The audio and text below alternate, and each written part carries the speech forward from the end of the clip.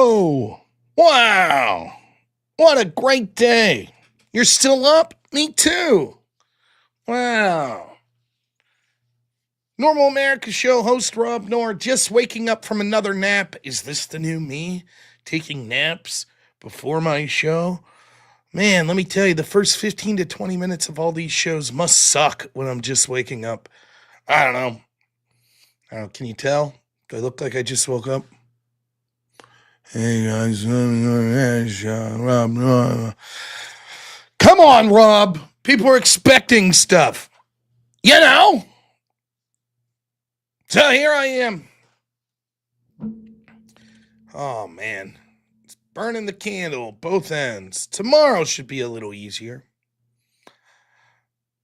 It's been a good day, though. It's been good. I crushed it on all the platforms that I was on.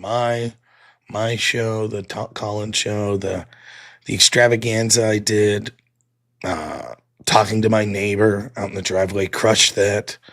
The list goes on. I mean, it's very impressive. If you think I'm good here, like streaming, you should really see me in casual conversation. I don't mean to brag, but man, come to DebateCon, you'll see. You'll see. You're gonna be like, damn, that guy could talk.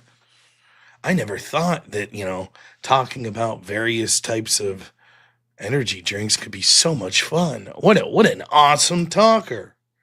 Thank goodness he's streaming 9 to 10 hours a day. Yeah, I try. See, my brother knows. My brother in real life, Go Rams. He's like, oh yeah, this guy could talk. Yeah, I know. Give me a second. I'll get to the whip song. Pushy bastards. Nah, I'm just kidding. You guys are great. Let me get a drink of my energy drink. Tonight I went with orange. Orange is good. Just mixed her up here. I wake up 9:40. My wife's like heading to the living room with a book. She looks at me. She goes, "Hello, good night."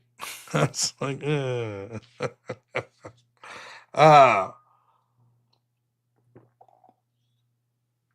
Oh, bang, bang. Now you're talking. Now you're getting meta, my friend.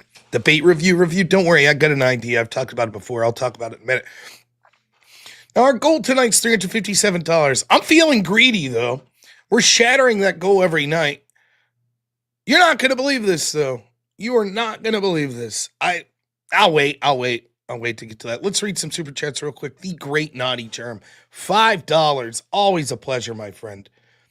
I would say Naughty Germ's first in donating 90% of my streams. Truly, truly amazing. And then one of the most generous people that donates to me for months and months since I've been going full time, Blasterbot, who used to give us cheeky dinosaur facts, still does once in a while, $20, says, "Hi, Rob. Hi, Blasterbot. What used to be cheeky dinosaur facts have now become torturous whip." Where there's a whip, there's a way. Where there's a whip, there's a way. Where there's a whip, we don't want to go to war today. But the Lord of the Lashes says, nay, nay, nay. We're gonna march all day, all day, all day. Where there's a whip, there's a way. Where there's a whip, there's a way. Where there's a whip, there's a way. Where there's a whip, there's a way. Left, right, left, right, left. Where there's a whip, there's a way. Left, right. A crack on the back says we're gonna fight. We're gonna march all day and night and more. For we are the slaves of the Dark Lord's Golden. Nice. Now remember, we'll allow that one, but it's going to be limited to 2 per hour for the first 2 hours, and then we'll move on. Intel Wild, happy birthday. I think I remembered correctly. Happy birthday to the great Intel Wild. I hope that it was a fantastic one. Let me know if I got that wrong, and then I just sound like a doofus, but I think I remember. Happy birthday to you. It's also a friend of mine's birthday. But who gives a shit about all that, right? Taylor Swift got engaged. I feel like you're obligated to move your birthday, at least the celebration. Right? This is Taylor Swift's day. Who are the rest of us to get in and celebrate other things? Well, good. I'm good. I'm glad I remember correctly. Happy birthday, Intel Wild. We had a good call-in show today. A lot of guests. It was a lot of fun. We got some stuff to get to. I think we're going to do a debate review, but we have other stuff that we could cover as well. Now, I like this idea. Bang Bang Lulu says, I'm waiting for Rob to do a review of a debate review. I have an idea. I've mentioned this. Someone's going to steal my idea because I didn't copyright it, and I've mentioned it before on the stream. But you know what a react streamer is, right? You got the people that just react to different content. And the one particular type of those I think is hilarious. It's not even a live streamer actor. It's worse than that. It's the reactor that's like a specialized reactor. Hey, my name's Jamie Smith. I'm a jazz drummer.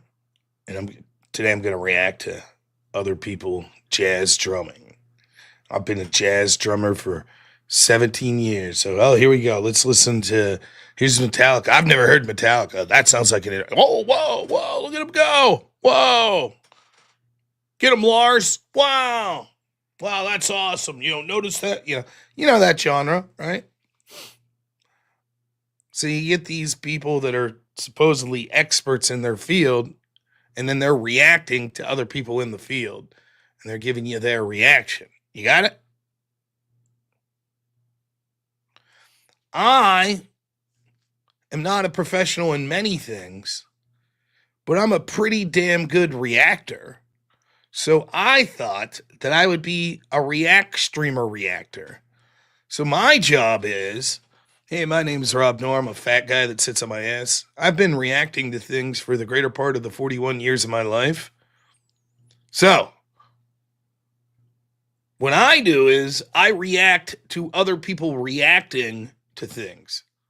So instead of watching the thing, I watch the reaction to the thing and then give my reaction. Oh, did you see how he reacted there? Oh, look, see how his eyes got big there? That's really good reacting. Phenomenal job. Now, personally, I thought he could have reacted a little better here. It seemed he was a little lackadaisical in the reaction to there, but that's why you have me. And then we're going to build a whole model off of this, right? Right. You start a chain reaction. Then my man Abe Dinkus, he becomes a react streamer, right? So he's just reacting to me reacting to someone reacting. But then what's to stop our man, the jerk, from reacting to Abe's, reacting of me, reacting to a person, reacting. And all of a sudden we have reactception. We're building a whole market. Sort of like a pyramid scheme. I would charge Abe like 80% of all of the money that he makes. You see? And then I can sit my ass. I'll only have to react to one video, which will start a chain reaction of reactions that'll just be wonderful. So there you go. That's the plan. There's my pyramid react scheme. Oh boy. Oh, of course, right. Magus gets it. You blur the video they're reacting to. That way you're only focusing on the person reacting as opposed to what they're reacting to. Yeah. So I think it's brilliant. Couple super chats real quick. Gizmo, one of my oldest supporters. Thank you, Gizmo. $5 says the company you and Rattlesnake was great. Good job, bud. Thank you. I thought it was fun. Miggy, $2. We need no one is above the law, soundbite and whip. Oh, it's not a bad idea.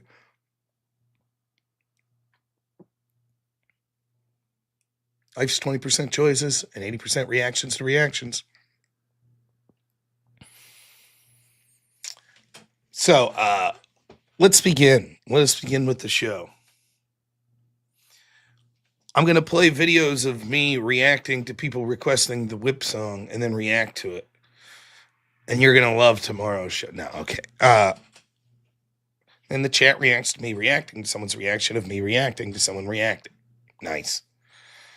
So we're going to review a debate I have not watched even 1 second of. I only know about it because people brought it up last night. Jake Rattlesnake versus Mahleej? Mahleej? I don't know. On Feminism. So we'll take a serious look at that. There's other stories we could talk about. If anyone has something specific they want to talk about, we can certainly do that. The goal is going to be to reach $357.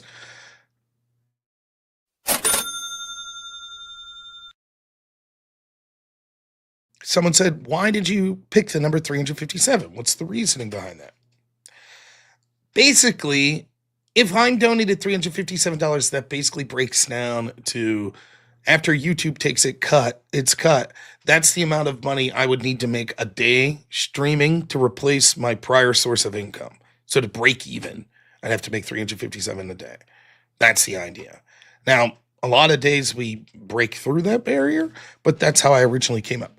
And obviously it could have been 350, it could have been 375, but I thought 357 sounded cool. And it got me right into the area where I would need to make a day to replace my home health care money. So that's how I came up with that.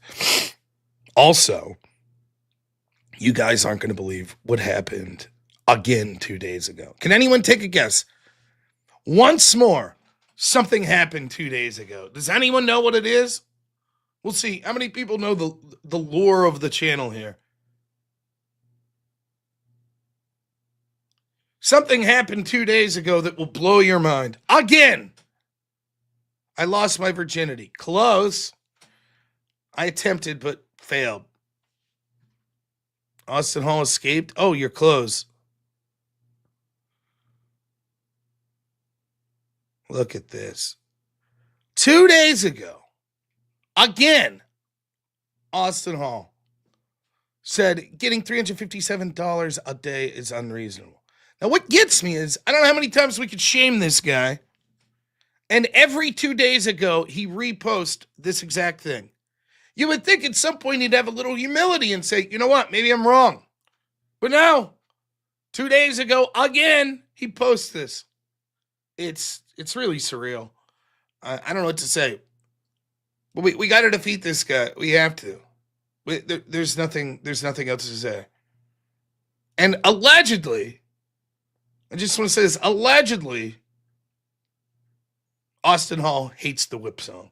Just saying. So, if you want that guy, to have a good day and get a victory for a dude that hates the whip song, well, then don't send donos in. It's getting out of hand, man. I would like to go just 2 days ago without this guy posting. You know? Raise it to $500 a day and go on vacation. This is vacation, baby. This show's vacation. For those that missed it, I did the extravaganza earlier today with Jake Rattlesnake and Mystery. It's great. They're dead weight, but I carried them to victory, as always. Incidentally, I don't know who was picking the clips for today's show, but I started to see a pattern with all the funny clips. It had to do with heavy-set gentlemen. And then everyone was asking me questions like I was an expert.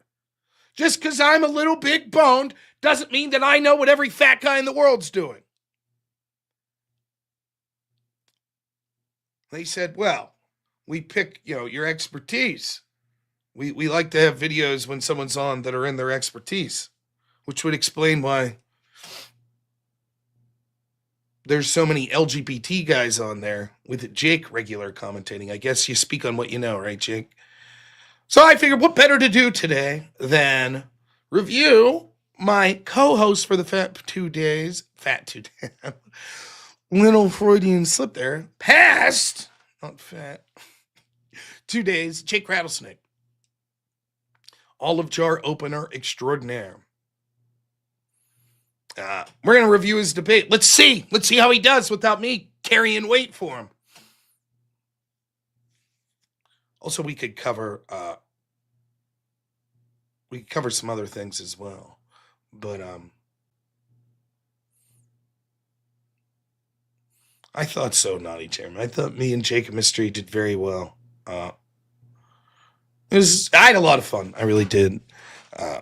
I had a good long cry after the episode for being called a fat guy. And so I sat down and cried for about 3 hours. And then I was like, it's okay. It's okay. I started to get some body positivity. And here I am up here streaming again. Wigear of $5 says every fat guy in the world has great calves. Logic. I don't mean to brag. And there's some weirdo internet people out there, so I won't show you. But yes, I do have some pretty fantastic calves. I did nap. Yes, I cried, napped, streamed. That's, in fairness, that's sort of my pattern on a regular day. I stream, then I get a good cry in. Then I talk myself up in the mirror. I go, "You're handsome. You're not fat. You're a really cool guy." Then I nap. Then I go back in. You know, it's a good. It's the rock star life. What can I say? You know. But before we get to that, how about a little drama? Dun dun dun dun dun dun dun. I don't know what the song I'm humming is, but it signifies some channel drama. Here we go. All right. For those that tuned in last night, I have an update. There was some big time, super big time, awesome, crazy channel drama last night.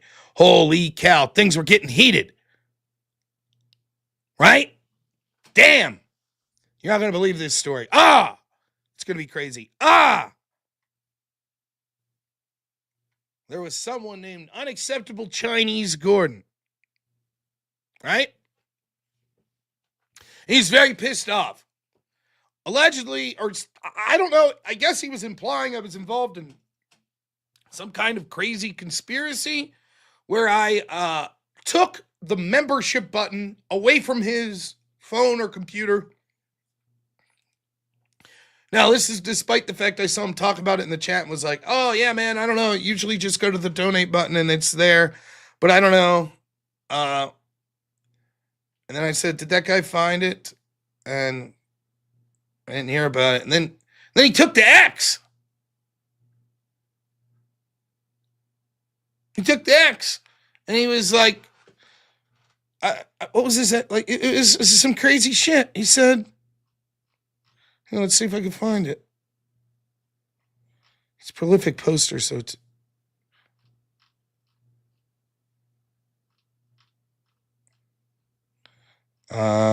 Maybe.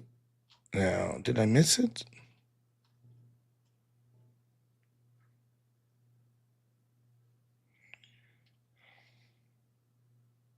He said, "Why is Rob dismissing the fact I sent him proof via DMs?" I was like, what the fuck is this guy talking about? Anyways, it's a big, long thing. Here you go. Enjoy the culmination of sometimes what you deal with people.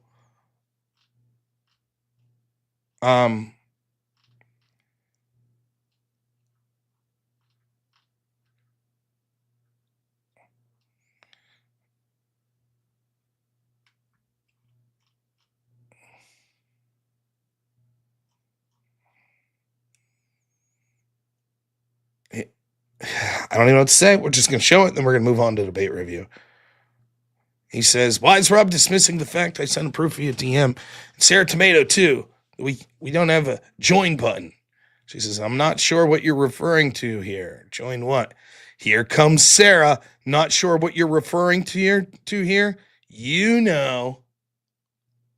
What? So now Sarah's involved in the conspiracy. Apparently, me and Sarah Tomato are contacting the fine folks at YouTube in an effort to prevent this guy from donating us money. I don't know what our motivations to this would be, but and there you go. And then it got a little crazier, maybe, if I can find this. He says, "Thank goodness, it's all good, Rob. Going to easily move on from you and my encounter with you and your moderator, EOD. I pushed hard on the fact that I cannot join your channel with a membership. I even showed you proof and still received arrogance and disregard."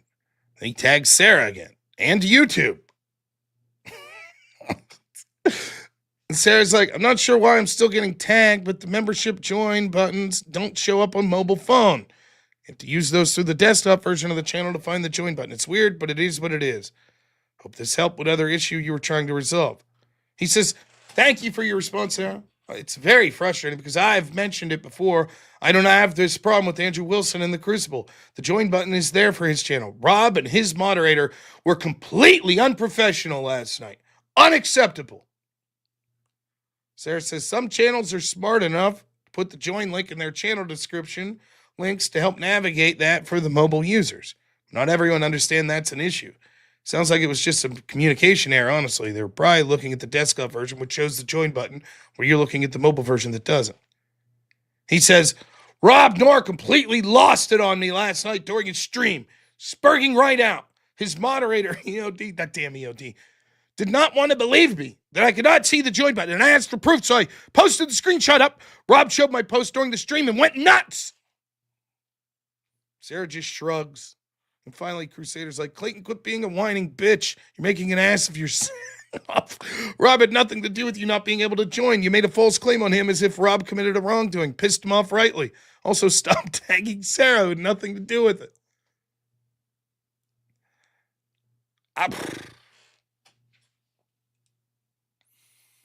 I don't know what to say. Clearly, EOD. Now listen, I know even for the best of us, EOD could get under our skin, but EOD must have left a lasting impression. Rob and his moderator, EOD, were completely unprofessional. I don't know what to say, man. For 20 minutes, I was like, can you find it? I'm sorry, man. I don't know what the problem is.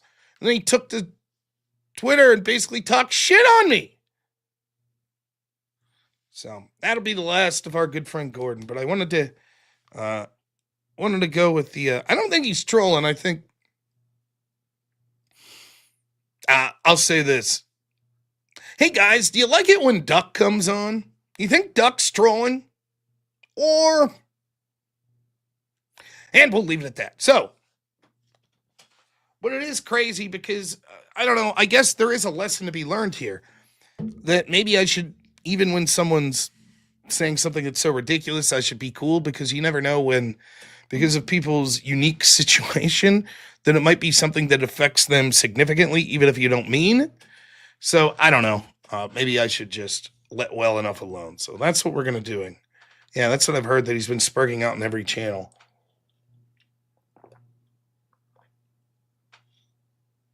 Anyways, there we go.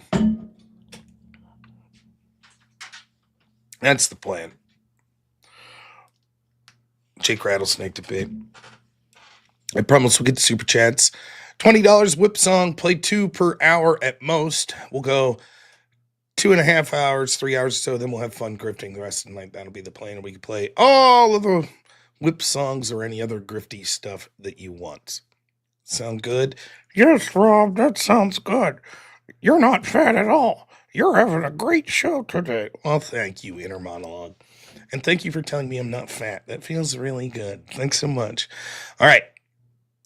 I know nothing about this debate.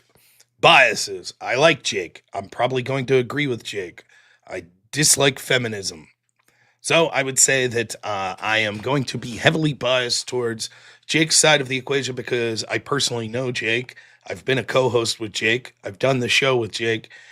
And not just that, but I also will probably tend to agree with his interpretation of the topic. As far as I'm seeing, the topic just says feminist. Oh, well, okay, in fairness, I guess let me check. There might actually be I realize now I'm looking at this through Jake's channel. Oh, sorry. And maybe the title, he just put feminist as the title. He also put crazy feminist, which may be poisoning the well a little for a debate. So let's see if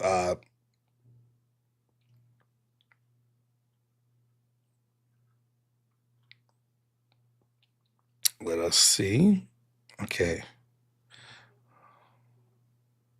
The topic is feminism harming or helping society? That's the topic. So, is feminism harming or helping society? Now, much like we talked about last night with the debate between Andrew Wilson and Wick, this is an either-or proposition, which means both sides have a positive claim that they have to defend. This is different than just having to negate. For example, feminism is hurting society. The negative could say, no, it's not. They don't have to argue that it's helping it. They just have to argue that it's not harming it. And so, believe it or not, as ridiculous as it sounds, that can affect your strategy in significant ways. In this case, It will be one side will be saying that it's helping, and one side will say that it's harming, which is fine. I think in debates like this, that's not a big issue, right? Bring back the Dirty Pirates hat. Don't worry, I'll get to super chats at the top of the hour. That's going to cost you $2,500. If we get to $2,500 in one stream, I'll go back to wearing my Dirty Pirate hat. Someone asked today how much it would cost for me to transition my hat to a Philadelphia Phillies hat. Seeing as I have a hatred of all sports teams Philadelphia, I'll do it. I'll stream with the Philadelphia Philly hat on. It's going to cost $10,000 in one stream. We raised $10,000 in one stream. I'll put a Phillies hat on. Until then, someone else, until we get to another stream of $2,500 to change the hat back. But yeah, I hate the Phillies. But for $10,000, I'll wear a Phillies hat. Nonetheless, that's where we're at with this topic. Now, I don't know anything about Mahleej. Again, I don't know if it's Mahleej or Mahleej. I don't know anything about her at all. So I'm going in completely blind as to what her arguments will be. Jake, though, I have a better idea. What I'll be looking for is this.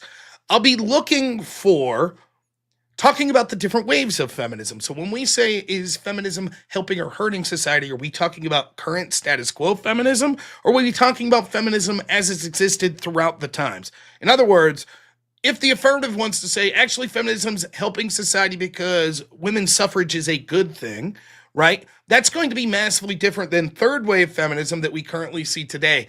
Currently is helping society. I think based on my reading of the prompt, there is an argument to be had that it is in the present day. The prompt says, is it hurting or helping? Meaning right now, not has it hurt or helped, which would be inclusive of present, but also past tense. So given that, if it really comes down to, and if Jake wanted to, I think that he would be able to argue that no, we should focus on only current day feminism, given the way the prompt is worded.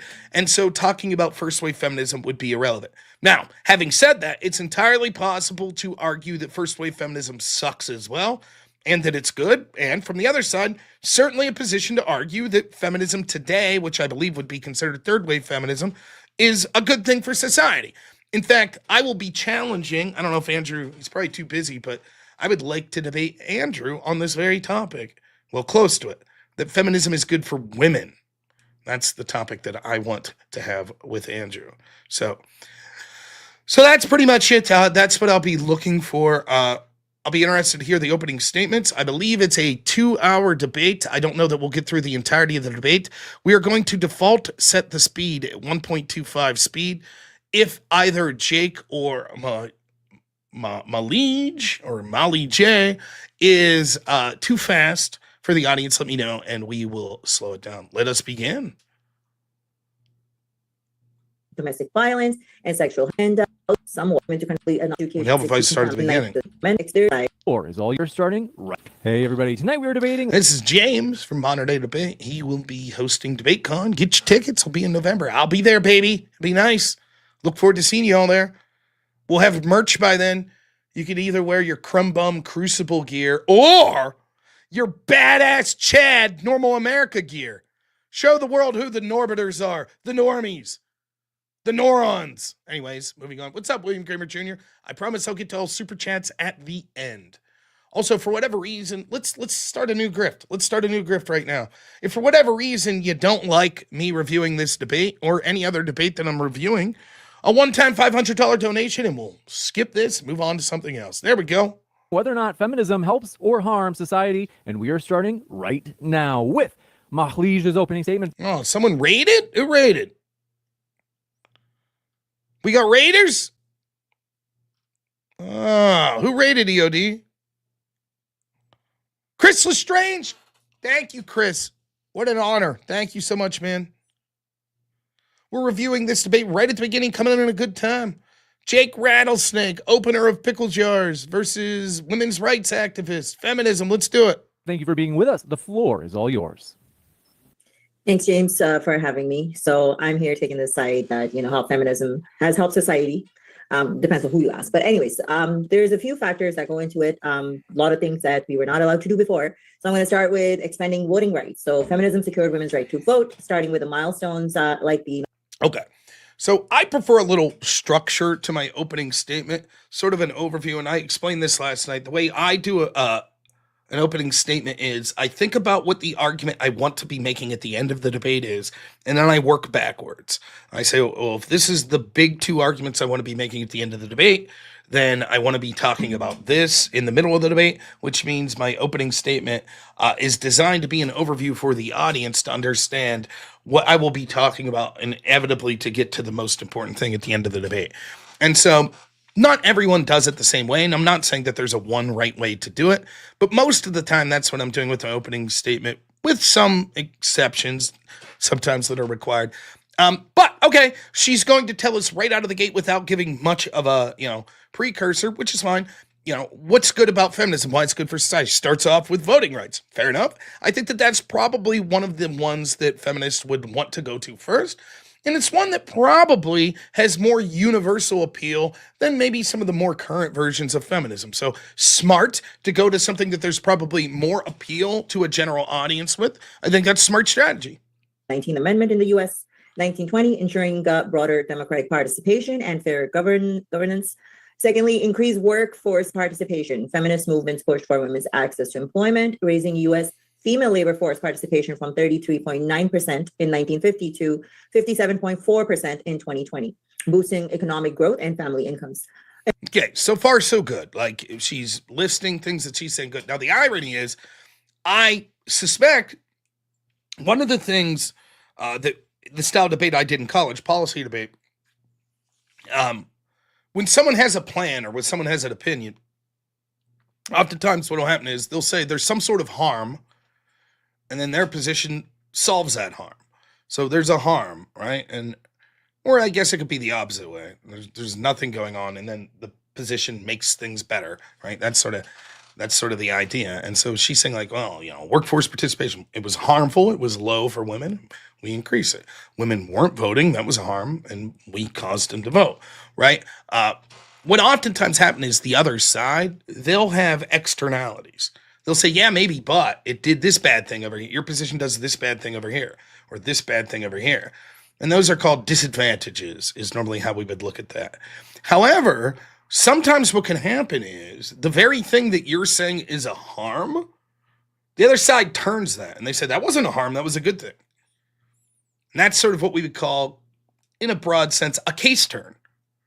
So the very thing that you're claiming is good about feminism, I claim it's bad.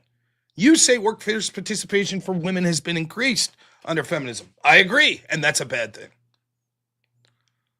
So I like that. It makes for a more interesting debate. We'll see if that's what Jake does, but it's interesting. I just know that a lot of the people that argue against feminists, myself included, would use, particularly the latter there, the workforce participation, would use that as a bad thing. They would say, actually, it's bad.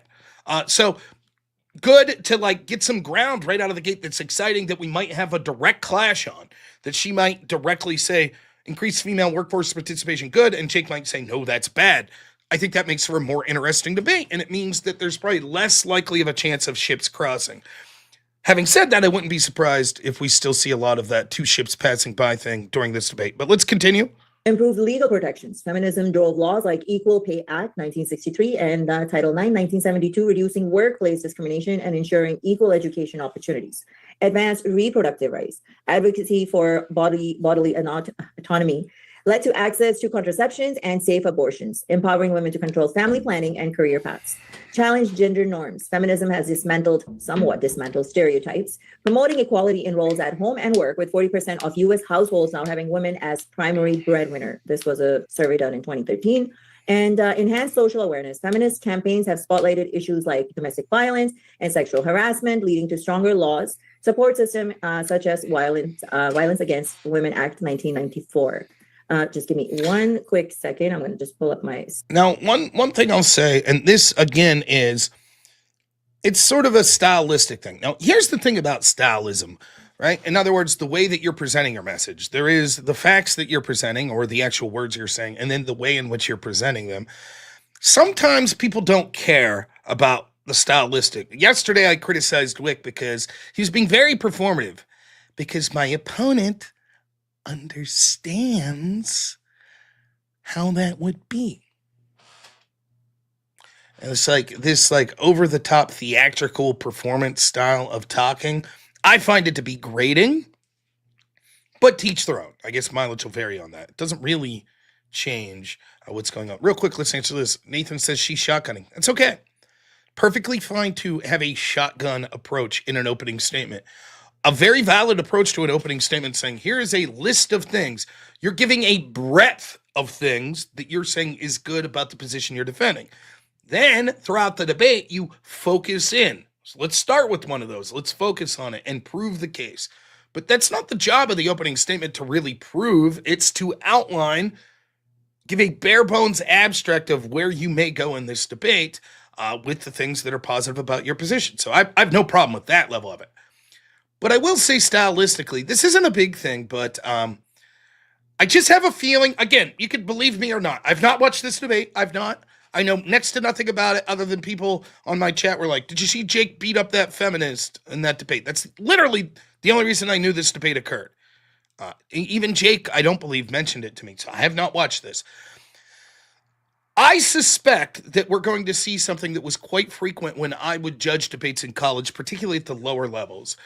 My suspicion is that she is reading a pre-written speech, which is fine, but once we get off the pre-written speech, I don't know that she'll have a mastery of the claims made within the speech. In other words, it's easy to write a speech. Well, not easy, but writing a speech is one thing. You can make an opening statement that sounds very good, but we'll see what happens once you get in to the discussion. Now, I could be wrong about this, but the reason I suggest that is the cadence to me suggests just reading word for word a speech that's been pre-written. Now, not everyone that does that doesn't have a mastery of the facts or, an ability to argue those. But like if you see my opening statements, the way I write them down, it's basically, I don't use index cards, but it's basically that. I'll be like, bam, here's 3 points. That's it. And then I'm like, oh, those are the points I want to hit. But I'm literally thinking through as I'm talking with my opening statement, which I think does two things. Stylistically, it sounds more conversational and it sounds more organic and less rehearsed and flat. And I think that she's coming off as a little flat and rehearsed here. Again, it's fine. It's not the end of the world. The opening statement, again, is just about setting the stage to give an expectation of an overview of what your arguments will be. And you can sound very flat and then be very dynamic within the speech itself or the debate itself. So that's possible. But that's what it sounds like to me. And then what happens is it really hasn't exhibited, like, for example, I could give Devin Anderson, it's in the chat there, I could be like, here, stand up and read this 5-minute speech on why feminism's good. And it could be the best speech ever on why feminism's good, but he's just reading it. And so now it's like, okay, now debate. And he'd be like, oh. I saw this all the time at the low levels of debate. Oftentimes what would happen is someone else would write the speech. They would write that first affirmative speech, which is 9 minutes of basically entirely pre-written. So you'd have these kids that would come up and they'd be trying to talk as fast as humanly possible because instead of actually learning how to debate, they tried to learn how to talk fast. This isn't as fast as I would normally talk, but this was fast for them. And they would come up and they'd be able to spew out and they would read all these, reports and all these facts and everything that someone else written for them. And then comes the rebuttals. And it's like, okay, well, now that someone's pushed back on that speech, what do you have to say? And they'd be like, my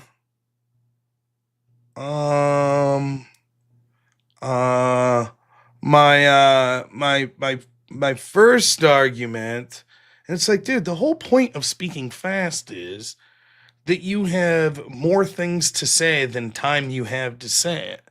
And so you're rushing to get as much stuff out there as possible. But if you're incapable of understanding that stuff, it's irrelevant. You might as well have slowed down and made 2 or 3 coherent arguments instead of speed read through 15 that you didn't understand.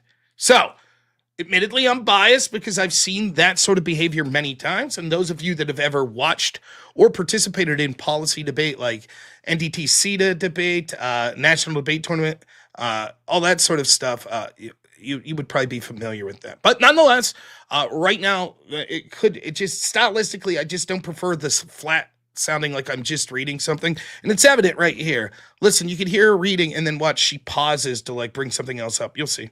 harassment, leading to stronger laws, support system such as Violence Against Women Act 1994. Just give me one quick second. I'm going to just pull up my second stream here. Slide here. And she's reading from a slide. Yeah, there you go. Again, there's nothing inherently wrong with that, particularly if you put the slide together of information that you really know and want to talk about. It's totally fine, but we'll see.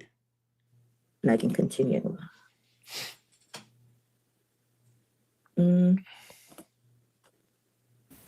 the meantime, folks, if you haven't yet, hit that like button. We do appreciate your support of Modern Day Debate, as we are a neutral channel hosting debates on science, religion, and politics. I'm going to give Mahleej a chance where she can give me the thumbs up when she's ready. But in the meantime, I do want to plug, folks, so you didn't know, as you can see at the bottom right of your screen, you may not know that not only are those 4 people that you can see at the bottom of the screen going to be at DebateCon, but Jake, a.k.a. Jake from Rattlesnake TV, will also be there debating Planet Peterson on Christianity versus secular humanism, which provides a better society. We want to say, if you haven't yet, folks, get in on the early bird tickets. I don't like that, by the way. I understand that James has every right to do this. Dead air is bad, especially if you're hosting a debate. You don't want dead air. And so he sees her trying to pull up a source or another slide to read. But you should probably be quiet during someone's opening and closing statement, because what happens is it interferes with your thought pattern. If you're debating, it's one of the things that aggravates me. I think I'm better than average when someone interrupts me of keeping my train of thought. But even with me, especially becoming an older man, it's difficult. And so there's 2 types of interruptions. There's interruptions that are worthwhile. Wait, excuse me. Are you saying that was page 3? Oh, okay. I see it. Continue. I'm so sorry. Or, wait. You're saying that date is from 2022? Oh, okay. Wait, are you saying that you actually agree with this? Okay. And then there's, no, wrong, you're lying, no, you're fucking stupid, no.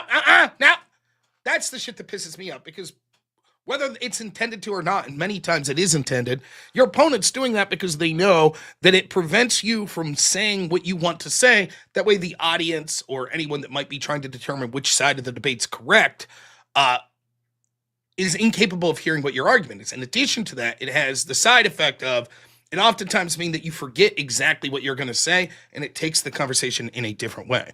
So if I was James here, I wouldn't have done this. I would have patiently waited until after the closing bell on her opening statement, and then I would have made this statement. But whatever, not a huge deal. If you want to meet Jake, if you want to come hang out, say hello at DebateCon, get your tickets now. They're linked in the description. What are you waiting for? They're currently discounted. That's only temporary. That's because we're 3 months out. So I want to say, folks, do get your tickets now. Mahleej, we're ready for you if you are. Okay, yeah, I'm ready. Yeah.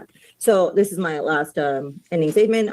Feminism continues to be a transformative force in society, building on its historical legacy to drive progress in gender equality and social justice. Feminist advocacy has significantly advanced workplace equality, narrowing wage gaps through pay transparency laws, and increasing women's representation in leadership and STEM fields.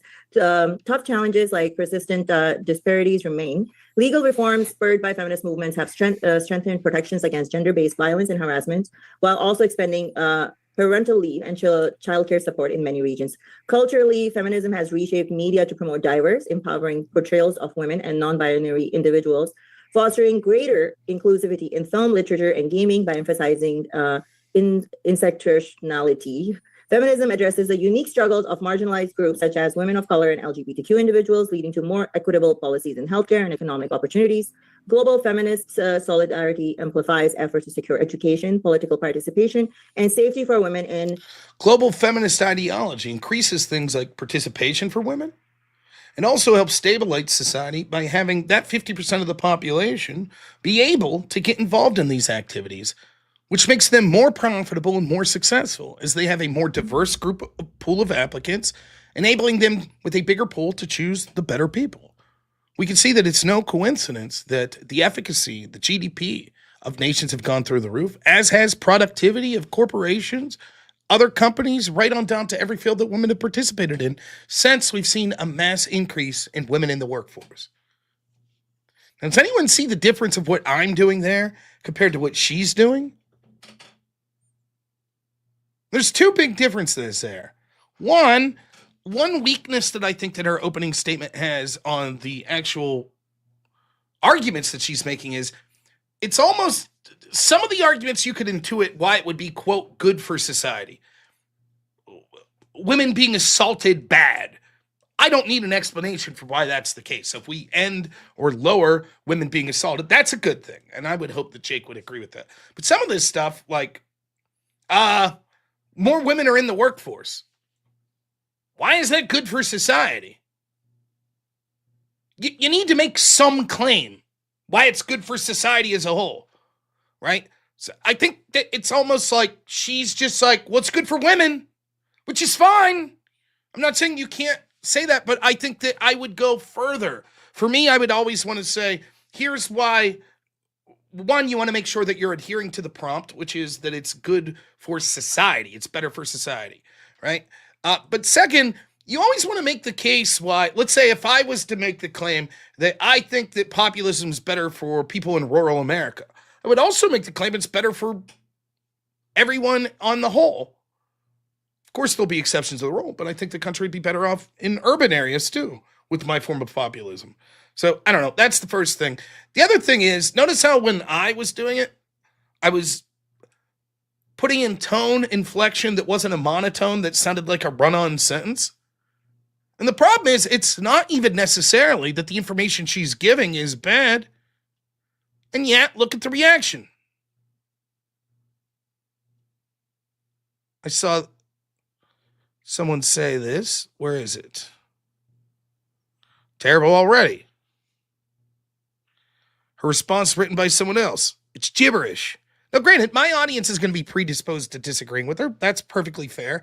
But I think if you're honest, even if you're someone like HN, right, you'd say, like, it's a little flat. It's a little flat. The delivery of the pre-written speech that she's reading comes across as flat. There's no changing in inflection or tone. And listen, I know that this is just stylistic, but this shit matters. You're trying to convince people, right? And so the way you present yourself is going to matter. It's not the end all be all. And I guess it depends on what your goal is entering into the debate. Maybe she doesn't give a shit, right? But to just be like, feminism's been good for women. They've entered the workforce, and also they've been able to increase the GDP of several countries around, and women voting has been better for the country. We can also see that the assaults of women have precipitously gone down. And next word, it was egalitarian to do so, which has helped us to be able to find these things. Women ended up seeing their work numbers go up, which increased the GDP and the salary that they were receiving. Like at some point, people were like, what the fuck? What? You understand the point? No, there's a goal. You just can't see it right now because, you see? Yeah, what the hell are you doing? Only 19% of the way this far into the show? Bastards! We'll get to grifting at the top of the hour. So, after the opening statements here. So, there you go. Seems that she's wrapping up. But, again, yes, I'm predisposed to disagreeing with her argument. But I do think that although the strategy is fine to be like, let's hammer in on 5-6 things that we think feminism is responsible for. And she did something interesting. She didn't really explain why feminism was good for those things or necessary for those things. For example, Jake could say, even without feminism, the feminist movement, as I'm defining it, women could have got the right to vote. Women could have entered the workforce at larger numbers. But actually, I agree with Mahleej's position here, because why waste time in your opening statement making that argument? Imply that that's the case, and then if Jake argues against it, so be it. But Jake's probably going to say, I'll say feminism is responsible for shattering gender norms, and that's a bad thing. So no need to waste time arguing that point unless your opponent's going to go against it. But Jake might stand up and say, my opponent hasn't argued why feminism was necessary for those things. Restrictive environments. Despite ongoing backlash and uneven progress, feminism's impact in 2025 remains vital, fostering a more equitable and inclusive world. That's it. Thank you so much. Thank you very much for that opening. We're going to kick it right over to Jake. Thrilled to have you here as well. Jake, the floor is all yours. Thank you very much. It's great to be with you as well, James. I do appreciate it. I appreciate you giving me an opponent that's not a prostitute. I've been offered a lot of prostitute opponents recently, not interested. Like that eye roll. Nice. All right. In really debating them. So really great to be here. Thank you very much for coming out as well, Mahleej. So one thing that I've noticed from Mahleej's previous debates is that she'll often bring up the fact that she escaped from Pakistan and say, well, we're trying to bring about the conditions of Pakistan over here. As though this sort of somehow like validates her worldview, but it's actually irrelevant in a way. Comparing to Pakistan, to Canada, for example, where she lives, or to any Western nation is like comparing apples to oranges, or at least it is for now. Now, okay, no problem. Like he starts with like a story of a past argument he's seen from her in the past. Fine. I would like to get him to specific harms that he sees feminism going to. And it's obviously early. But the reason I pause is this. Do you understand the difference in the dynamics of how they're speaking stylistically? Do you understand that already? And I think one of the reasons that I do debate reviews is a lot of people ask me for advice on how to debate. And of course, that's subjective. There's no one right way to debate. All I could do is give you suggestions based on my personal preference and let you know what my background is and try to explain why I think these preferences are good, usually in a universal sense. And so given that, we're at 5 minutes, 40 seconds here. Now, I want to go back to her real quick. Listen to this. Let's go back to, listen to her speak. Intersectionality. Feminism addresses the unique struggles of marginalized groups such as women of color and LGBTQ individuals, leading to more equitable policies in healthcare and economic opportunities. Okay, you see that? Now listen to this. The fact that she escaped from Pakistan and say, well, we're trying to bring about the conditions of Pakistan over here. As though this sort of somehow like validates her worldview, but it's actually irrelevant in a way. Comparing to Pakistan, to Canada, for example, where she lives, or to any Western nation is like comparing apples to oranges, or at least it is for now. If people... Now, it's not just about, was her speech written by AI? All that's relevant. She may have entirely written her speech. I don't know, right? You could have a speech written by AI. That's not what I'm criticizing here. What I'm criticizing is, do you see how flat she is? It's like a student in a classroom that the teacher says, could you read paragraphs 4 through 6? Yeah, I'll read them. Like, no energy, no change in inflection. And then compare that to Jake. Jake comes across as, even if you disagree, and I'm sure there will be people that disagree with his position, it's engaging. You're listening. You're paying attention to what he's saying because it seems like he's making an effort that he's actually talking to you. Or he's talking to his opponent, as opposed to just reading something and being very flat. Yeah, like a monotone. It's monotonous. So, I think that's a lesson stylistically. It's not always about the facts that you're stating. Sometimes the way now, I'm certainly ripe for criticism myself. People will tell me all the time, why you gotta be such a dickhead? Why are you raising your voice? Why are you yelling? Fair. Sometimes that can be very detrimental to your argument. That's absolutely fair. Won't disagree. I try to match the energy of the people I'm debating, but fair criticism. Maybe I should do better. But I'm just pointing out what I see as, even if you were on the position of agreeing with Mahleej there and that feminism is good, ways she could have improved at least her opening statement here. And I hope that, and I think Jake's doing a good job with this right now, I hope that maybe she improves on that as we get away from the opening statement. Sometimes that can happen. Sometimes the opening statement feels pre-canned. A lot of times what I see in this space is I'll hear an opening statement, and even if it's not delivered in the most impressive of ways, I'm like, okay, this person did their research. There's some shit here. There's some arguments here. And then the debate starts, and instantly I'm like, you're basically reading a speech, and you don't know how to debate after that. So, all right. Like her continue voting for the policies that they support, then Canada will eventually become Pakistan, and that's not an exaggeration, and we'll get to why. So let's start with the culture that she left behind. So consanguineous marriages between close relatives such as first cousins are extremely common in Pakistan. Roughly 60 to 65% of marriages there fall into this category. One of the highest. Now, he's making a direct through line. He says her version of feminism, she wants it to be more like Pakistan. Here's my criticisms to begin with Pakistan. It's an interesting strategy because I don't know her from anything. I've never heard her. So she might stand up and say, that's bullshit. I never said that. You're misinterpreting it. And then that's going to require Jake to prove that link. Right? So he's going to have to bring up a clip or something like that. Or she may say, well, since that last debate, I've changed my position. What's that have to do with what I said 2 years ago? What's that have to do with what I'm saying now? I'm arguing feminism's good. I mean the way it's applied right now. It's not the same in Canada or the United States as it is in Pakistan. So how about you deal with the arguments I'm making here today? So it's a risky strategy by Jake, but oftentimes it can be very effective and show that you did your research to say you have made arguments in the past that are X, and now let's look at how that argument that you made in the past X applies to what you're saying today and how that's very bad. So risky strategy. We'll see. I hope that Jake supplements this by general points on why feminism is bad as well, that aren't reliant on just her claim that Pakistani feminism is good. Rates in the world. Amongst British Pakistanis, over half of the marriages are still cousin marriages, upheld by cultural traditions and shifts in law that allow them to continue. So the consequences are staggering. Children born from these unions face dramatically higher risks of autism, cerebral palsy, learning disabilities, and other neurological disorders. Lancet estimates that around 15% of children from these marriages suffer developmental delays or cognitive issues. And beyond the health, there are also... Now listen, I could tell right now, the majority of Jake's speech is written. It's pre-written. He's reading it. He's not doing it in the style that I do, where it's like that I have, index card type talking points and then I fill in the blanks. But notice the difference. This is what I'm saying. You can have a pre-written speech, no problem.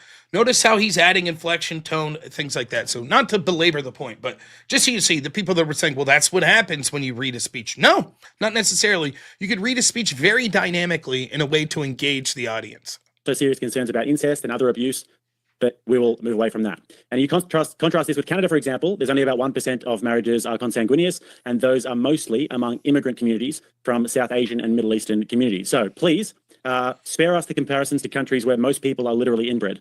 Now, I don't want to linger too much on consanguinity alone, because the larger issue is how destructive political ideologies, particularly feminism, threaten our cultural cohesion and stability of societies like ours. Feminism, as a political force, is not about equality. It's about dismantling patriarchal structures and replacing them with so-called egalitarian systems. But in reality, feminism has been catastrophic. Now, it's interesting. One of the things I should have mentioned in her speech, I didn't hear her define what feminism is. And that's a blunder. If you're advocating that a particular system is beneficial to society, you probably just want to at least, at a base level, describe what it is that you're talking about. For example, if I say socialism's good for the world, and it's like, okay, Rob, you're going first. Well, socialism's led to, people having a higher quality of life and having more access to food resources and blah, blah, blah, blah. That sounds good. But what is socialism? Right? So interesting that Jake's the first person to just attempt to define what feminism is. So he is doing what I recommended. He's first saying, here's what feminism is, and here's why it's bad in general. Good. Very good. I've noticed is that feminists never care about how men feel about their policies. They champion abortion, open borders, and cultural destruction, and when we object, they dismiss us as monsters who are hurting their feelings. Well, that doesn't really bother me, because I don't care about their feelings either. They're willing to use men to enforce their agenda, and so am I. Politics isn't about emotions, it's about managing people, resources, and power. In order to engage properly with politics, one must engage with a sober mind, acknowledging reality as it is and not how we feel like it should be. This way, we can point... So Jake's going to argue a lot of force doctrine stuff. The way things are, the practical application of how reality is and not how it ought to be. Now, both's true. It's important to argue the ought, but it's also important that that ought come from a place that is practical. Elsewise, you're sort of just talking on paper. Most political ideologies, under the right circumstances, could in fact be wonderful political ideologies, or economic systems for that matter. For example, dictatorship could be an absolute fine political ideology. If the dictator is benevolent, highly competent, dictatorship could be very good. Communism could be very good, right? The question is, what are the chances that practically we're capable of getting to those, what would be necessary to make those systems good? I could say everybody should just stop killing people. That sounds good. But practically, how are we getting there? You have to have something that falls in line with reality. So Jake's like, we should focus on the practical application of the way things are instead of wishing that things would be different. So yes, that's good. This is an argument that I would call a framework argument. And now a framework argument is telling the audience or a judge, in the style of debate I used to do, where you're literally trying to convince a judge or a panel of judges how they should evaluate the debate. And that's what Jake's doing. He's saying we shouldn't look at it through this hippy dippy, like, oh, whoa, peace, love. We wish things ought to be like this. Instead, we should say reality is cold, right?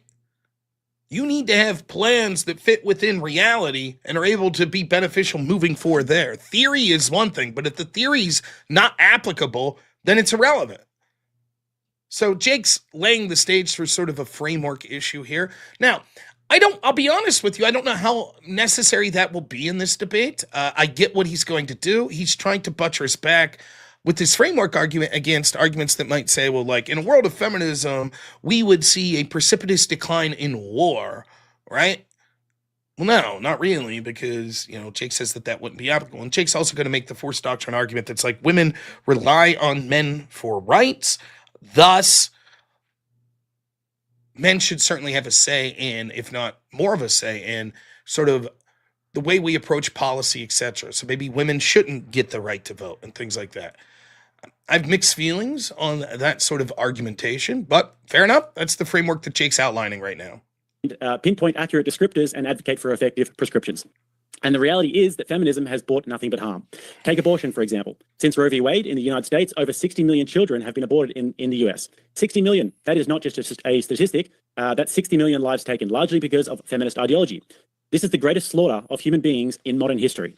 And it's directly tied to feminist-driven policy. This is good. We talked about this last night. State of harm, right? The link. Feminism caused abortion. The harm. Abortion has the biggest magnitude of harm. It's led to 62 million deaths, right? So he's not just saying, oh, there's this harm out there. He's saying, you link to the harm. The system you're advocating for directly caused this. That's number one. And second, here's the harm, all of these deaths. And third, it's a huge harm. It's 62 millions. He's comparative. He's making the claim of the harm comparative. Here's why it's worse than the thing she'll be talking about, because it's so huge. Remember, we talked about 3 ways to evaluate impacts, right? Probability, how likely is it that an impact occurs? And by impact, I just mean the actual negative consequence that both sides will be talking about. So how likely is it to occur? How soon will it occur? That's time frame. And the magnitude. How big is the impact? 62 million dead is a huge impact. Huge, right? And so the fact he's already making that magnitude claim, what this is it's using the opening statement to outline exactly the negatives of feminism and outline how to compare those consequences to the consequences she'll say that are beneficial of feminism. Very good. That's exactly the type of stuff you should be doing. But abortion isn't the only issue. Feminism has also fueled open border policies, demanding mass immigration under the banner of compassion. These policies destabilize economies, increase crime, and dilute national identity. And yet, women consistently support them, swayed by emotional arguments rather than sober-minded calculation. They ignore the long-term costs, both economically and culturally, because their feelings have been elevated above reason. How much longer have I got there, James? Okay, cool. And let's not forget about the family. The nuclear family is the backbone of every single successful society. But feminism has worked tirelessly to dismantle it by redefining gender roles and portraying domestic life as a form of oppression. The result? Declining birth rates, broken homes, and children growing up in unstable environments. Here's the irony. Now, this is all good. I have very little criticism of Jake here. One little area of improvement I could suggest here is a lot of what he's saying, granted, when you're doing an opening statement, almost all of it is pre-written, or at least the idea you had of it's pre-written. But notice that a lot of the stuff he's saying, she's already mentioned in her opening statement. For example, abortion. And so if he just added that little, and in fact, she said that that's a good thing. She said in her opening statement that reproductive freedom is a great thing. So she's directly leading to these harms. The same with this, where he's talking about sort of, what was the part he was just talking about here? Has worked tirelessly to dismantle it by redefining gender roles and portraying domestic gender roles. She says that's a good thing. So just that added little extra of just like really putting the cherry on top is like, and my opponent, as you heard her say in the opening statement, says it's a good thing that we've shattered those gender roles.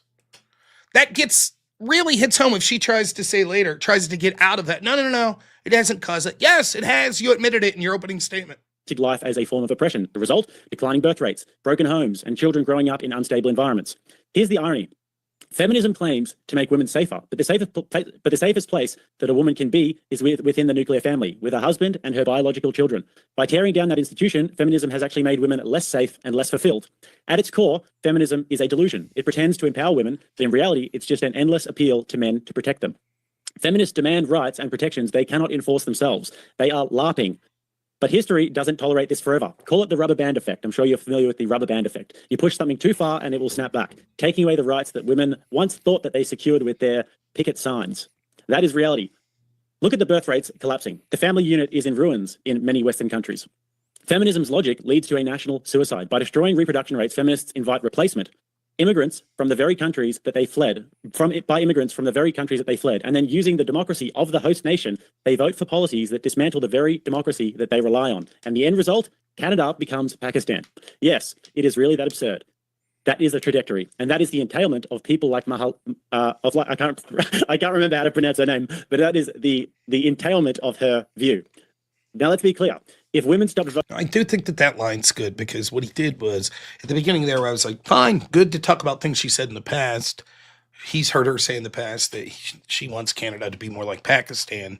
I was like, but it's risky because she might, say I didn't say that or whatever. But very good of him to bring it full circle. So then he starts talking about the actual harms of feminism in the West. And then he says, what's going to be the end result? Exactly what I claimed she wants. Pakistan in the West. Very good. It's very good strategically to circle back, to make it full circle what his opening statement's saying here. Voting tomorrow, not a single Liberal government would ever be elected again. The policies are wrecking our countries. Abortion, mass immigration, the dismantling of the family are overwhelmingly pushed through female voters. So, when my opponent talks about escaping Pakistan, remember this. She and others like her are voting to turn Canada and other Western countries into that very place that she fled. That is the entailment of her position, and it's the reality we face if feminism continues to dictate our politics. Feminism has not strengthened our society, it has fractured it, and has replaced stability with chaos, order with confusion, and reality with a delusion. If we want a future worth living, we must reject feminism, restore the nuclear family, and rebuild the traditions that actually sustain life and culture. That is the sober truth, and no emotional appeal can change it. With that, happy to get into our timed opening back and forths. All right, there you have with the opening statements. Very good. I think that both stylistically and substantively, Jake absolutely far outperforms her in the opening statement. And I would think that even, especially stylistically, I would think even with people that will have a bias against Jake's position and want to defend feminism, would probably say, yeah, that's certainly the case. She came across as flat, monotone, being confused about where she was in the middle of her speech several times. Jake came across as dynamic. Jake had more of a strategy. He actually defined how he's looking at feminism. He ran a through line for how her advocacies in other issues are what would be led to by her advocacy here. She'll make Canada more like Pakistan. He went into specific harms that he was saying. He, at least in the case of abortion, evaluated the magnitude of that harm comparatively to what she was saying. She gave a list of facts that were pretty good, talking about things like GDP, talking about things like lowering assaults against women. That's good. All of that's good. But it was delivered flat, and there wasn't a lot of comparative analysis as to how we would weigh that against other values or other impacts that an opponent was making. So I think, given that, I think that Jake far outperforms her, at least in the opening statement. Now, oftentimes the opening statement can really lead the way and set the tone for the entire debate. However, I've seen many debates where that's not the case whatsoever, where it turns out that the opening statements were pretty irrelevant and the direction the debate goes oftentimes largely askews for where both sides were in the opening statement. So, despite the fact that I think he's outperforming her in the opening statements and it doesn't bode well for her, particularly stylistically, certainly that could change at a moment's notice. However, we're going to change at a moment's notice and we're going to grift and start reading some super chats, etc. So, let's read some super chats that I haven't got to yet. Blasterbot, $20. Thank you so much, sir. Always incredibly generous. Says, this is a very professional channel. I thank you so much. One of the rules of our channel is a $20 donation will get you a whip song played. Limit 2 per hour for the first 2 hours of the show. And then after that, we can go hog wild on it. But yeah, Thank you so much, Blasterpop, for that $20 donation. I'm sure everyone very much appreciates not only your incredible generosity, but the fact we get to hear this tremendous song. Where there's a whip, there's a way. Where there's a whip, there's a way.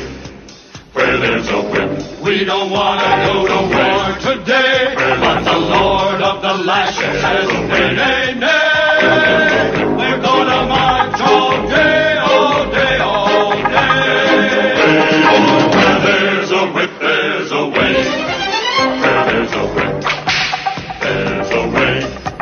Where there's a whip, there's a way. Where there's a whip, there's a way. Left, right, left, right, left. Where there's a whip, there's a way. Left, right. A crack on the back says we're gonna fight. We're gonna march all day and night and more. For we are the slaves of the dark Lord's sword. Thank you so much, as always, Blasterpop. For real, even if you're playing that annoying ass song, your support is always very much appreciated. For real. Crucible Crusader, what is happening, my friend? Thank you so much. $2 says that guy has been spurging on every channel. Lol.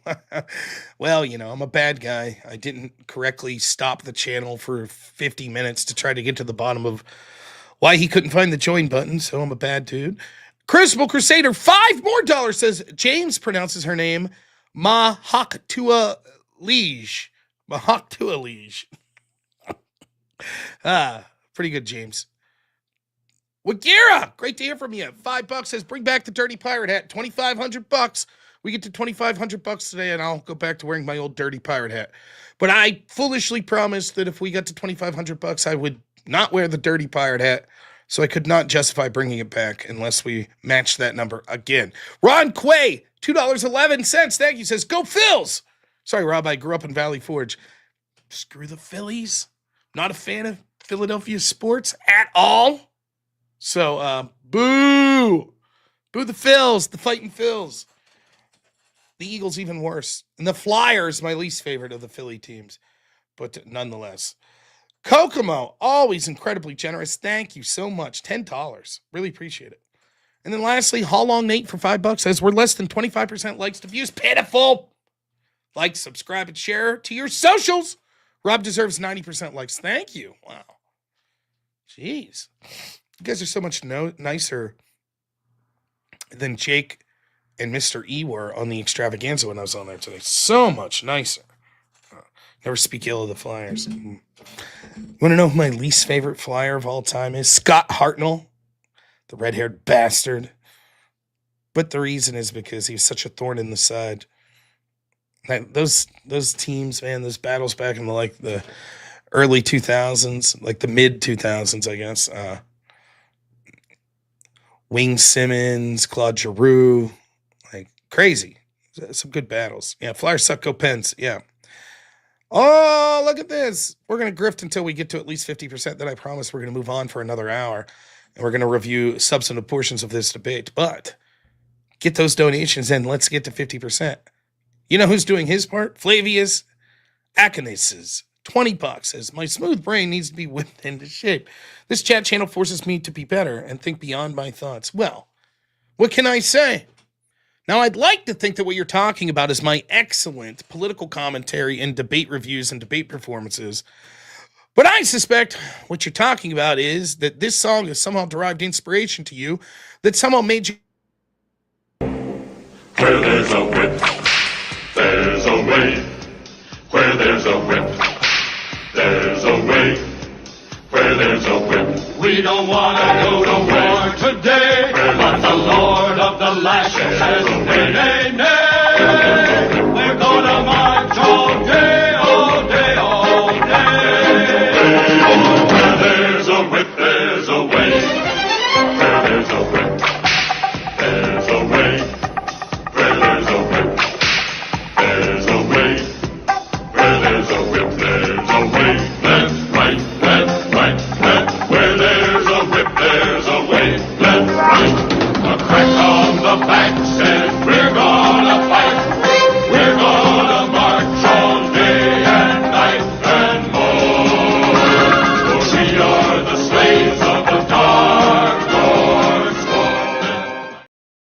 That's it. That's 2 whip songs this hour. So if you donate $20, we'll put it on the ledger for later tonight. But that's it. The rules are, incidentally, you can donate $200 and end this whip song nightmare for the entire night unless someone matches that donation later.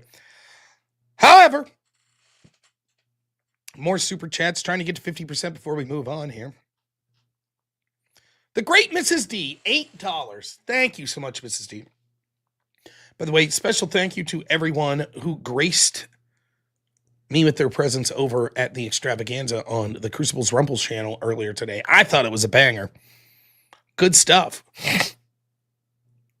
Sorry about that. Anybody else getting like the fall allergies, congested stuff? It's coming. It's coming here for me. I don't know. Anyways, we're at 29%. To get to 50%, we'll need half of $357, which I believe is what? 177? Is that right? 177? Yeah. Well, so like $75, something like that. Hell, we'll just say $75. If we get to 177, if someone gave 75 right now, we'd be at 177.77. Halfway to the way to 357. There's a lot of sevens. So I'm here, $75, and we'll move on. I promise I'll stop grifting. We can grift later in the stream. But one thing I have noticed from my employer is that you have to stop and convince people to donate once in a while. See, if it's me, I would be, quote, ashamed to grift. I still have no videos behind a paywall. I care about what my audience thinks, which is why I still play that ridiculous fucking whip song. But as you can see, Andrew tells me you have to take an obscene profit break and yell at people to give me money, fuckers, and the like. So here we are. But I figure fair to get to 50% of the goal, and then we can move forward. Yeah, the PA weather, man, the pollen, all that good shit, leaves starting to fall. 85 to 50%. We're going to say 75, just for the sake of it. It has been a whole day of robnoerr for many houses. Just think, my wife gets to experience whole days of robnoerr in this house all the time. I don't think she's a fan, if I'm honest. All right. Well, let's see. We play a grift song. How about this? We'll play a little grift song. I'm not going to do the whip song. Blech. But how about some Olive Jar song? Now, the third verse of this song, written by me, by the way, not performed by me, but written by me. The third verse of this song has to do with the aforementioned Jake Rattlesnake. Now, yes, he's a weird fucking Australian who likes soccer. Yeah. But he's still a good guy. He saved Andrew Wilson's ass when that Olive Jar was whooping his ass, didn't he? How about a little Olive Jar song, for the effort, huh? So we got that going for us, which is nice.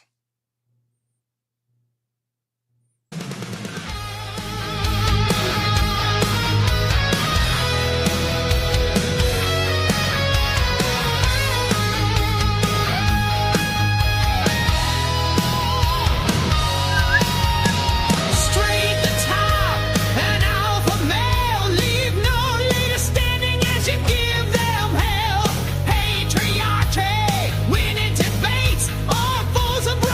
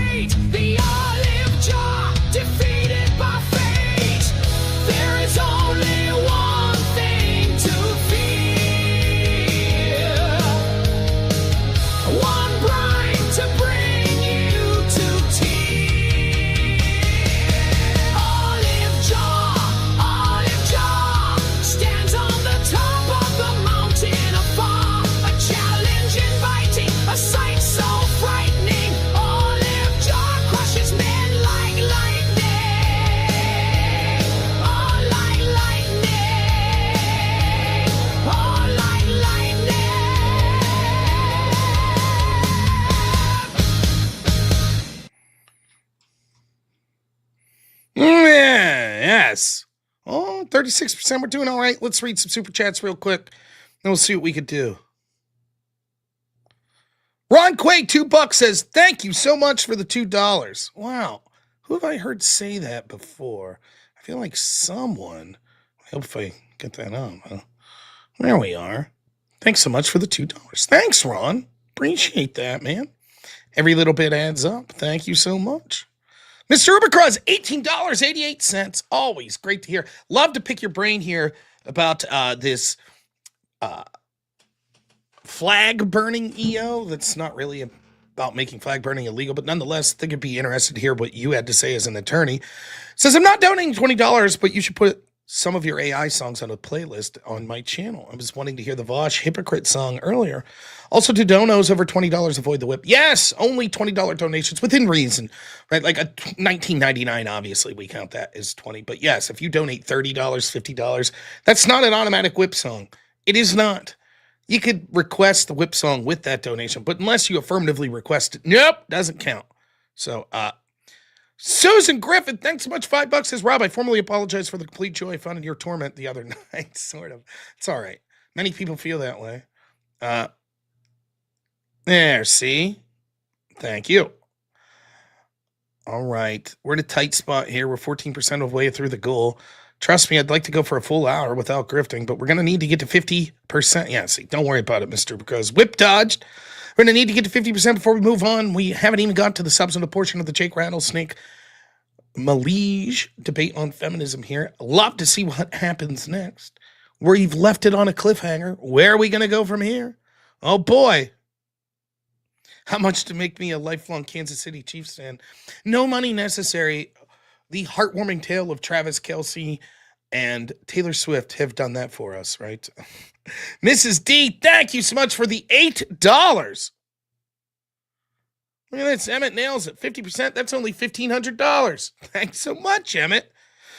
The Great Kokomo donates 5, not 1, not 2, not 3, not 4, 5 memberships. Good gracious. That one guy couldn't find the membership button yesterday, so he would have been really pleased to get a membership. All right. Listen, you bastards. I can't sit here all night. We've only gone a real 1 hour of content, so I'm going to give you a reprieve. Oh, Mrs. D! $8 says, I've seen enough of Jake's mughead, but this one's for the chat. Jake does have a mughead. That's a fair, look at that mughead. Fair point. No problem, Emmett. My pleasure. Really enjoy you and your show. All right, fuck it. Let's keep moving. We didn't get to 50%. Surely the chat will make up for it this hour. Surely. I have faith in you. All right. Let's keep going. Another hour. We're at 11:22. I will not be grifting that strong until 12:22. Don't worry, you'll be safe. Let's do it. So if you're about to turn the channel because you're tired, sort of like radio, like talk radios like that, there's so many fucking commercials, right? You're like, oh, okay, this is a good segment. All right, we'll be right back. And there's 4 minutes commercial, and you're like, dude, come on, get back. And then the guy will come back and talk for 3 minutes, be like, we got to go for a commercial break, up to a hard break here, hard cutoff. Sort of like that, listening to me. Kind of shitty out. But we're going to go an hour. You're going to get an hour without me really grifting. So let's do it. See, and just so you know, my moderator, Are We Not Men, is probably, as we speak, crafting me a shitty message that's like, what are you doing? You said you weren't moving on until you got to 50%, and then you fucking moved on. You got to stop doing that. Just so you know. That's the real whip. It's my moderators attacking me. But look at this. Flavius gives us $20, says, degenerates will whip you harder than you. Only degenerates hate the song. Put it in the queue. Someone keep track. That's one whip song that I owe. But we've already had 2 this hour, so no whip till the end of the hour. What's that put us at percentage-wise? We got to be close. 45%. Yeah, 5%? Come on, so that Are We Not Men doesn't verbally abuse me. 5 more percent? Come on, can we do it in the next minute or so? That way I can say, there, see? We got to 50%. All is copacetic. Can we do it real quick? The gifted memberships. Now, CGG, now we're getting crazy. The gifted memberships don't count. Mrs. D, $8. To be fair, Rob, I don't have the membership button on my phone either. I have to go on the PC. Oh, my goodness. Well, don't take the X and start bitching about how shitty me and EOT are because of that. How long, Nate, member for 2 months, says like, share, subscribe, donate to the grift. Thank you, Nate. Hope you were safe today. Obviously. Unless you're like, oh, by the way, I was like in a terrible accident, so I'm in traction right now in the hospital. Still helping Rob get subscribers, etc. But always great to hear from you, Nate. The great Wagira, $5 says Jake has no gray in his beard. Unacceptable. Yeah. He probably dyes his beard. That's probably what's going on. The dude probably dyes his beard. Let's not shit ourselves. Mrs. D, $8 says, tell Are We Not Men to go kick rocks. I often do. Big fat rocks. And then lastly, we made it. We made it, everyone. Ladies and gentlemen, who's the hero? Wagira, Mrs. D, Nate, everybody, Mr. Ubercross, Flavius pushing us to the end. But the great Wade Boggs takes us over with an incredibly generous, as he always is, an incredibly generous $20. Preemptive dono in case of whip emergency. Someone keep track of this. I owe 2 whip songs. I'm trying to fucking whip songs. All right, here we go. All right. All right. We're going for an hour. All super chats from this point forward, we're not going to read until the end of the hour, so we can actually do some real content for an hour, which I will thoroughly enjoy. Moving on. Thank you, guys. Really, I appreciate it so much. Thank you, Are We Not Men? Thank you very much for that opening as well. And I want to say, folks, as I had mentioned, if you had not known, DebateCon 6 is going to be in Nashville, Tennessee. Folks, if you are anywhere near Nashville, Tennessee, or, hey, we are months all right now there, quick. We're actually not streamed. Get people off at dog. You want to just do opening dialogue? The floor is all yours. James, did you want to do timed back and forths, or did you want to just do opening dialogue? That is true. Okay. One thing we've I'm happy to do it, but if we do want to try to do 1 minute back and forths. We're going to start out that way. We'll have Mahleej. I'm really trying. Now, a quick point about these 1 minute back and forth. Sometimes it's necessary because there's 2 implications to the 1 minute back and forth or a 2 minute back and forth or something like that. One is a problem that people accuse me of, and it's certainly a true criticism to an extent, that I talk too long. And so putting a timer ensures that it's not one person talking for 5 minutes, then another person talking for 5 minutes. Now, I don't mind that. I'm perfectly fine with that as long as both people are getting roughly equal time.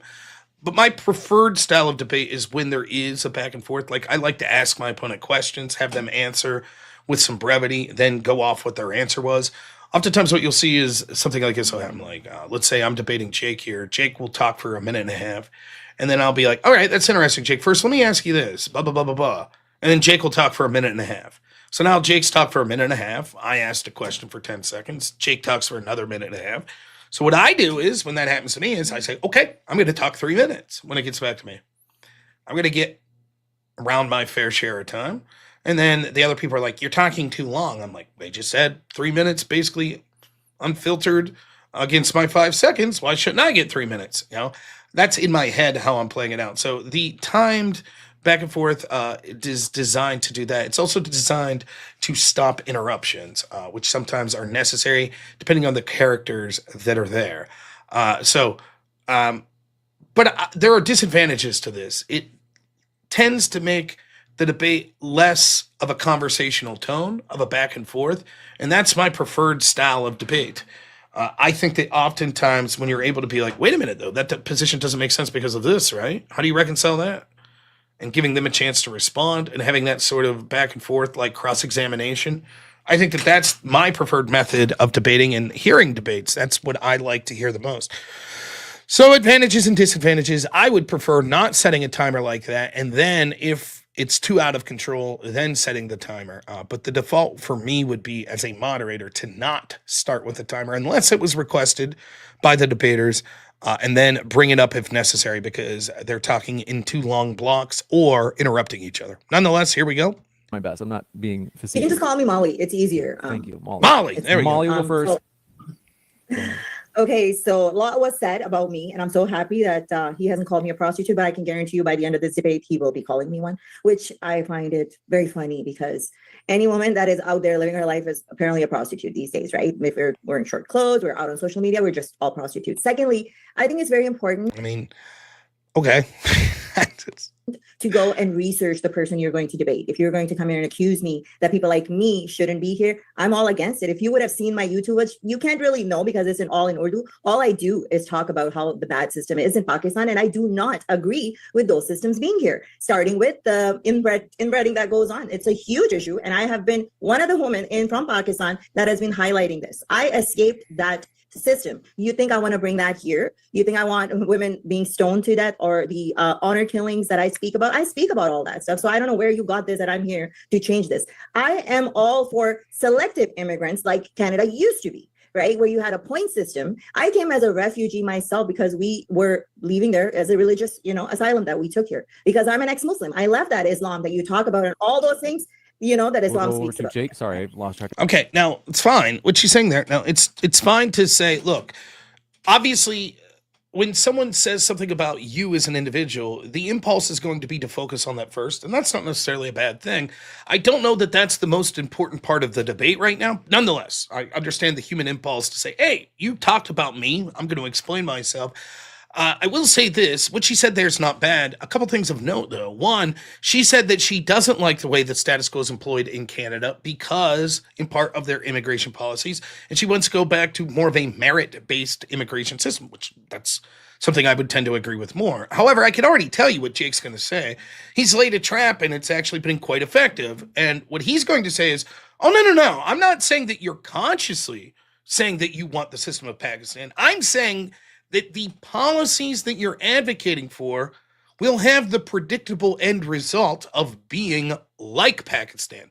So kudos to you for on your channel complaining about Pakistan. However, feminism and allowing women to vote will lead to more progressive politicians being elected, which will lead to more globalist policies such as open borders, which will lead to people coming in from places like Pakistan instituting their culture, which will actually make things worse in the way of inbreeding and in the way of negativity for women.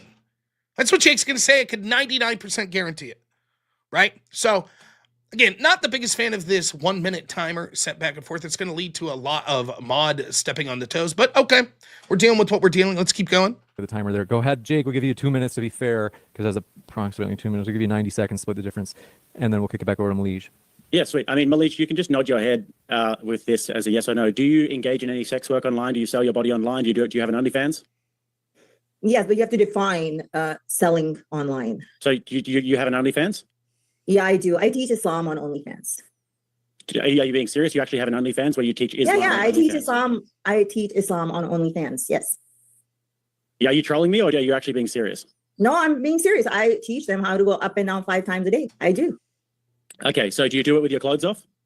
No, I keep my clothes on. Okay, well, I'm just going to disregard what you just said because I don't even know if you're being serious or not right now. But I would call you a prostitute if you were engaging in prostitute behavior, and if you're not, so I don't know even really what you mean by that first part there. But I will be calling you a prostitute by the end of it. I'll call you a prostitute if you are a prostitute, but I don't think that you're a prostitute. I'm going to disregard what you just said because I don't know if you're telling the truth or not. I mean, it's this is completely irrelevant to the debate. But here is a question that I've had. I oftentimes wondered: are there people that do OnlyFans that aren't engaged in like sexual activity? Like, could I theoretically just this stream that I'm streaming right now put on OnlyFans behind like a paywall and be like, hey, I'm not doing anything sexual? I don't know. I mean, it's entirely possible. And this is the first I've heard of someone, but yeah, the Sea Imaginarium says OnlyFans is supposed to be sort of like Patreon. That would be my guess. There's nothing that would prohibit you from doing non-sexual content there. The problem is it has such a reputation now. Imagine if I was like, hey, I'm robnoerr, I'm an OnlyFans streamer. Really, what do you stream? Nothing. I do debate reviews. I talk about politics. But by just saying I'm on OnlyFans, it conjures up, well, OnlyFans is about sex work. So I can understand Jake's confusion here. He's like, wait a minute, are you trolling me? But let's take her at face value. He says, I don't do anything sexual whatsoever. I just happen to be on OnlyFans teaching Islam. So he's just like, fine, moving on. I'm not going to. But the point he was trying to make here, he assumed she would say no. Are you on OnlyFans? No. Cool. I'm not going to call you a prostitute because you're not a prostitute. In other words, he's saying, I'm not in the business of calling people prostitutes because they wear short skirts. I'm in the business of calling people prostitutes that literally engage in sex work. So anyways, neither here nor there for the debate. But in regards to the other things, You said that you don't advocate for those positions, but I didn't say that you advocate for those positions. I said that the logical entailment of your position is that Canada becomes Pakistan. You see? Now, isn't that exactly what I said would happen? Jake's going to say, of course, it doesn't matter if this is what you want to happen. It's right. And this is going to get back to, yes, Jake was couching it in the language of force doctrine. Remember when I said in the opening statement, he was setting a framework, right? His framework, if you could boil it down to the most fundamental essence, is the ought shouldn't matter. The is what matters. So you could say it ought not be that the framework that that the positions I'm advocating for would lead to Canada being Pakistan. But that is what it'll be. So that's, I think you can exactly see that it was predictable that that's exactly what was going to happen. So she's basically said, I don't want this. And Jake's like, cool, great. I'm glad to hear that. But that's what's going to happen. It was obvious to me that's where he was going to go. Because if women are given the power in politics to vote, then inevitably they're going to vote for Liberal policies, which is mass immigration, which eventually leads to Canada being infiltrated with immigrants from South Asia and these other different places where they're going to bring in Islamic ideas. This is happening in England. You see in England, they've got this. Yep, go for it. Now, Molly, the one criticism I'll give Jake you're here, wrong. again, this has more to do with the framework or with the format that we're doing here, that 1 minute or 90 seconds back and forth. Jake spends an awful lot of time talking about an issue that ends up being pretty much irrelevant to this question of OnlyFans. So it shortens his ability to say here. But he makes the important point there, which is what you ought to be is irrelevant. Your position will lead to Canada becoming this. A simple argument, but effective. So only had about 30 seconds to make that argument. Nonetheless, let's see how Mahleej responds. On that, because so far all we've had is Justin Trudeau, who I don't like either. I didn't vote for the Liberals. Even our Conservatives, they're not Conservatives either. They're also Liberal. The only person that we actually have in Canada making sense, you would call her a right-winger, is Daniel from Alberta, which is a woman that is actually coming out with policies that we shouldn't be just taking in any immigration or any refugees, no checks and balances. So you saying that me personally doing that? No, there's a lot of people like me, like women like me, that don't want that here. You see that also happening in the UK. A lot of women are standing against it. It was the men that pushed it first. This whole immigration thing, this whole refugee thing was pushed by men that went and created wars in other countries. And now we have to take in all those people as refugees. You can take it Afghanistan, Iraq, Syria, all those places. It wasn't the women that started those chaotic wars. And now you have to take refugees and all those people, asylum seekers, to your countries. It was all decided by men, So you can't always put it like, oh, women only vote for Labour and only, all liberal parties and stuff. No, it's still controlled by men, majority of them. So in Canada, if I was to speak personally, it's the men that are messing up this country, not the women. Okay. I can predict what Jake... This isn't a bad argument. And I think there's a tension here that I'll be honest, I'm not so sure. But I think that there's a tension with the force doctrine argument, the way that you see a lot of these people like Jake or Jim Bob that may want to apply it, or maybe even Andrew that may want to apply it. Whereas... it's nuanced, and I know what the answer to it would be, but it becomes a very nuanced discussion of if women only have rights because men allow them, at the end of the day, then ultimately the blame for the ills of society rely on men. Because even if you say women vote for all of this bad shit to occur, and if women weren't voting, then this bad shit wouldn't occur, ultimately it's only because men allow them and protect them through application of force or the threat of the application of force. Therefore, the ultimate blame could be put at men. Now, that's not what Mahleej is saying here, but it's an interesting argument, right? Where you can sort of turn force doctrine on its head, right? Jake's argument, however, is going to be very simple. I don't know if he has the data in front of him, but it's going to be undeniable in not just the United States, but I would assume that the same would be true in Canada, the UK, and even in places like Australia and other areas of the Western world. When it comes to these more progressive policies that are open borders, overwhelmingly a higher percentage of women vote for these policies than men. Certainly there are men that vote for those policies, and certainly it could be a disproportionate amount of men that are in leadership roles in the left-wing political parties that advocate for this. However, if women tomorrow weren't allowed to vote in these countries, then the amount of people being elected that support these open borders policies would drastically diminish. So it doesn't matter that there is a man at the head of the Labor Party. What matters is Labor is winning because women disproportionately vote for them. That's going to be the argument that Jake makes here, I'm guessing. Yeah, I mean, you can say that, but that actually doesn't make any sense, because if all women were restricted tomorrow and women couldn't vote tomorrow, we would not have any Justin Trudeau's, we wouldn't have your Labor Party. You see? Am I good or what? How do I do it? How do I know exactly what people are going to say? Actually, this wasn't genius. Like, this is just obviously predictable stuff. And, you know, Jake's doing the right thing. He's laying the groundwork. She makes the claim. He has the answer prepackaged.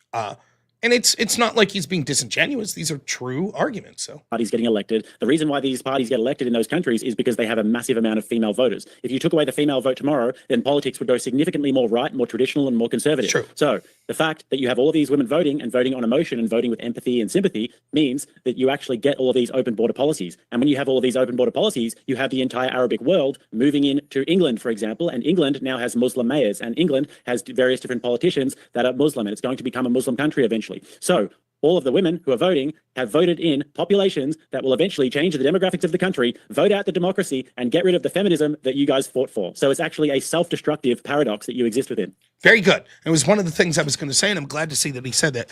Of course, the irony is that this is what we would call a case turn in policy debate, though it's not quite that simple, but I think that's the closest thing to what he's saying here, which is you identify some sort of harm or good.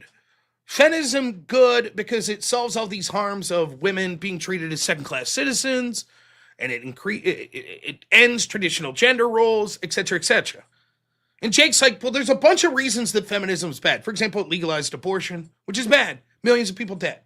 But one of the ironies is, and this is always effective, the very harms that you're claiming to solve, you actually make worse. The exact same ones. Why?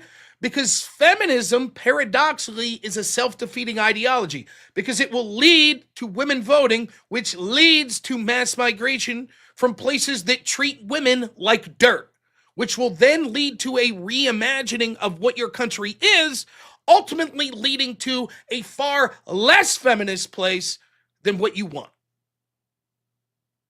If you think that right-wingers like Jake or me or traditional right-wingers in these Western countries are, quote, misogynist or bad to women, let me introduce you to Sharia law, because that's where we'll get via the positions that you're voting for. It's inevitable. You might not like that. You might say, no, we'll fight back against that. That's fine. You yourself could fight back.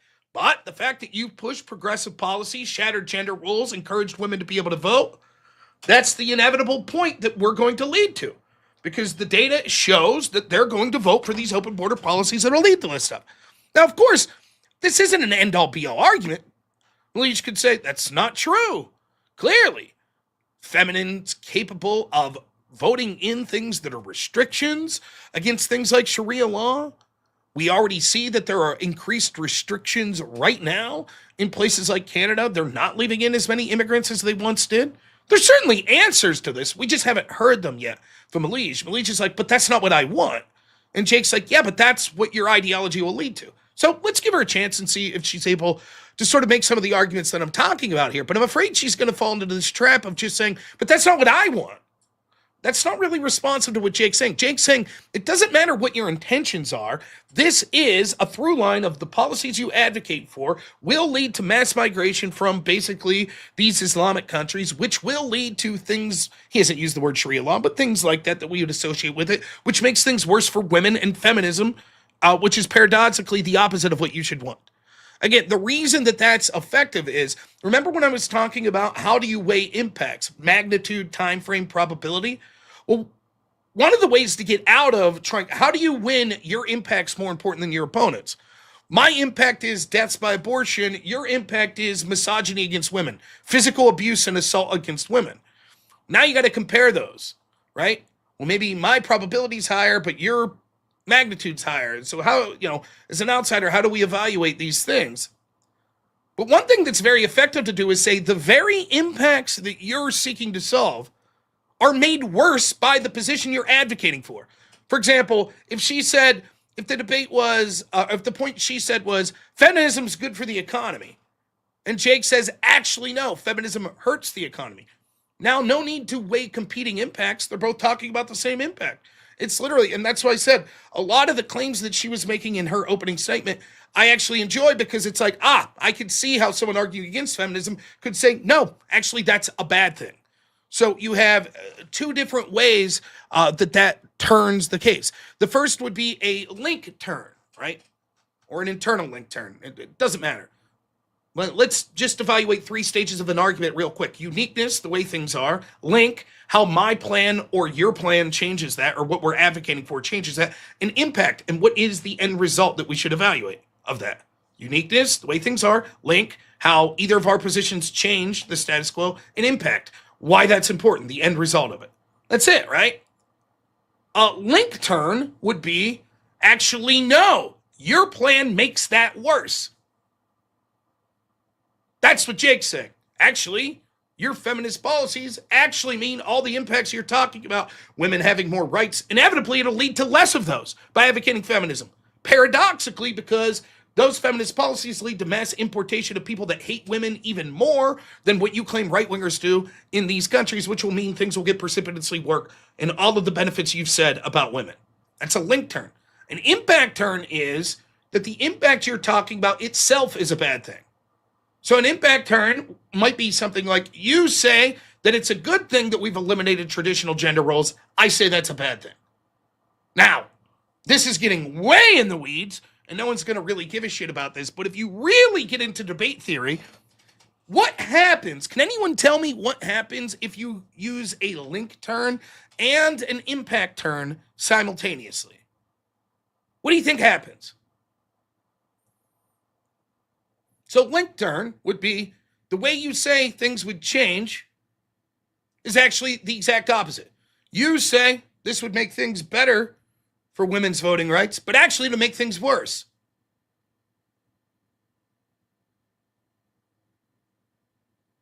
Right? And women's voting rights bad. What just happened there?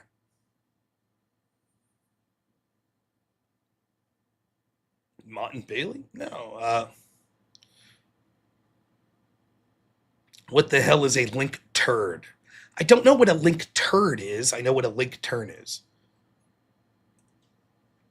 Let's take the conversation somewhere different. The argument is, I embrace the Democrats, right? I'm debating Jake. I say, vote Democrat, they'll help the economy.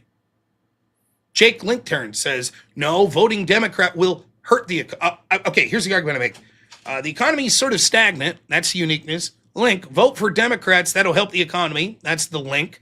And impact, a good economy is good. It increases quality of life. It makes war less likely. There you go. Simple argument. Jake says, no, voting Democrat will hurt the economy. That's a link turn. You say voting Democrat helps the economy. I say it hurts the economy. And a good economy is actually bad, because a good economy means we're more likely to go to war because we build more weapons, which then we'll be itching to use. That's an impact turn. If you employ a link turn, not turd, an impact turn, not turd, at the same time, you have literally just given the opponent the argument. You have contradicted yourself. You have just made the argument. And what happens in debate, it's a little different here because theoretically people are arguing positions they really believe. But in the game of debate, what I would do if you do that, if you do a link turn and an impact turn, I just concede all of your arguments and say, okay, I win, right? Because what you said is, no, you're wrong, Rob. Your plan hurts the economy, and that's a good thing. So I say my plan helps the economy, and that's a good thing because a good economy is good. And you say, no, actually, quite the opposite. Your plan hurts the economy, and a bad economy is a good thing. I say, oh, okay, great. We'll go with that then. I concede. I win. So we might as well advocate for my plan to harm the economy, which ends up being a good thing. So you can't do both at the same time, right? Now, it's kind of interesting because in this specific argument, it's going to sort of matter. For example, you see Object, he sort of makes a point. It's a little facetious, but it's a fair point that he's getting to. If I could find it, I saw it in the chat. I'm looking at the chat. So instead of going slowly to Sharia law, let's go to Sharia law now. Now, of course, the answer to that is no, we're not advocating going to Sharia law now. We're advocating going to a system that is anti-feminist now, but that isn't as misogynistic or as controlling of women as Sharia law would be. And the irony is, if we give women more authority now, it will actually lead to women being in a bad place. For example, we could say, let's say on a scale of -10, women are complete slaves, to +10, women are complete masters. And a 0 would be neutral. They're completely equal to men. The system that Jake would be advocating for would be like a -3, which are, no, women don't have all the same rights as men. For example, they shouldn't be allowed to vote.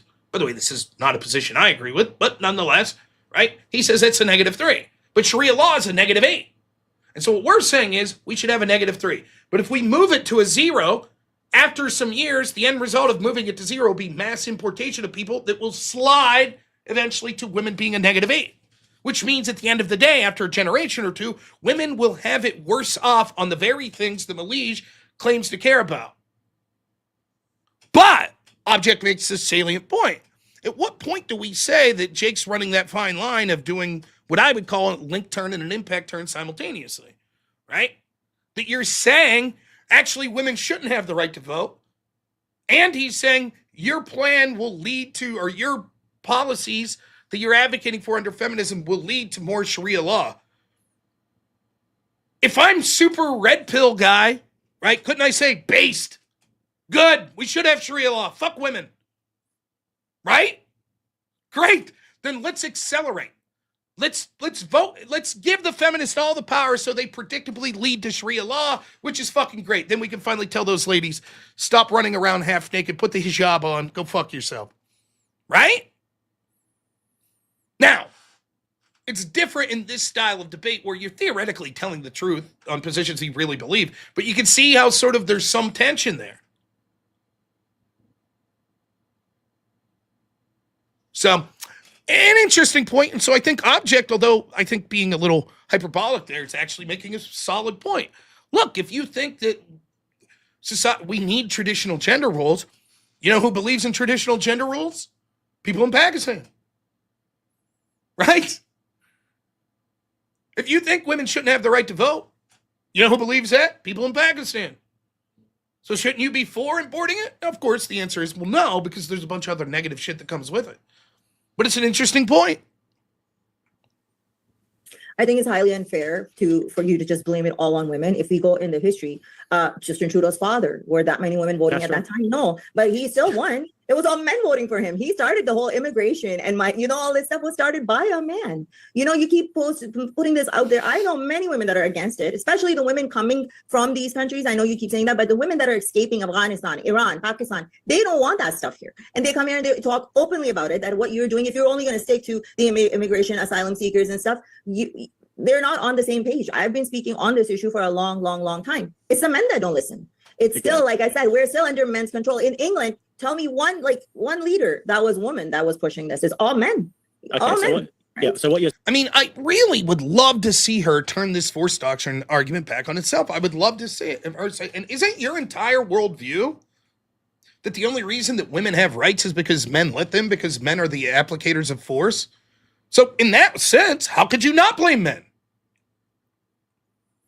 Now, Jake could say, maybe true, but that's why I'm saying it should be incumbent on men to correct their mistake by taking away women's right to vote, right? But it would be an interesting argument. I think it would be interesting if she made that argument. Again, no one's really presented data. It's both of them just sort of making claims. I think that Jake's claims are more specific, though I grant you that I'm biased towards those claims. I think that it's undeniable that we would have less progressive politics and less left-wing politics in these Western countries if women didn't vote. I think that's undeniable. The question of, quote, did men start it? It doesn't matter if men are in positions of leadership. I think that women voting actually allowed men to become even more progressive when they're running for office, particularly as left wingers, because they know there is a massive voting base that's more likely to support that. And I think the data will bear this out. My guess would be in pretty much every Western country. I would be shocked if there's one Western democracy or republic or whatever where women are in general voting more conservative and right wing than men. I just don't think that's the case. I don't think that. And I know for a fact, at least in the United States, if women no longer had the right to vote, Republicans would clean up.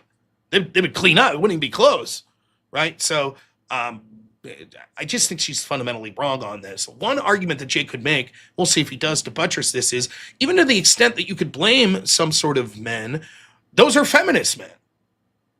And the argument is feminism, whether employed by men or women, are bad, right? So yes, feminism in the form of overwhelmingly women tend to be more feminist than men. However, certainly there could be men that are feminist and they too are responsible for the ills of things like open borders.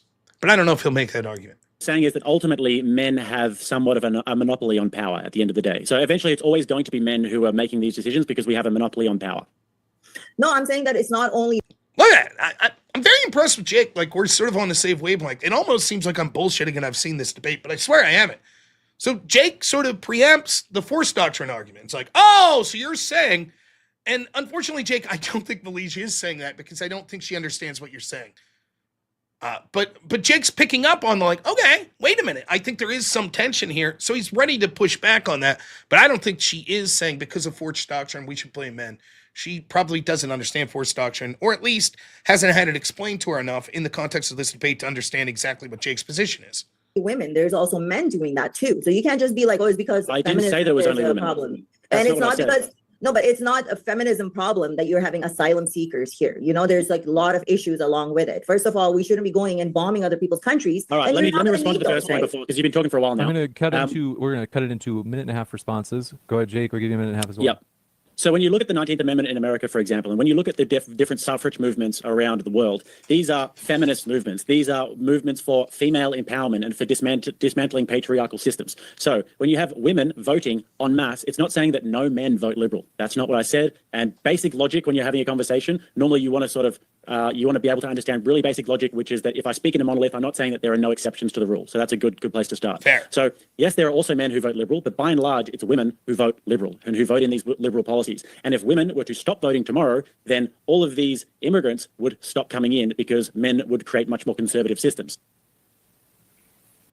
That's sort of what I said, that yes, you could also blame men, but the problem is he uses it. I think he would be better served to use the word feminist. He's right to use the word liberal, but he should include, because it is part and parcel to the prompt of what we're discussing about. Yes, there are men that are feminist and liberal, and they vote in these feminist liberal policies, which leads to the very harms that we're talking about. However, there's not enough of those men that if we eliminated women voting, then you would see politicians overwhelmingly be on the other side of the ledger, which would stop these mass migration problems.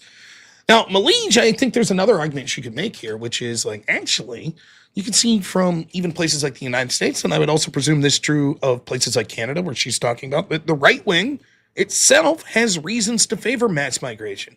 And actually, it's only a relatively new phenomenon where you see left-wingers, or where you see right-wingers that are pushing back on that. For example, I think you can make a compelling argument that Reagan led to a lot of mass migration from cultures that aren't quite the same as the traditional United States cultures. Certainly, there were a lot of Republicans, George Bush, both senior and junior, W, right? That you could say their policies weren't very restrictive on migration. And in fact, when Trump won in 2016, when he won the primary, you had plenty of people in the Republican circles telling him, hey, stop talking about migration. It's not a winning issue. You think people like Lindsey Graham don't want migration? So it's not as simple as liberal versus conservative. But we'll see if she makes that argument.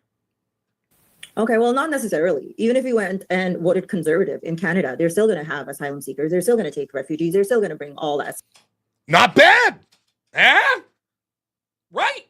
Logically consistent. I mean, that's what she's saying here. Hey, even if we vote conservative, they're still going to take refugees. Good. Yep. I mean, again, we'll see. Maybe she could make the argument more, sharper, but yeah, very good instincts there from Mahleej. I think that that's exactly the way I would have went with this.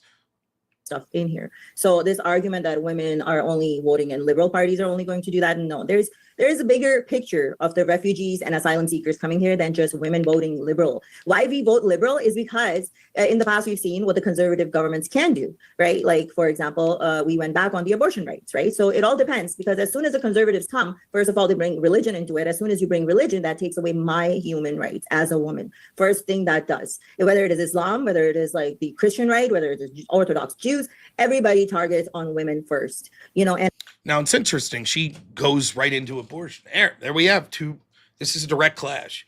Jake's already said that abortion's like the worst thing. It's led to 62 million deaths in the United States alone of babies, right? So this is it. This is a direct confrontation.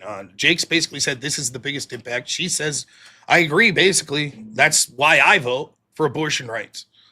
Here we go, right? However, one thing I would caution both Mahleej and Jake is you don't want to completely eschew this conversation we're having on sort of immigration because it'll sort of get lost in the shuffle. So I would encourage both of them going forward in their next speeches to be like, look, real quick, give a real quick summary of it before jumping in. And so from the position, if I'm Jake, I would say something like this. Yes, of course, the conservatives have been bad as well for wanting mass migration. However, two things. In a world where women aren't voting, then these conservatives would be more likely to be more right-wing because they don't have to pander to women voters, which means they could be more traditionally masculine and conservative because that will be more totality of the voting base. And even the left and liberals will be more likely to be that as such. Everything will shift this way, which will mean that we're more likely to see what the traditional modern conservative movement is under people like Donald Trump, which is no more fucking mass migration. So this would solve the problem, and the status quo is going to exacerbate the problem as we've seen through the Biden administration, the policies of Justin Trudeau, etc. Secondly, those impacts are going to turn everything she's talked about and make things worse for feminism. She really doesn't have a good answer to that. I'd leave it up to the audience to decide whether or not they think that things like radical mass migration, which she's conceding, will lead to things like Sharia law, if that's more likely to occur in a world where we have feminist voting and feminist ideology being embraced and women voting, or in a world where we eschew that sort of ideology and make sure that it's only men voting. Bam. Now, let's move on to abortion. That's how I would handle it if I'm Jake. Now, obviously, I don't expect people to make the exact same arguments as me, but that gives you a quick way to say, look, I think I'm clearly winning this portion of the debate, but I'm more than happy to move on to abortion. So, Mahleej, if I had to give her advice, I would say that then the counter, I don't think she has offense on this position. Now, what I mean by that is, I talk about this a lot. You want offensive reasons to support your position. Right now, what they're talking about perceptually is very good for Jake because Jake is talking about an issue that it's hard for Mahleej to get offense on. He's saying, look, we're talking about people coming from places like Pakistan, and that's more likely to occur under a feminist ideology. Mahleej is just like, not necessarily. But that's a defensive position. Jake's on the offense here. This is something bad that feminism leads to. She's not saying what she should be saying, in addition to not necessarily, is, and if we adapted a feminist mindset and enshrined that into laws, that would make sure that even if we get people from places like Pakistan, they would be incapable of having the worst sort of anti-women policies. Oh, by the way, which Jake would be in favor of many of those policies. That's offense. Right? But she hasn't done that. So she's on the back foot. Not that you can't always get offense on any topic, but you always got to be thinking in your head, where can I get to offense? You don't want to spend the whole debate just talking about defensive positions. Let me give you an example that maybe you'll understand. Democrats fundamentally understand that, including the ones that I debate. That's why one of the topics they constantly wanted to debate was January 6th. Now, what's my offense on January 6th? Their offense is, if we make the story of January 6th sound real bad, there are people out there that'll say, you know what, I can't vote for Trump because of January 6th. But how many people are on the fence that are going to hear my arguments and go, wow, Trump was based on January 6th. I'm going to vote for him now. I wasn't going to. No, at best, what I could do is play defense and say, actually, what happened with Trump here and what happened on January 6th wasn't an insurrection, and it wasn't as bad as what's being led to believe. Now, I get some offense by saying, though it's hard to prove, actually, I think that this was a setup and there were people in intel agencies, etc., that were involved in this. And there were Democrats like Nancy Pelosi via her sergeant of arms that was encouraging, or dissuading more is the accurate word, allowing things like the National Guard to be there, which could have prevented this. But still, that's an offensive position that my opponents are arguing for. That's why they wanted to argue for it all the time.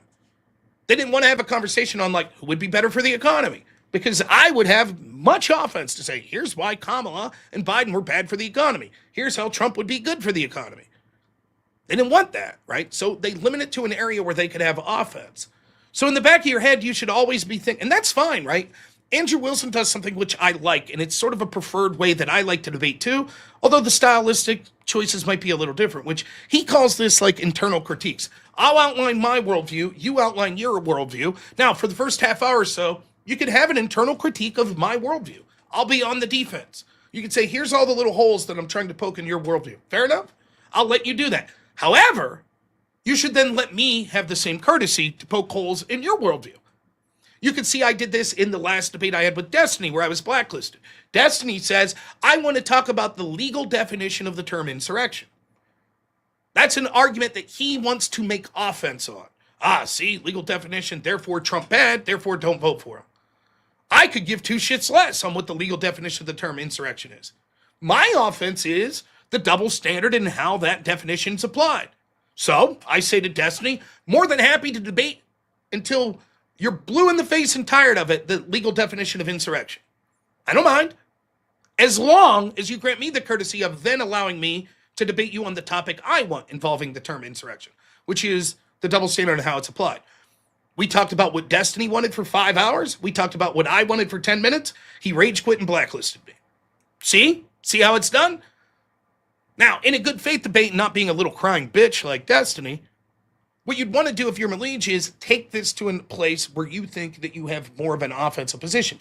She says abortion. It's clear that Jake says abortion's offense for my side. Let's do it. Let's see what the clash comes down to. But I would recommend if Jake's willing to totally move on from this immigration point, I would just make some little subtle point to it if I'm Mahleej. Like, let's assume Jake doesn't bring this up and he goes all in on abortion. When Mahleej gets to talk again, I would say something like this. And so you notice that he didn't really have a response to the conservative movement also votes to allow mass migration in.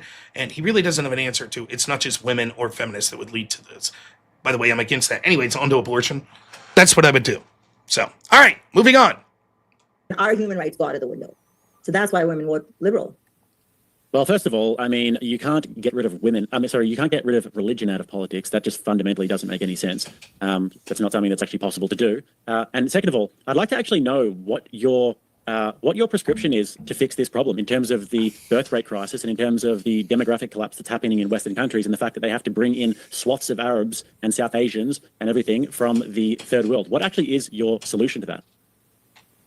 Well, it depends what solution you want, right? Do you want a moral solution or you just want a solution? If you think birth rates are declining, then there's a lot of ways to have kids. You know, you can be making kids in a baby factory. I mean, like you can't just extinct. You can have surrogacy. You can have women that just want to have kids. You need to get. Okay, this is not a good argument. Now, first off, Jake, fine to make this birth rate argument. It's a compelling argument.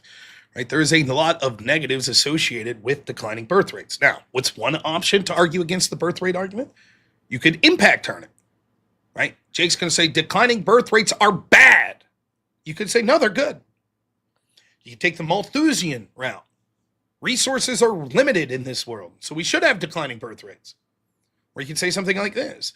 Traditionally, the reason that we need future generations to have positive birth rates is to take care of an elderly population. So you always need to be creating more and more people. However, eventually we can see that won't be sustainable, at least on this planet.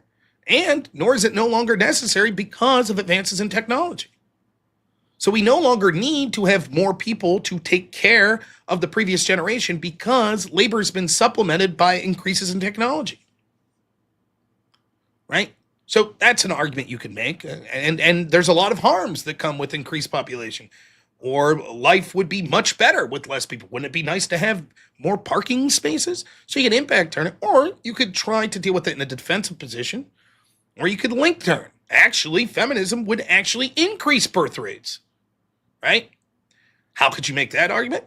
I guess you could say in a world where sex is more freewheeling and women are able to go into the workforce, hypothetically, that leads to more productivity and resources, which means that child rearing would be more possible.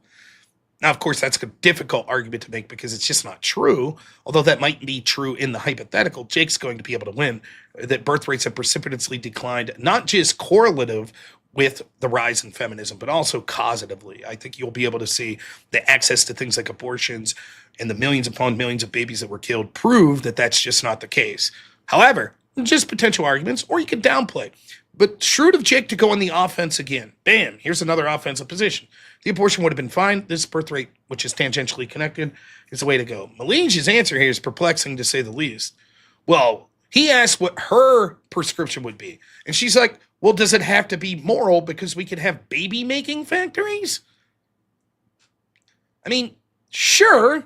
I mean, if we're just talking about policies that would be terrible that no one agrees with in this debate, I mean, you could theoretically say, like, well, we could just enslave people, right? We could just, go the Canadian route and euthanize everyone, and then, hey, no more people needed because we're all gone, I suppose.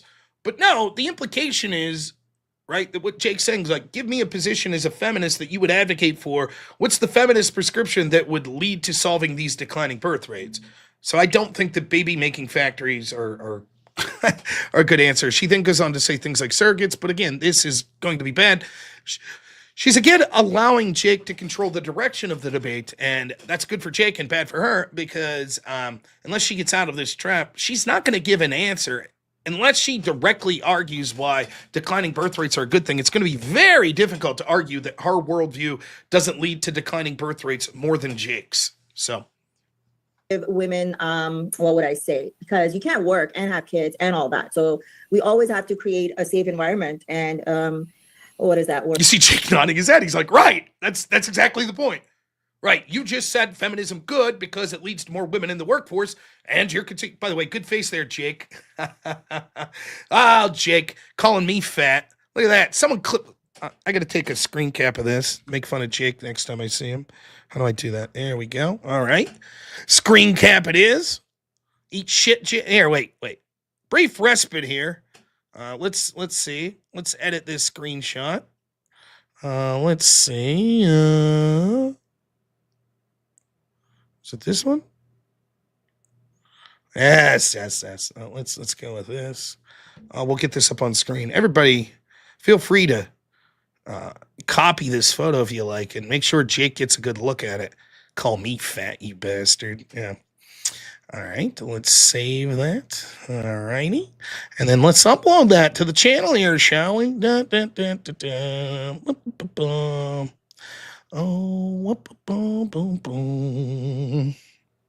Oh, Jake. Here we are. That'll be a nice little grifting. Hey, Jake, Rattlesnake's going to join us. What do you think about the fact that we are only at 66% of our super chat goal? Yeah, that's unfortunate. That's an unfortunate face there, Jake. Look, he's stunned. Jake's passing the Dutchie there, right? He just took a nice bong rip. Look at that. I like this clicker. By the way, I promise I'll get to super chats, but I like people saying, yeah, thanks so much, man, for the debate review. As he's saying that, it's like, yeah, we're screenshotting Jake here, making sour faces. There it is. Jake. What do you think about women in the workforce, Jake? There you go. All right, back to the debate. Jake.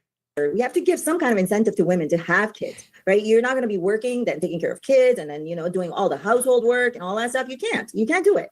So if you are having kids, then okay, you're going to get $2,000 per child for this amount of time. You can stay home, look after your child. You got to give some kind of incentive, right? There's no incentive for women to have kids. But like I said, you're not going to just die if you think you're. I don't know if Jake will pick up on this, but this is a bit of an internal contradiction. She's saying that it's preferable to have women in the workforce. And she's like, because of that, women are less likely to have kids. So you need to incentivize women to have kids. So presumably that would be paying them. Or giving them a massive tax deduction. Well, there's two problems with this. One is a fundamental thing. It's going to be very difficult if you're looking at the lens through profitability to ever argue that in a materialistic worldview, which feminist I think would be part of it, that it'll be more profitable through government incentives to have kids than elsewise, than not having kids. I mean, the truth is kids are going to cost money. That's the truth. Kids are going to cost opportunity. If you're a woman, for example, and you have two options, getting a $50,000 tax credit to have a child or going to work at a law firm for the next 20 years, at the end of the day, which one do you think will lead to more money in your pocket? Probably the woman who goes into the career. The argument is the way to incentivize kids isn't through financial incentive. It's through pointing out that we need to adapt culturally to understand that the end all be all shouldn't be materialistic concerns. That actually one of the greatest joys you could ever have in life and the most important things that you could ever do is successfully raising children. But as long as we look at it through a materialistic lens, there's no amount of incentives that the government offer that will ever be economically feasible. To that point, the second argument I would make to Mahleej is, but if it's true that it's good to have women in the workforce, and you're saying that we should incentivize child rearing, which you've conceded means that women won't be in the workforce, won't that lead to negative outcomes? So why would feminists ever incentivize that? They're going to say, no, this would be bad. We want women to be in the workforce. All right, continuing. Civilization is just going to extinct. There's a lot of women that want to have kids, pay them the money, and your race isn't going to die. There's a lot of ways to do that. Okay, so baby factories. First of all, we can create some sort of like forced baby factories. That sounds very feminist. And you also said that they can't just work and have. You see, very good, very good. Jake, it only takes him 5 seconds to be like, okay, my opponent says baby factories are a potential. Okie dokie, right? Good, very good work by Jake. Makes fun of it, mocks the idea, sort of shows she doesn't know what she's talking about. Their children. They can't just work and have children. Yeah, no shit. That's what we're saying. They can't be in the workforce and being expected to be mothers at the same. See? Again, it's. I think Jake's doing very well in this debate. I'm very impressed.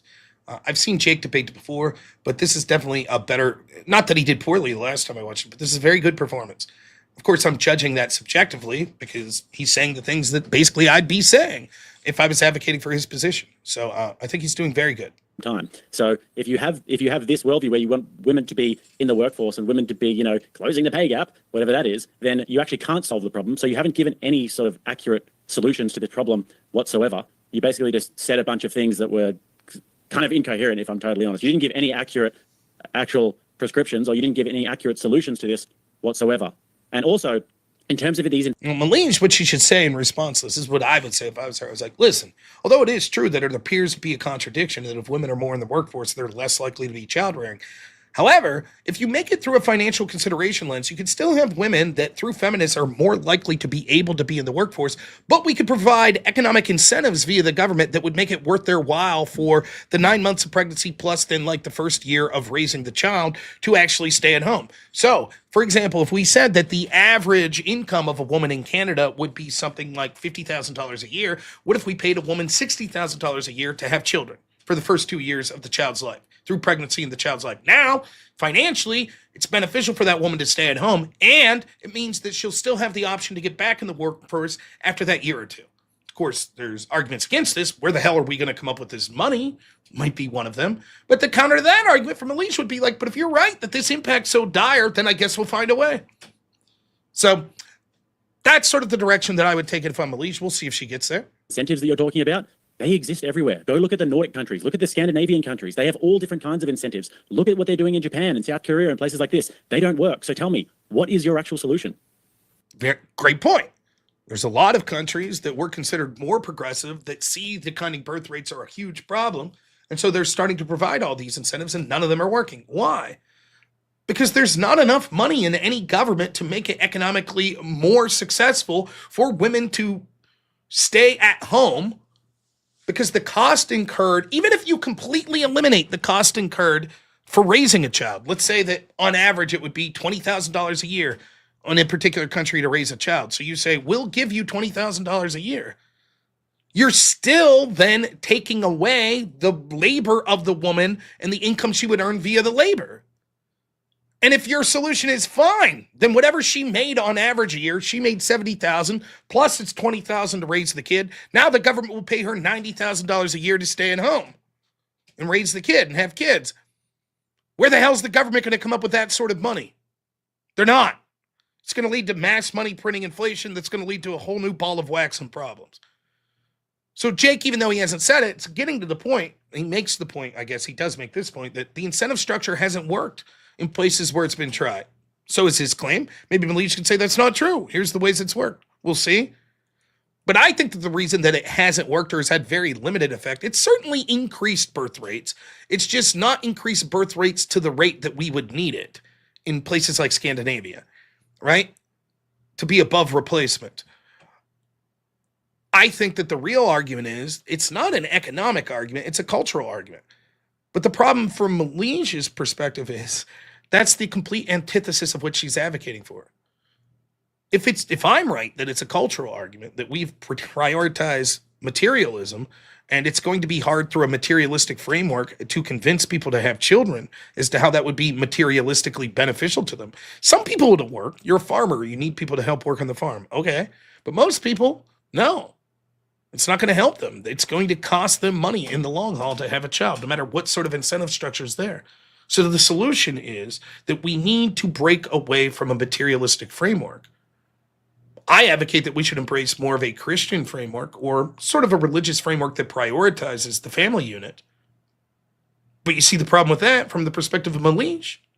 She's arguing for feminism in part, quote, to break traditional gender roles. Thus, Jake's able to get directly to the heart of the matter.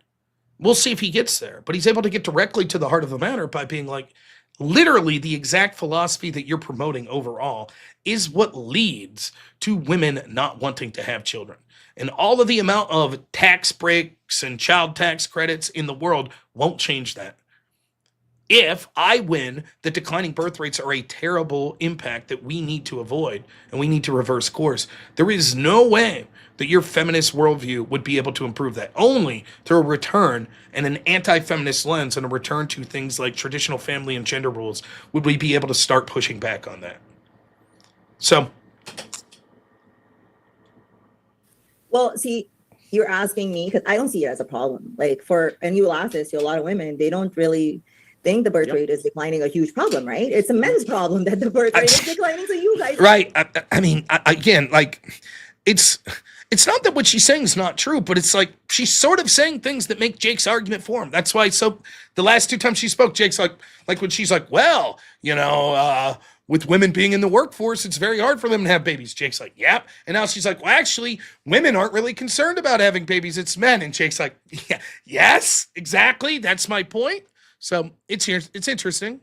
That solution, right? So for me, it's not a problem. And I am a single mother. I work, I take care of my child, I do everything. It ain't easy, but women are doing it, right? And that's what I'm saying. Even if you're giving them incentives, women are like, no, we don't want to have kids because. That's Jake's argument. Right. Even if we give them incentives, they still say we don't want to have kids. Right. That's exactly the argument that Jake's making. Now, one thing I'll say is I think what this illustrates, and I don't know how to phrase this. I talk about this a lot. It sort of goes in lines with this. I call it something like argument structure, understanding like argument structure, right? Like having a big grand view for what's happening in the debate. And there's a lot of people that just don't get it. Now that's okay. By the way, let's take a brief moment to say this. Debate's just a thing. Yeah, sure, debate helps you hash out ideas, and testing your ideas against others helps strengthen your ideas, and it helps you better choose the ideas that are objectively better, or at least subjectively better for the positions that you want to advocate for, right? So I think debate's very important, and I think it's very enjoyable. I like debate. Hell, I go further than that. I like argument in general, even if it's not in the form of debate. Go fuck yourself, Alexander R. in chat. See? Fun. Love it. But it's just a thing. Hell, even in the world of political or cultural online streaming. So what? You're a shitty debater. No big deal. You can still make your point. You can be very successful. Hell, you can make tons of money. You can get tons of views. You can have tons of influence without being a very good debater. It's fine.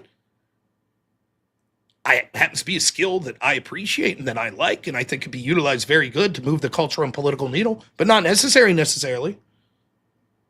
Oftentimes politicians win that are dog shit debaters. However, right, if you're going to get into the realm of debates, you're not doing your side any favors if you're not very good at it.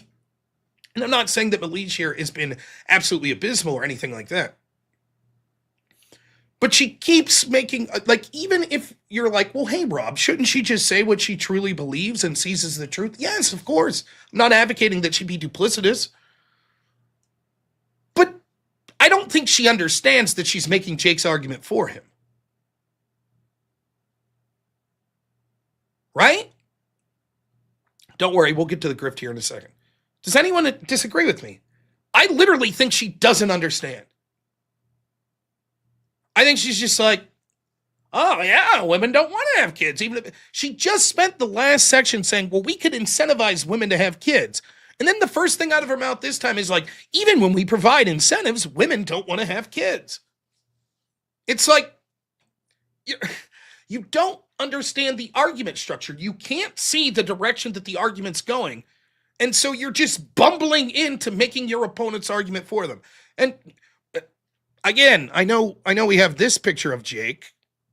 Nice. But look at Jake here. He's like, that's how I would be reacting too if my opponent's making my argument for me. It's like, thank you. Big smile on my face. So, if you're wondering why Jake's so pleased right now, it's like, you're literally proving everything that I said. And you're doing so within like a 3-minute window. Oftentimes in these debates, it takes a long time. It's like pulling teeth. For every 2 steps forward, you take a step back. And you're trying to get somewhere to prove a point. And it takes a long time of getting concessions and pushing something and pushing something and pushing something. Jake makes a claim, the incentives won't work. Women still want to have kids. And her immediate response is, and by the way, the incentives won't work. Women won't have kids. Thank you. Like, that took all of 1 minute. All right, let's continue here a little. We'll get to the grifting here soon. We're only 25 minutes into a 2-hour debate. We're not going to finish the debate. That's all right. We have learned from the past that most of the responsibility of the child, physical, mental, everything just lands on us. And, it's too much work and we just don't want to do all that work, right? So the problem is with you guys. Like I told you, I gave you that option. I mean, she continues. Jake continues to be pleased. What else is there to say? What she needs to do is, if she's going to say this, it's fine, but she needs to then make the affirmative claim. Birth rates don't mean shit, or declining birth rates are good. She's got to make that argument. Jake's like, birth rates declining, very bad, leads to a bunch of bad shit. And she's like, yeah, but we can incentivize women to have kids. Jake says, no, that won't work. She goes, you're right, that won't work. Okay. It's just not good strategy. And again, I want to be careful here. Let's give the benefit of the doubt. That doesn't mean she's dumb. I'm not saying that. I know people that aren't very smart that were very effective debaters and understand how to be persuasive. I also know people that are very smart that are dog shit debaters. Now, there's definitely a large causation to being smart has a better chance of making you a debater. It's very similar to chess. Being smart definitely helps you be a good chess player. But not necessarily. You can just be of average intelligence and be very good at things like pattern recognition and be a phenomenal chess player. Or you could be someone with a remarkable high IQ and just be dog shit at chess. It's not a direct causation, but there is a lot of causation that goes into it. So I'm trying to be polite and not saying that I'm saying that she's stupid, but I'm saying she is exhibiting that she does not have a good eye for debate strategy or argument structure at this point. You can go and make babies in a factory, right? Most of the guys are having babies and leaving them anyways, So, okay, so I know that you have a problem with this whole birth rate and stuff. Now, and you don't want women to have abortion. So let me just give you a scenario. A woman chooses to keep that child, right? But the man is not with her. Now she's a single mother, right? You're going to come and criticize her still now because she's a single mother, but she chose to keep that kid. Do you still think she did the right decision, or she's going to be frowned upon now because she's a single mother? Yes, murdering is bad. Yeah, I'm happy to get into that just after we address what you just said about the fact that you don't think that the declining birth rates are a problem, because essentially what you've just said is you don't care about the human race going extinct. You don't care about the very culture that you moved to in Canada, about Canadians actually eventually getting bred out of existence. The very culture that you've come to, and you've begged them to be a part of their system, and you've begged them to look after you after you escaped Pakistan. Now Pakistan is going to come into Canada, is going to replace your demographics. The birth rates don't really... Right. Jake brings it full circle. You know who will keep pumping out kids? the very non-progressive societies that you claim to want to flee from. So not only now, Jake's got two separate arguments as to why her worldview will eventually be bad for the very position she talks about. One is it will lead to mass migration of people that she tried to flee from that will ultimately be worse for feminists and women. And second is her worldview will lead to non-demographic replacement, but the cultures that she claims to want to flee will continue to mass produce children, which means that they'll basically out-reproduce the West and eventually take over. That's two separate, through reproduction and through immigration, that he is what I would call case turning her position. The very issues that her case or her policy or her worldview is trying to address will be made worse in two separate ways, because it'll lead to declining birth rates, which means that the very people she's against and trying to flee will out-reproduce. So within 3-4 generations, her worldview is going to go extinct because it will be so small, but through the lack of reproduction, that we'll see other people that will overwhelm it, and through migration. Pretty devastating. Matter to you, it's a man's problem. But the Pakistanis are going to come in and they're going to actually enslave your grandchildren. If your daughter has children, her children are going to live in Pakistan, in Canadistan, whatever you want to call it. So how is that not your problem? If you're talking about Pakistan and them coming and replacing, I don't think that is a possibility. But like I gave you an example, you don't have to go out of extinction. If worse comes to worse, you guys can have baby factories. There's tons of women.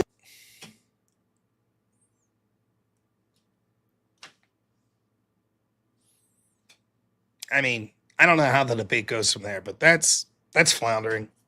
Well, we can do baby factories. Ugh. I mean, I don't think I have to explain to you why that's a bad idea, especially if one of the issues you want to focus on is positive treatment of women. Well, you know, my worldview will lead to it necessitate having women be forced to have birth to children in factories.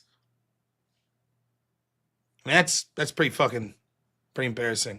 I'm going to take a pee because I have an old man bladder. Then we're going to go back. We're going to read super chats. We're going to do the goal thing. I believe I owe some whip songs. Please, someone, dear God, donate $200 so we don't have to hear whip songs. I know what you're thinking. I got to hear a whip song or two. Well, by the time we get done playing the 5 or 6 that I owe, maybe you'll feel like me and say, I'm going to donate $200 to not hear the whip song. But while I go take a urinary break here, instead of playing a grifting song, I'm going to give Jake Rattlesnake a near flawless victory, at least on the first quarter of the debate that we watched there. However, I'm going to give him a 0 out of 10 on faces made while I screenshotted. So enjoy this while I go urinate.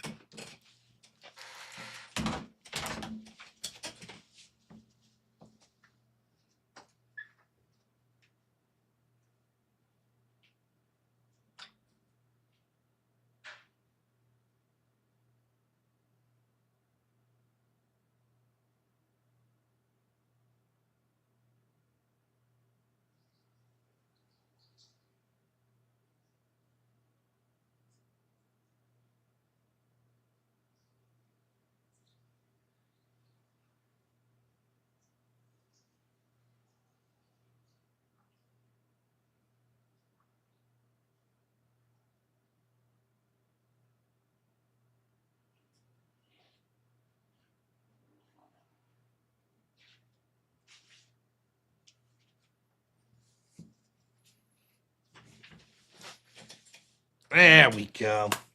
Good performance, Jake. Great stuff. Thanks for calling me fat during the extravaganza today. All in good fun. I thoroughly enjoyed the extravaganza with Jake today. But yeah, he's honestly crushing. It's a very good debate performance. Very good there by Jake.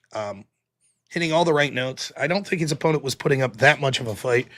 He, without domineering the time. In fact, my guess is he spoke less time. because he was actually taking his minute opportunity in his breaks to ask questions and then leaving her jump in. To offensive positions that he wanted to have, was able to evaluate impacts based on saying that she's making the things that she claims to want to solve actually worse in two separate ways, through birth rates and through immigration, and made allusions to outside impacts that were devastating, like 62 million people dead of abortion. Every single argument that he made, every single phase of the quarter of that debate we watched, was Jake being on the offense. And he was doing it in a way that was pretty affable, made him seem pretty likable, and was outclassing his opponent both stylistically and argumentatively. And certainly when it came to the understanding and argument structure and how to proceed about winning a debate. One of the things I talk about all the time is offense, offense, offense. You need to go in the offense. Jake did a phenomenal job of that. So very good. Very few notes that I could have for Jake there. I think he did fantastic, as is evident that I was saying, if I was Jake, this is what I would say. And oftentimes he was saying basically 98% of what I was suggesting he say. So phenomenal job. For Mahleej, the advice I would give her is make sure that you're pushing for offensive positions more. So for example, there's ground that should be easy for a feminist to cover, like sexual abuse against women, battered women, domestic violence, things like that. Take it there. Don't leave Jake just control the direction of the debate. Who knows? We only watched a quarter of the debate, so maybe later in the debate she does a better job of getting there. But perceptually, you want to either outline, look, I'll leave you control the direction of the debate now as long as you reciprocate and let me in the next half hour. Or you got to be like, look, we talked about your issue here. Now I want to talk about one of mine. But make sure that you're getting your foot in there. Find clever ways to go on the offense, right? That would be a piece of advice I have, and maybe she's more comfortable and the facts are more on her side, perhaps, talking about issues like domestic violence or something like that, that she'd be able to get into more and say that feminism's markedly decreased the rates of that. I don't know if that's true, but that's sort of the types of arguments that I think would be most easy and most comfortable for a feminist to be making. So that would be my big advice, to don't just be on defense the entire time, go on the offense. And then this might come across as smug, but I don't know how else to put this.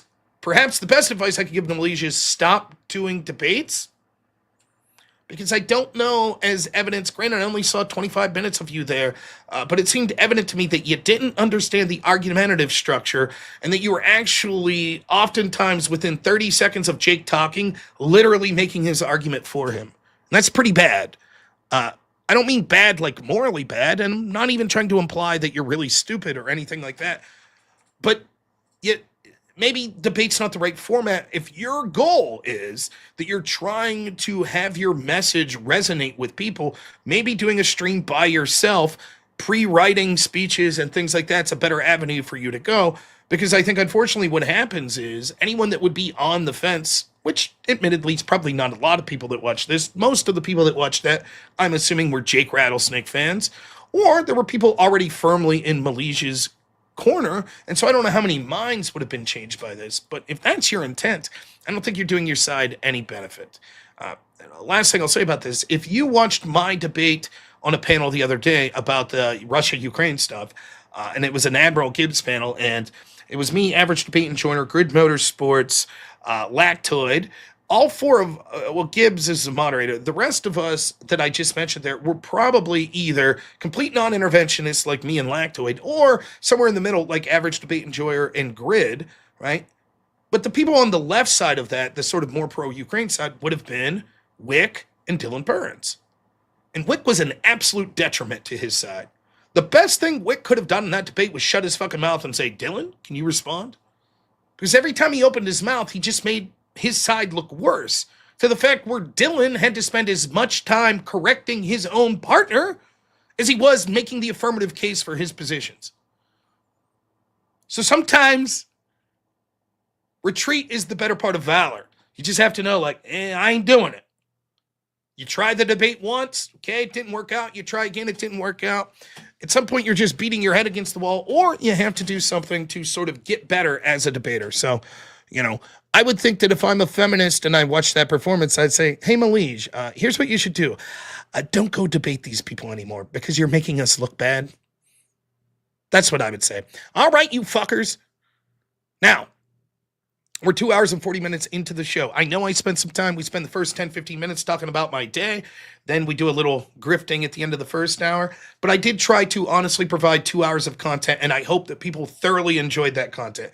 I'm not ending the show. I'm not saying that we won't talk about debate or politics going forward from this point of the show. However, there's sort of two competing interpretations of what my show should be. There are the people that tune in to watch me because they thoroughly enjoy my debate reviews, my debates, my political or cultural points, and they think that it's entertaining and informative to listen to that. And then there are the people that don't give a shit what I say and want to constantly aggravate me by playing a stupid fucking whip song.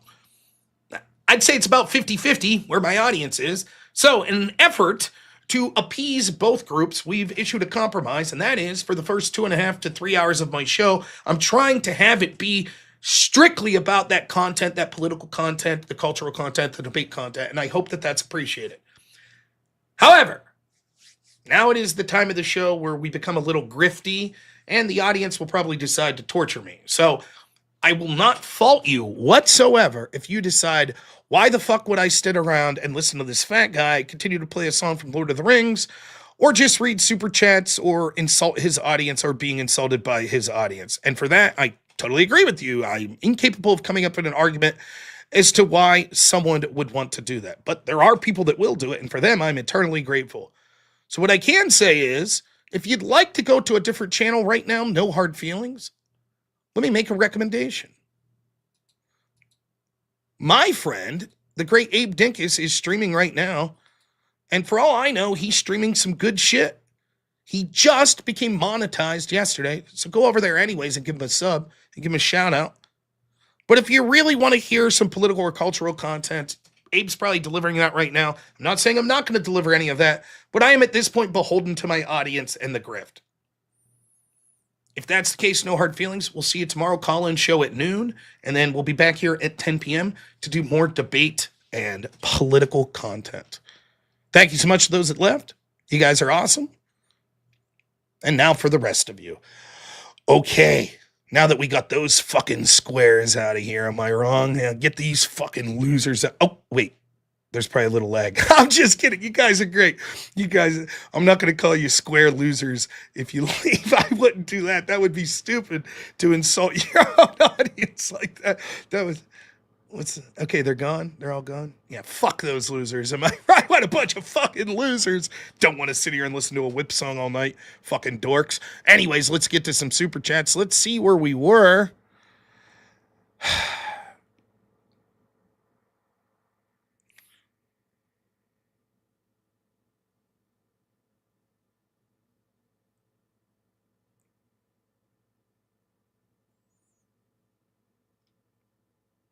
All right, Blasterbot, $10. Thank you as always, my friend. Says Velociraptors were from China. The Utah Raptor was the superior, larger American version.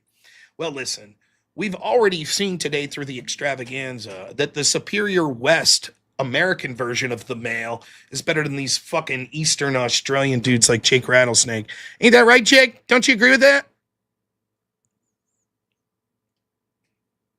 He has no comment, of course. Thanks, Blasterbot. Intel Wild, happy birthday again, though it's beyond midnight, so the birthday's over. Thus starts another great year. I wish you the best, Intel Wild. Always generous, $5. Says, rumor has it Destiny's favorite bedroom song is Where There's a Whip, There's a Way. I can't sing it very well.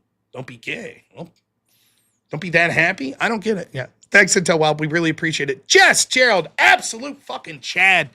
One of the most generous people. From like the day I started streaming full time, like in early June, Jess Gerald has been one of the most consistently overly generous supporters of mine. And it makes things like doing this channel and being able to support my family actually doable. So thank you as always, Jess Gerald. And he always does it in such a friendly way, gifting memberships to people. So thank you so much, Jess Gerald. Thoroughly appreciate it. Now, the gifted memberships don't show up in the super chat goal, but the money comes in all the same, baby. Thank you so much, Jess Gerald. Really appreciate it, man. Always do. It's great to hear from you. Hope everything's going well. I know that you were going to try your hand at a little stand-up comedy, if you were being honest, the last time that we talked. So I hope that you're crushing it, man. I know that whatever you do, you'll be successful. So thank you so much, Jess Gerald. Intel Wild again, $5, says Jess Gerald. L for legend. Crushing it. Mrs. D, always great to hear from you. Becomes a member. Thank you so much, Mrs. D. Always appreciate it. The great and incredibly generous, yet somewhat annoying, if we're being honest, with his whip song advocacy, Wade Boggs, $20. It just says, one to the whip song credit. I think I have the whip song credits all written down. We'll see if the audience disagrees with me. But thank you so much, Wade Boggs. I promise we'll get to that in one quick second here. Mrs. D then steps up and generously gives 10 memberships. My goodness. Thank you so much, Mrs. D. Myself and all of the people that were gifted a membership, I'm sure, are very thankful to you. Thank you, Mrs. D. Clicker, $20. Thank you so much. Probably unaware that that $20 donation means that we're going to have to play this fucking whip song again. Nonetheless, Clicker, thank you so much. Says top-notch debate analysis. Steelman both sides. Thank you, sir. Well, never mind. I did not read the last word of that. Never mind. Clicker is well aware of the whip song. So thank you anyways. Very generous, Clicker. And I appreciate the kind words as well, even if it comes with a little, it's like the compliment sandwich. Here's $20. Here's a good thing to say about you. Now play that fucking whip song, you dancing monkey. Thank you, Clicker. I really appreciate it, man. Mrs. D, $10, $20, and another $25, and says, if we smash the goal and likes, I will grift memberships. Well, shit, you can't argue with that. Let's do it. Let's smash the goal and likes. Thank you, Mrs. D. And Mrs. D, another $2 says, my donos do not go towards the whip song. Now, first off, as long as you're not donating $20, the default would not be that they go to the whip song. But I do appreciate the clarity with the capital N-O-T. Now, there's something I can get behind. Speaking of the aforementioned incredibly generous Blasterbot, my goodness, what a legend. $50. Thank you so much. Thank you. Says, to try and make a left-wing point in favor of declining birth rates, I would say she should go to climate change as a general need to reduce population and people's impact on the environment. Not great, but there's something, and she believes probably. Now, I'm sort of cheating a little here. Normally, a $50 donation would not be a whip song. However, for a $50 donation, you could get the special super secret whip song, the bougie whip song, which I happen to know Blasterbot would probably want that. So we'll put that down. Yeah, you're absolutely right, Blasterbot. This has to do with, I mentioned the term Malthusian. Malthus was this, or Malthus, what a fucking name. Malthus was this sort of academic that was saying that there's limited resources in the world, and so we need to severely limit the amount of people in the world. And so people take this Malthusian perspective, and they will address it with climate change. They'll say that the more people that are born, the more that we accelerate climate change, which actually leads to a destruction of the planet. And the impact, like, remember we were talking about magnitude? Is the end of the human race the biggest possible magnitude? You might say, sure, what could be worse than that? Well, I could come up with two easy things that would be worse than that. The perpetual torture of the human race. For example, if you're religious and you believe in the concept of hell, death itself isn't necessarily the worst thing possible, because you could die and go to heaven, or you could go to hell to be perpetually tortured. So death as itself wouldn't necessarily be the worst impact that an individual could have. Therefore, it would imply that the death of all humans wouldn't necessarily be the worst thing that could happen to humans. We could be perpetually, go watch or go read the book, I Have No Mouth and I Must Scream. Those women, or the last of humanity, was desperately trying to end their own lives. That's how bad things got for them in that story. And if you read it, you'll understand why. But also, you could say, well, why are humans the priority? Wouldn't the complete destruction of the entire planet be worse than just the destruction of humanity? And believe it or not, there are people that make this argument. If humans are responsible for climate change, then something like nuclear war would be good. How could you say that? You'd say, well, because the planet would be able to survive nuclear war, and it would get rid of humans. But the planet will not be able to survive another 500 years of humanity. See? So yes, certainly Blasterbot, there are offensive positions. I think those arguments are dog shit for a ton of reasons that should be self-evident to almost everyone. But that's an offensive position, you're right. So maybe going in that direction would be a possibility. TVT, $5. Thank you, my friend. Says, free our sanity from the whip song. For the love of Jesus. Think of the children. Please, someone donate $200 to end the whip song madness. Now, the donations that have already been put out there for the whip song would still have to be played, but we could stop any future insanity. A $200 donation to any of the platforms, I remind you, those could be YouTube in the form of super chats. It could be Rumble. I'm looking over there. What's up, Rumblers? We see you. Thanks so much for being here. Or it could be through PayPal at robnoerr. Or buymeacoffee.com/robnoerr. Or perhaps the easiest of all, other than YouTube, Cash App, $robnoerr. Flavius, $20, says, there seems to be some disdain for the whip song. These elves don't like to work as hard as men. Let the mortals know, when the elves need Gondor's aid again, the eagles will come. Yeah, I think you're right. Like, of course, the elves probably weaponize the orcs to go after the kingdom of men. And of course, the elves will sit back and go, we don't like the whip song because it makes us feel uncomfortable and we would actually have to do, physical labor. Leave that to the men. Well, the people of Gondor, they're tired of it. They're not afraid to get their hands dirty and crack the whip if necessary. So thank you so much, Flavius. That'll be another whip song credit. Vegan No Brains. What's happening for $5 says, oh, is that a play off Vegan Gains? Pretty funny. Says, so I went dumpster diving with my fellow vegans and scored like $30. Actually closer to $40 worth of food for free. Pretty sweet, huh? And presumably all vegan material. Nice. Good for you. Blasterbot, $10. Thank you so much again. Says, Mongolia made it a status thing by giving awards for how many children a married woman has. It did work. Make it a status thing and give them bragging rights over other women. See, but that's not financial. That's changing the cultural value. Even that, I could argue, although better, I think that if you could change the cultural value to understand it's not just a status thing, but it is the actual personal fulfillment you get from having children outweighs anything like a perceived status or a perceived financial benefit.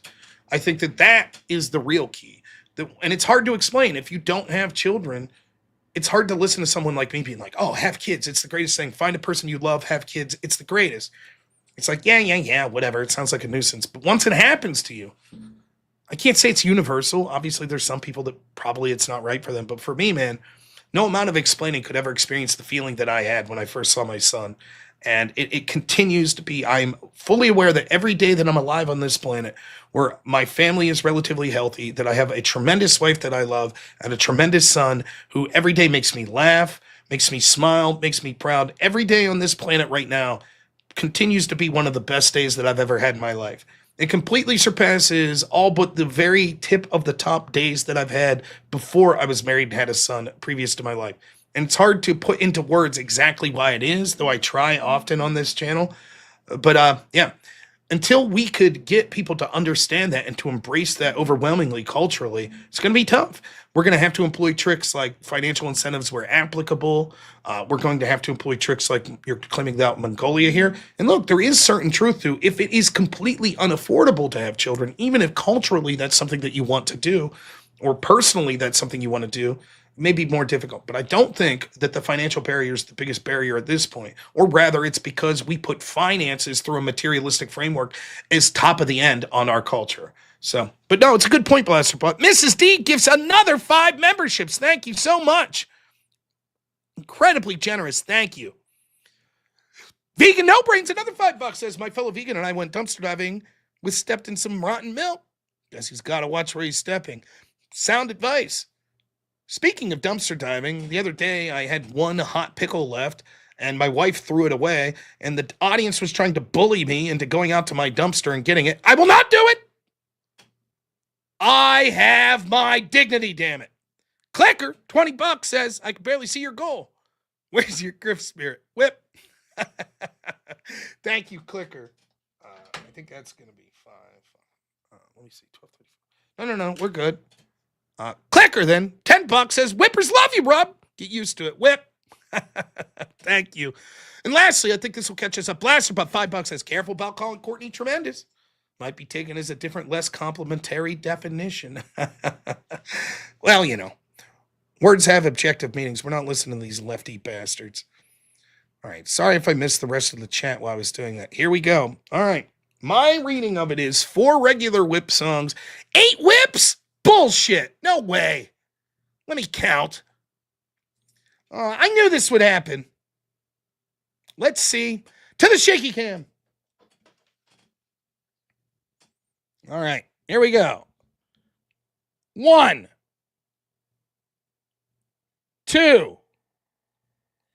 That's the one bougie whip song. So there it is. So we're at 2 and a bougie. 3, 4, 5. Did we already play this one? All right, maybe not. 6. 7. I'm pretty sure we played that one. Yeah, we played 2 already. So 7. All right. Fuck. Yep.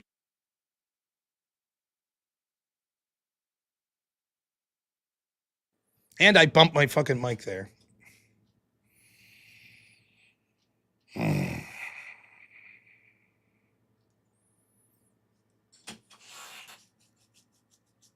For the love of God, someone donate $200 to stop this, man. It's Clicker. Thank you so much for the $20.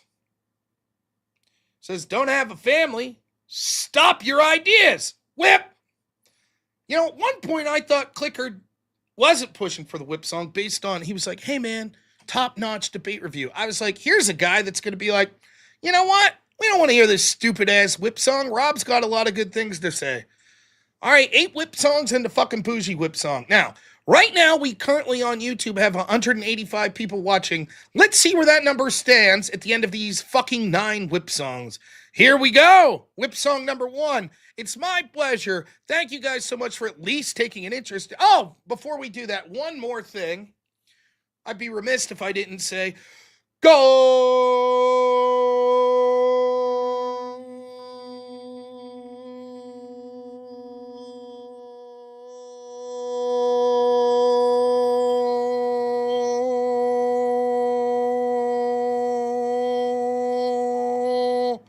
Sounded like I was hitting puberty there for a minute.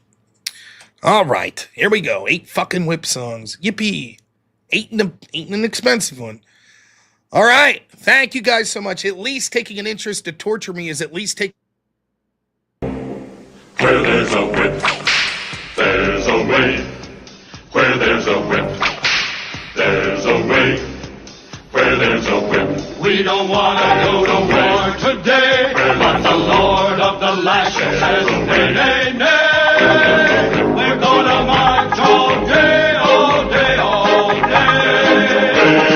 Where there's a whip, there's a way.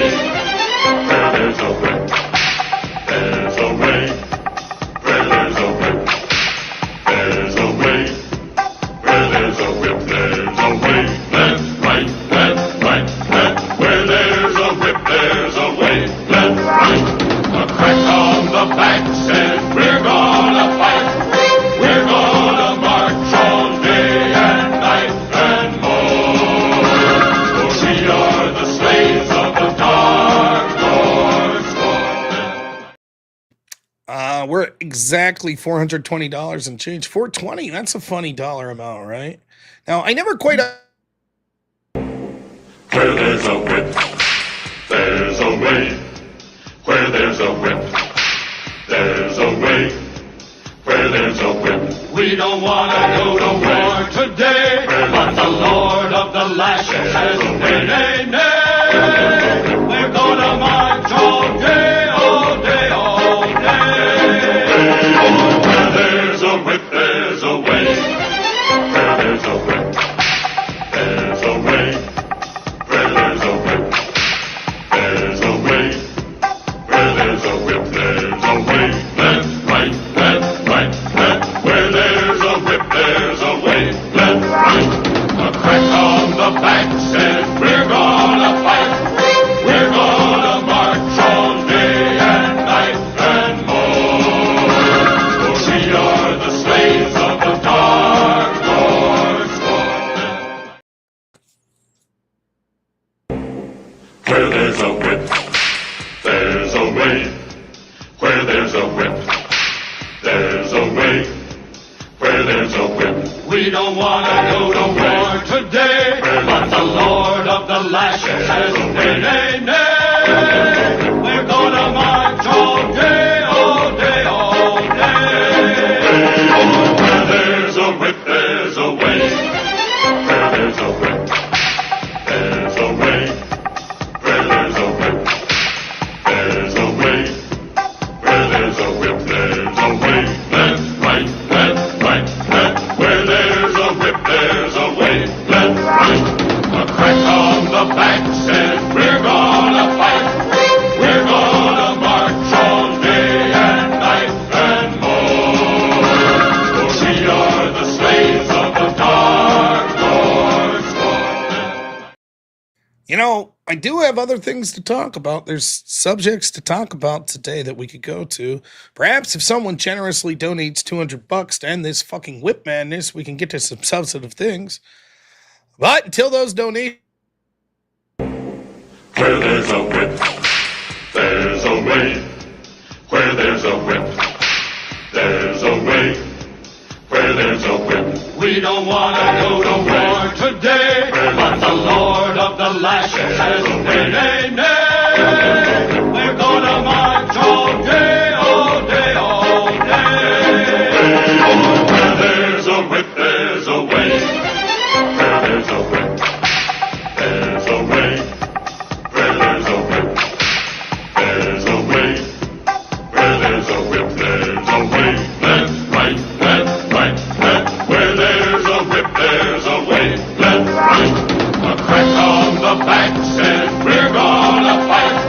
We're gonna march all day and night and more. For we are the slaves of the dark Lord's fallen.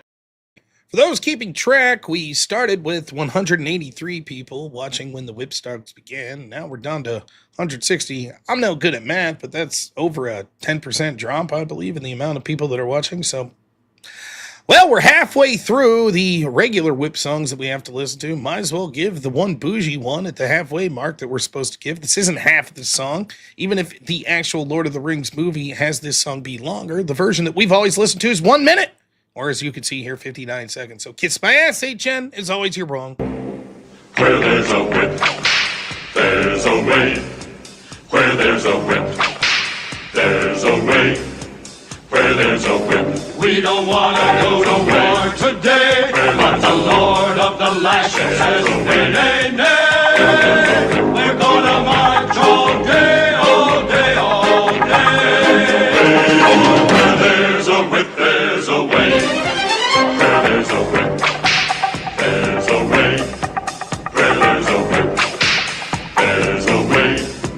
Where there's a whip, there's a way. Left, right, left, right, left. Where there's a whip, there's a way. Left, right. A crack on the back says, we're gonna fight. We're gonna march all day and night and more. For we are the slaves of the dark Lord's fallen. Now, I will have to say something I didn't take into consideration. Their social turpentine says, but I came in the middle of the song and stayed because of it. Okay, so I guess I didn't evaluate how many people would have left this dog shit channel had I not been playing the whip song. So, again, I remind you, as we're halfway through the 8 whip songs we had to play, $200 donated on any platform will mean that we don't have. Where there's a whip, there's a way. Where there's a whip, there's a way. Where there's a whip, we don't want to go to war today. But the Lord of the lashes says, nay, nay, nay. We're gonna march all day, all day, all day. Where there's a whip, there's a way. Where there's a whip, there's a way. Where there's a whip, there's a way. Where there's a whip, there's a way. Left, right, left, right, left. Where there's a whip, there's a way. Left, right. A crack on the back says, we're gonna fight. We're gonna march all day and night and more. For we are the slaves of the dark Lord's fallen. Just want to say thank you again, guys. You get. Where there's a whip, there's a way. Where there's a whip, there's a way.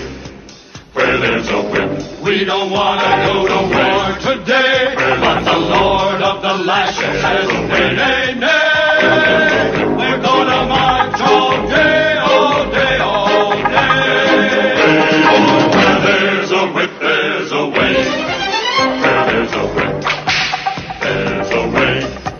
Where there's a whip, there's a way. Where there's a whip, there's a way. Left, right, left, right, left. Where there's a whip, there's a way. Left, right. A crack on the back says we're gonna fight. We're gonna march all day and night and more. For we are the slaves of the dark Lord's sword. Where there's a whip, there's a way. Where there's a whip, there's a way. Where there's a whip, we don't want to go to war today. But the Lord of the lashes has a way. Nay, nay, we're gonna march all day, all day, all day. Where there's a whip, there's a way. Where there's a whip, there's a way. Where there's a whip, there's a way. Where there's a whip, there's a way. Left, right, left, right, left. Where there's a whip, there's a way. Left, right. A crack on the back says we're gonna fight. We're gonna march all day and night and more. For we are the slaves of the dark Lord's sword. Light at the end of the tunnel, one left. Now listen, before I play this last one, I have a feeling that these cutthroats in the chat here are going to fucking keep me playing this incrementally the rest of the night. So to anyone sane still out there, and I don't know, right now we currently have 157 people watching on YouTube, 5 on Twitch, and on Rumble, somehow we still have 12 people. The only explanation that I can see for this is there are people that are at work driving or have just left their phone or device running my video that are incapable of turning the channel at this point. And people that are legitimately fucking sadist and insane. That's the two groups of people that are left here. But if there's anyone in the third camp that's like, I'd like to end this madness and I'm still watching, for the love of God, send $200 in to stop this madness because it won't stop. It might not be 8 in a row, but people will continue to torment me until the night goes on. And lest people say that I'm unwilling to put my money where my mouth is, due to audience outrage when I did exactly that the other day and donated $200 of my own, thereby giving YouTube 25% of my own $200 I donated, I've been told through mass audience criticism that I am not allowed, nor is my wife allowed, to donate to stop this. So I implore you, please someone donate the $200 to stop this last whip song. Well, one good thing about being tortured with the whip song is eventually it ends. And Where there's a whip, there's a way. Where there's a whip, there's a way. Where there's a whip, we don't want to go to war today. But the Lord of the lashes has a way. Nay, nay, we're gonna march all day, all day, all day. Where there's a whip, there's a way. Where there's a whip, there's a way. Where there's a whip, there's a way. Where there's a whip, there's a way. Left, right, left, right, left. Where there's a whip, there's a way. Left, right. A crack on the back says we're gonna fight. We're gonna march all day and night and more. For we are the slaves of the dark Lord's sword. it's nice to be out of out of the whip's way here momentarily. Enjoy these brief moments of brevity. Brevity? I don't even know what I'm saying. My brain is mush from listening to this song. Sending sympathy from the UK. Now back to work. We all have our burdens. We all have our jobs. Put it on repeat, not in your life. $20 per play. That's a good enough deal. It's a bargain. People were telling me I should incrementally raise the price. I stood up for you whippers. I said, no, $20 is the amount. They did go by fast, mercifully. I didn't skip no whip.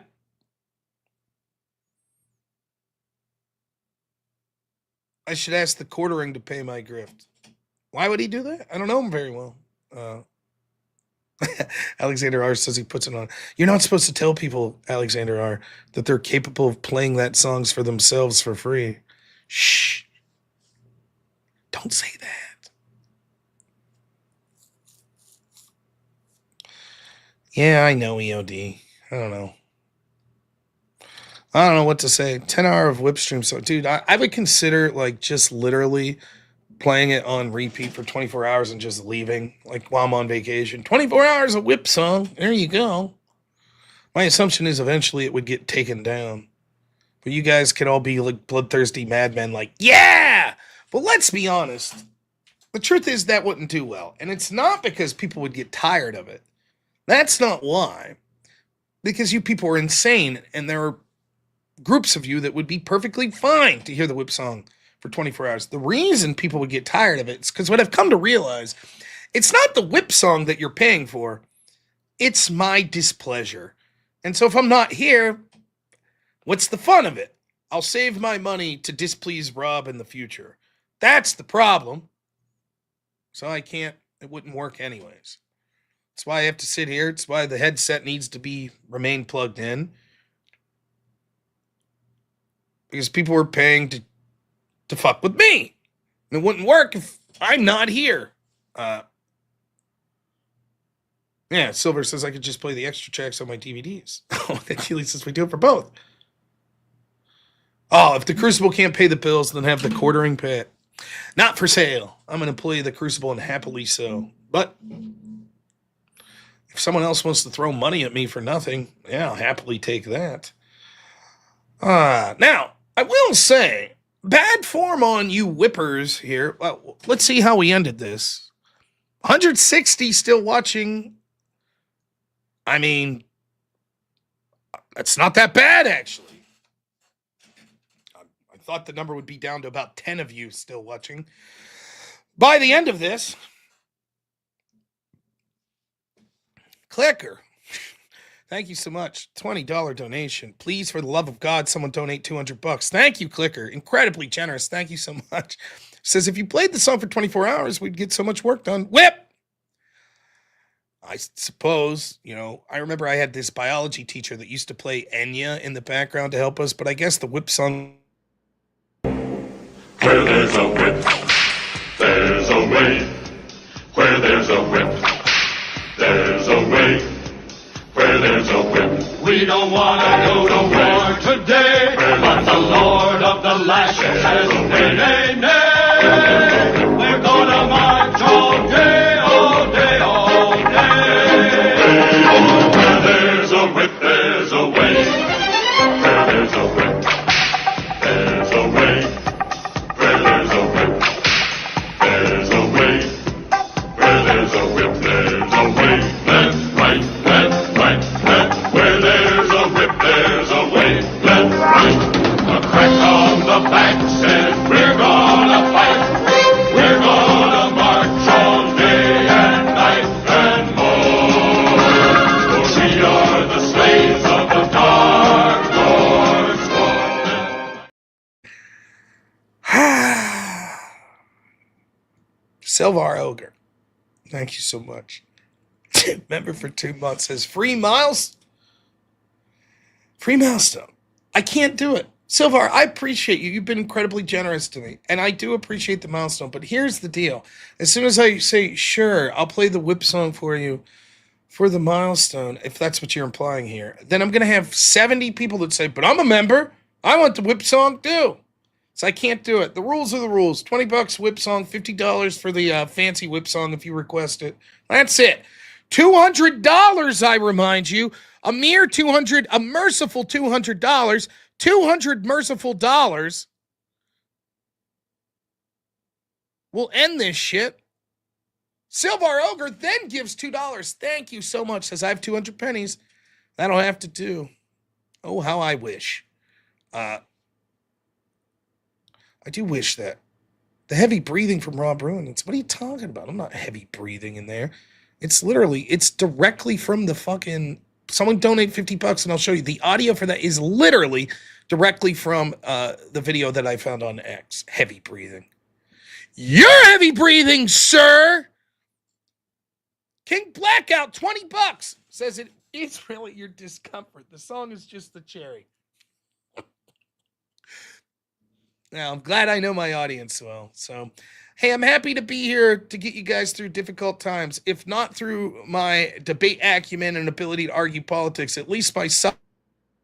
Where there's a whip, there's a way. Where there's a whip, there's a way.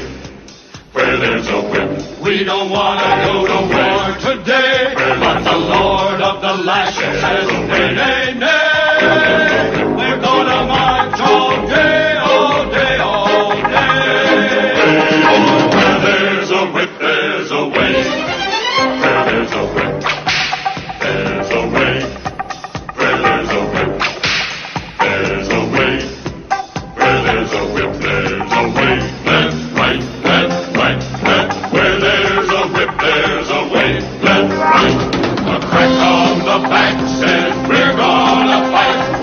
We're gonna march all day and night and more.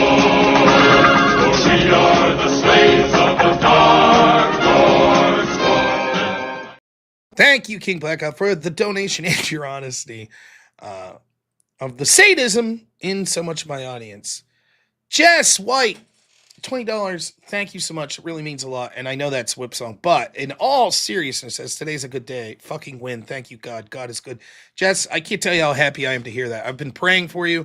I know you've had some personal shit, so absolute amazing. It seems like things are at least going in a positive direction for you. You're right. God is good. Thank you for the $20 donation. Enjoy a little celebratory Whip Song, but it's great to hear that, Jess. Where there's a whip, there's a way.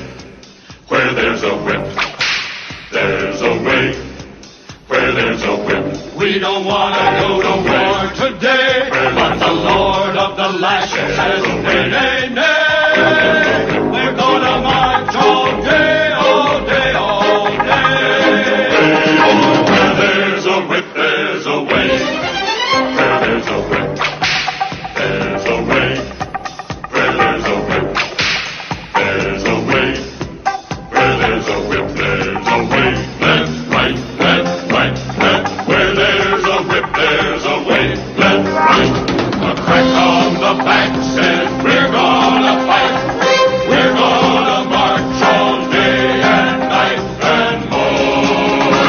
For we are the slaves of the dark Lord's fall.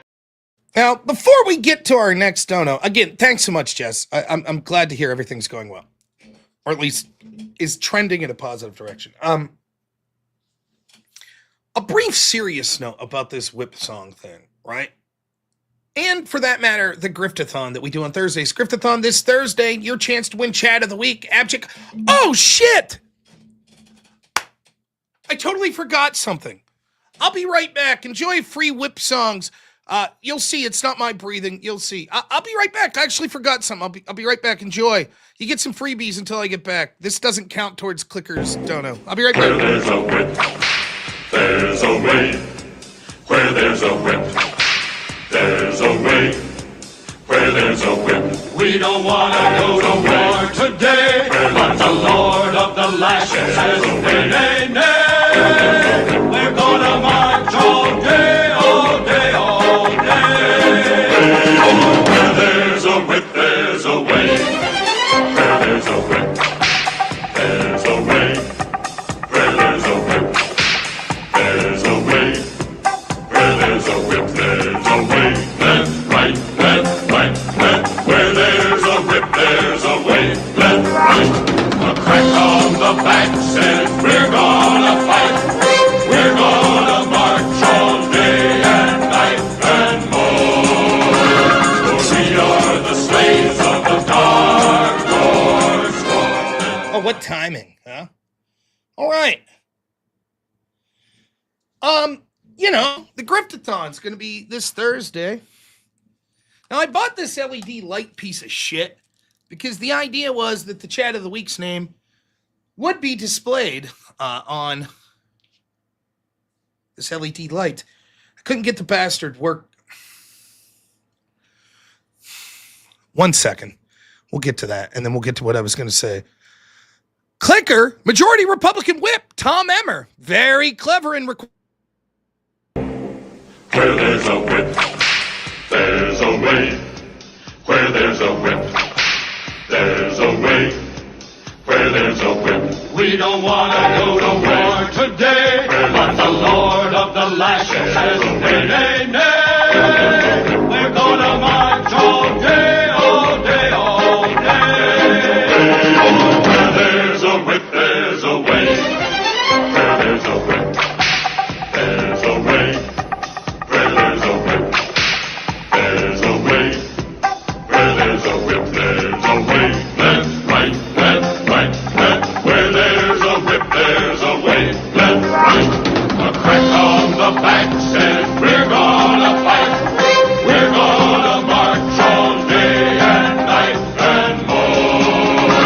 For we are the slaves of the dark Lord's sword. All right. Now back to what I was saying. With the whip thing and with the Griftathon, here's something interesting, all joking aside with all this that I found. Now, I'm someone who's interested in debate and argumentation, as I've said previously. Now, when I did policy debate in college, one of the things that's both very aggravating about debate and very interesting is debate's strange because the very nature of it is you can debate the rules. So, like, if you play a sport, you don't get to look at the ref and be like, I don't like that rule. What do you mean that was a double dribble? I think that's a shitty rule. The ref's going to be like, okay, well, that's the rule. But debate's not like that. Now, I think there are certain rules that you have to follow that you should, but you don't. At the end of the day, a judge is the one signing the ballot, and if that judge says, fuck the rules, that's the way it's going to be.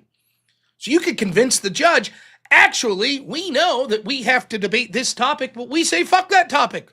It's not important. In fact, it's white supremacist to try to make us debate this topic. Judge might say, I'm a weird fucking lefty. I agree. And away you go. I heard people debate things like, why should I be limited to 9 minutes to speak? Why shouldn't I get more time? I'm a person of color or a woman. Or I've heard, why should I have to speak English? Or I've heard, why should I have to be academically eligible? What if we want to bring in a legal immigrant? I've heard, why do we have to speak at all? I'm not shitting you. There were one tournament, I didn't debate this gentleman, but there was a man without a mouth that was debating. He just went, not shitting you. That happened. So all the rules were at some point, now most of the rules, well, I don't want to say most, a lot of the rules, it was like, look, that one's sort of non-negotiable, but all of them were up for debate to some degree. So I've always been interested in that little meta thing. Now that brings me to the whip song. Now Jess White donated $20, but it was Australian. And someone said, discount whip song. Now this raises a very interesting point about the rules of the game that I've created. There's all sorts of little meta shit that happens. What if someone donates a denomination that isn't US dollars? Should they have to donate the equivalent of $20? So if the currency is less valuable than US dollars, does that mean that they would have to donate more and make up the difference? Or what if they have a currency that's worth more than US dollars? Can they get away with donating $11 or $12 instead? But there's all sorts of other questions that are raised. For example, if I say $20 for a whip song, unless you specifically say no whip song, but $200 to end the whip song, does the same rule apply? If you just say, hey, here's $200, Rob, have a great stream, does that end the whip song? Well, it became a debate the other night because the inverse of that is, okay, what about $200 to bring the whip song back after someone donates the $200 to end the whip song? So we had a guy that donated $200. Whip Song had been ended. Then someone donates $200, but they don't say bring back the Whip Song. So do we bring it back? I didn't know what to do. I was like, I hadn't thought that far ahead. I think it's absolutely fucking insane. Anyone's donating money around this song whatsoever. The same with the Griftathon. There's a lot of rules. Someone wants to donate through PayPal. They don't want to use their real name. But I don't know what their name is on screen. So who wins the chat of the week if that happens? I'm not going to announce the real name that came through on PayPal. Or someone says, I want to donate money in someone else's name. So I want Miggy to be the chat of the week. So Alexander R says, here's $5 for Miggy. Is that allowed? It's fucking amazing how just like these little grifting games and shit like that, how you can see quickly how things that you didn't anticipate, all of a sudden all of these questions run up on the periphery. I find that shit very amazing. It's actually very interesting to me to be like, damn, it's really amazing. So I brought that up because the reason I had to run downstairs was I was thinking Thursday's going to be the Griftathon, and the great abject fool will be defending his title of Chat of the Week. Now, I'll have more to say about the Griftathon this Thursday, obviously. Here is something that I had, though. It's plugged in. This piece of shit, this was an LED board that was eventually going to be hung behind me, and it would say, like, Chat of the Week, abject fool. But I can't get the piece of shit working. Paid $200 for that piece of shit, and I can't get it working. So I decided to go low tech. And what you know, it came in today. So you guys are going to laugh. You're going to be like, what a cheap asshole, right? Like he said he was going to fucking do an LED board, but then we ended up with this piece of shit. Well, whatever. Here we go. Dun, dun, dun, dun, dun, dun, dun, dun. I'm going to make room. I got to redecorate the wall. This will be something that's hung up. But ladies and gentlemen, the chat of the week for this week, abject fool. Yeah, there it is. At the very least, before I can, or until I can figure out an electronic solution to this, there you have it. Chat of the week, abject fool. Special thanks to my wife for unpeeling all the little letters and putting them on there.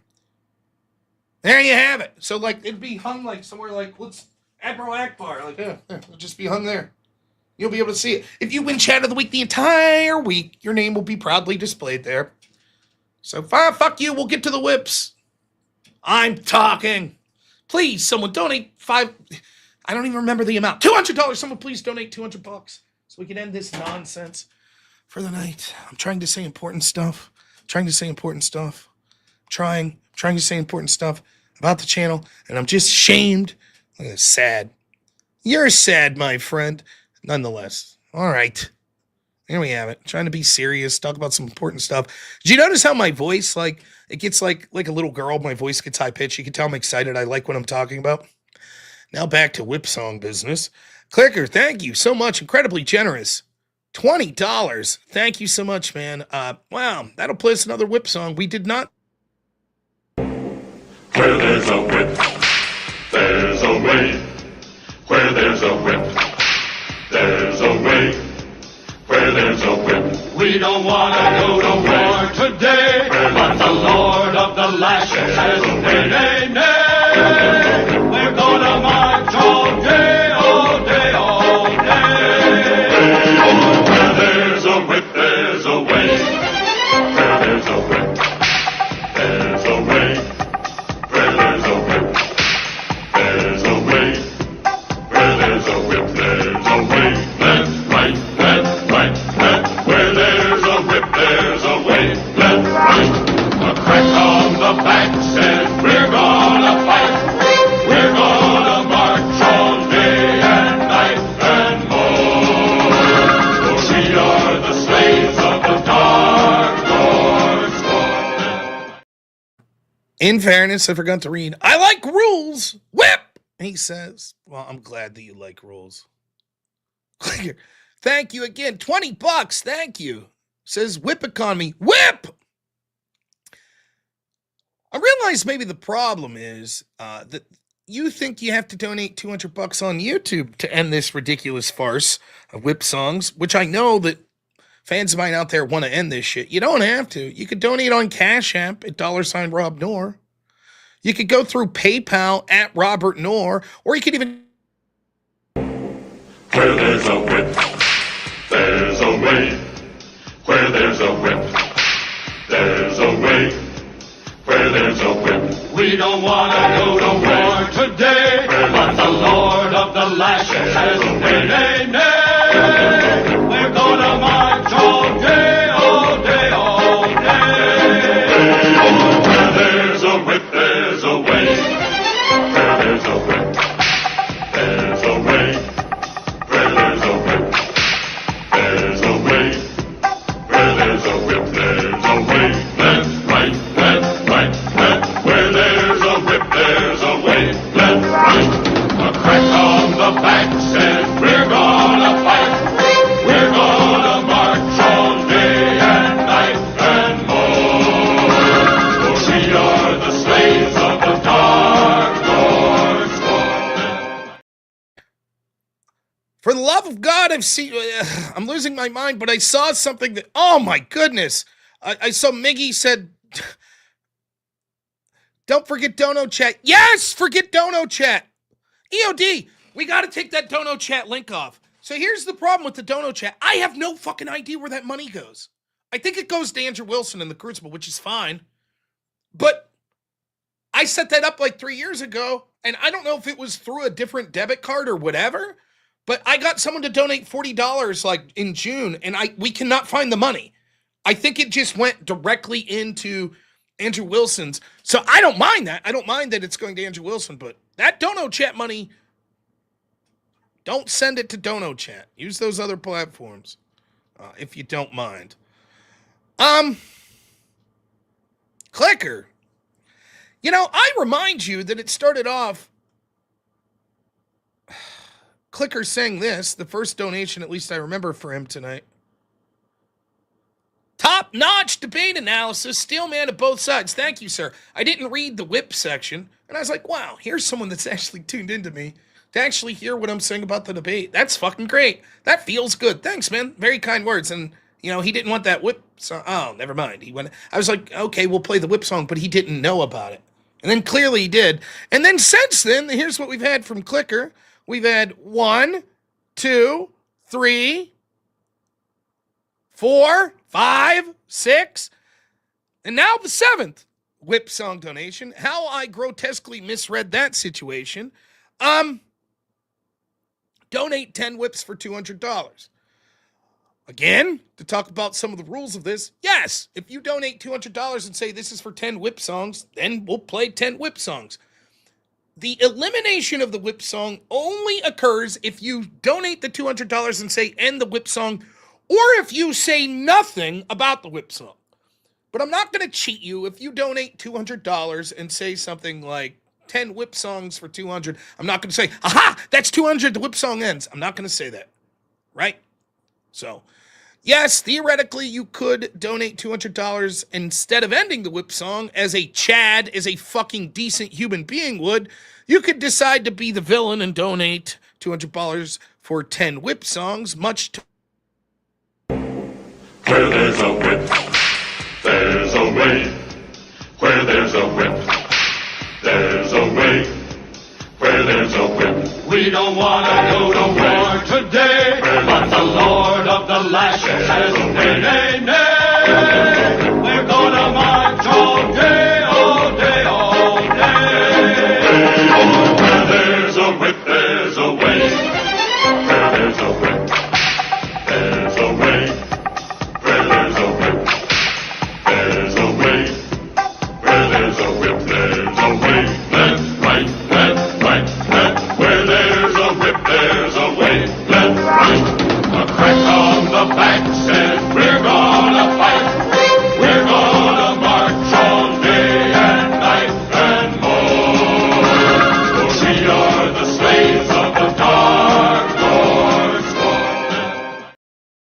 So I'm like desperately checking my accounts. Like, oh, someone's going to donate to PayPal or something, $200 to end this madness, if not to YouTube.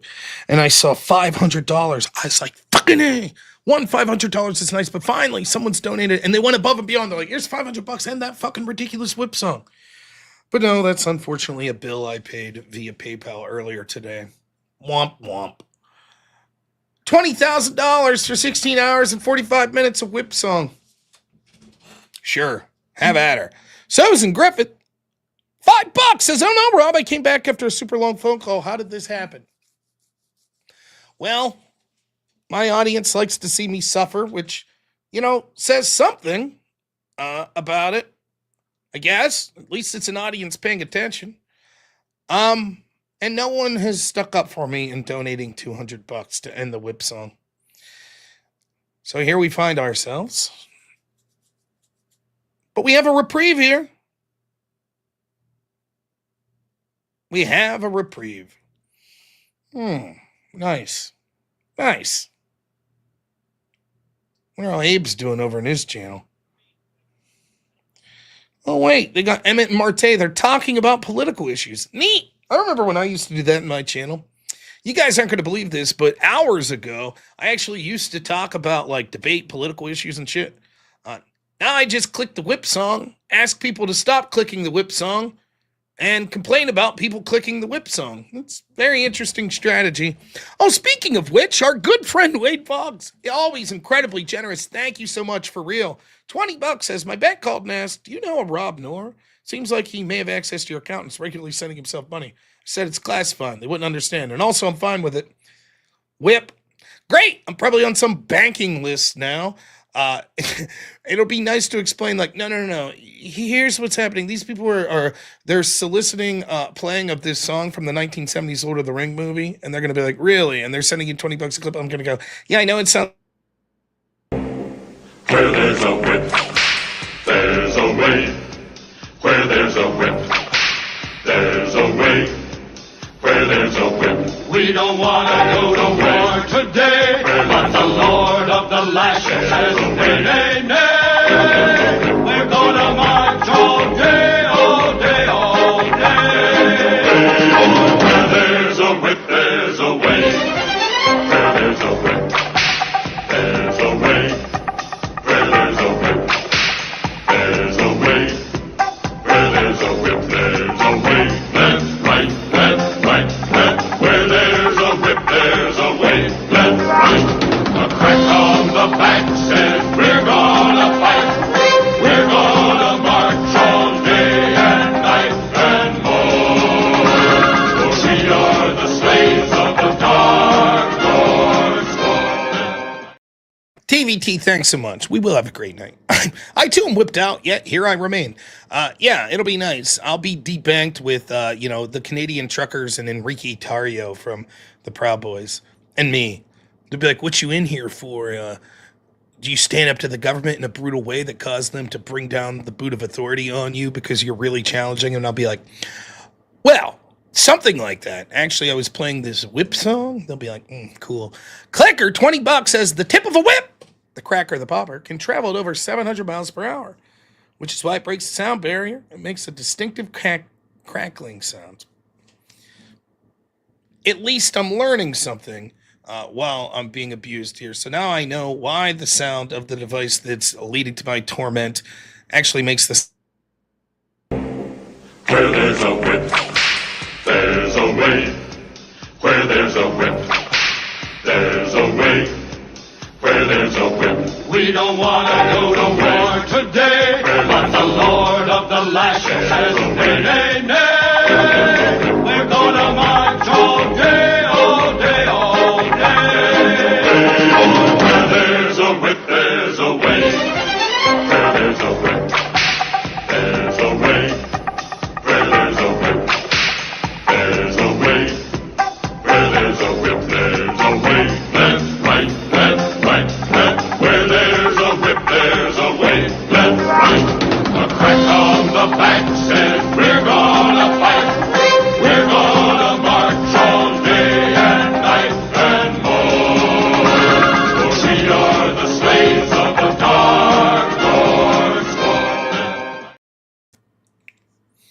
Thank you so much, Clicker. Much appreciated. I did have other things to talk about tonight. I had some stories pulled up on X. One video in particular I thought was very funny with the mayor of Chicago. Classic lefty debate tactics. But I don't know that we're going to make it there. You could always donate $200, please. I implore you, someone, please, please, please donate $200 to stop this torment. We could do it. Clicker, thank you so much for the $20. Says, I really meant it. Your analysis is great, but I can't stop hitting the whip button you gave me. It's fair, I guess. With great power comes great Where there's a whip, there's a way. Where there's a whip, there's a way.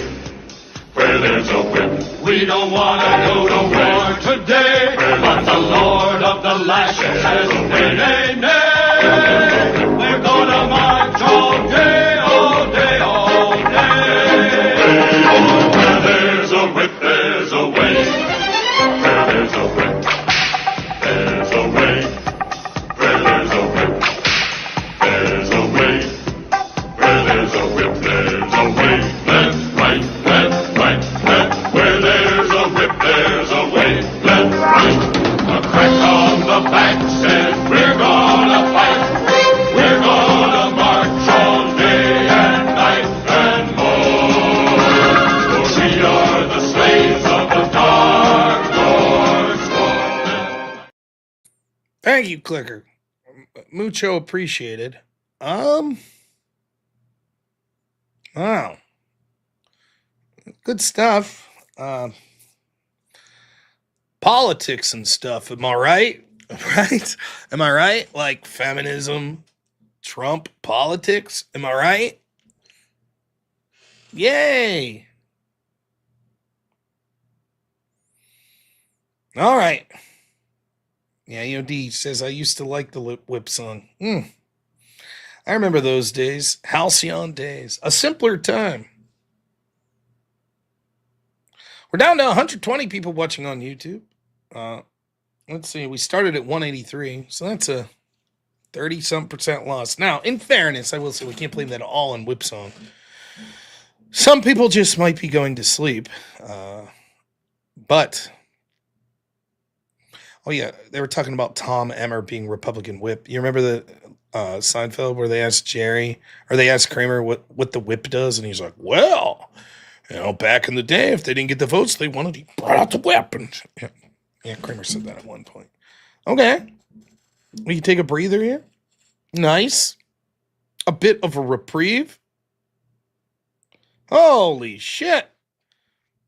Wow. Susan Griffith, thank you so much for the $10. But man, I saw a little bit of your message here before I read it. It says, had the worst day, saw a dead body on the way to work. And other nonsense. But your followers' dedication to driving you to madness and uplifting. Well, hey, we're all here to try. That's terrible, though. It really does suck. I don't know what the context is of seeing a dead body, if it's part and parcel to your work or not, but never a good thing. As far as I know, I've only ever seen one dead body in a context of not a funeral or something. It was not good. It was a dear relative that we found passed away, elderly, but yeah, sorry to hear that. Sucks. So we're whip moderate now. Nice. It's nice to be moderate with your vices. Doug Stanhope, this comedian I like, he used to say, the key to life is excess in moderation. Don't drink one beer every day. Drink all the beers in one day. It's a really bad accident. Yeah, that sucks, man. Terrible. You'd be surprised, like, my father-in-law's a truck driver, and man, when you're putting that many miles on the road, sometimes you see these accidents, and whether you directly see what occurred there, or you just know from the scene you're looking at that someone didn't make it. Really does put things in perspective, how fragile life could be. But yeah, I'm sorry to hear that, Susan. We'll be praying for you, but glad we could help cheer you up a little here tonight.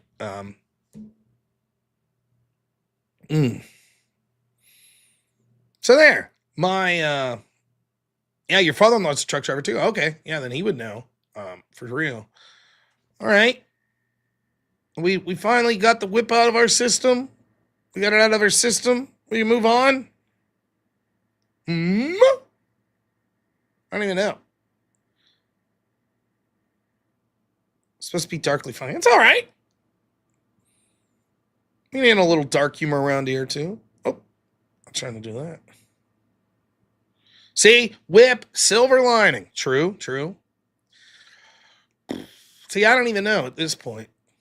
I was going to bring up today on the extravaganza. We played the clip of Jeffrey too. You know what?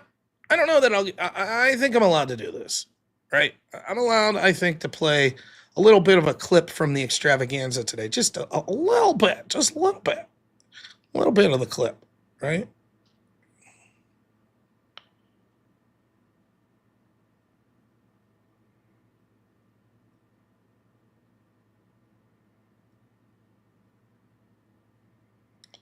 Mm-hmm.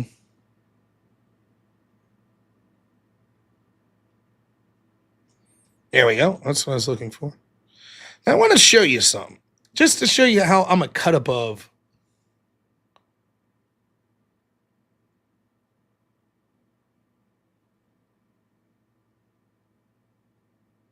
Give me a second.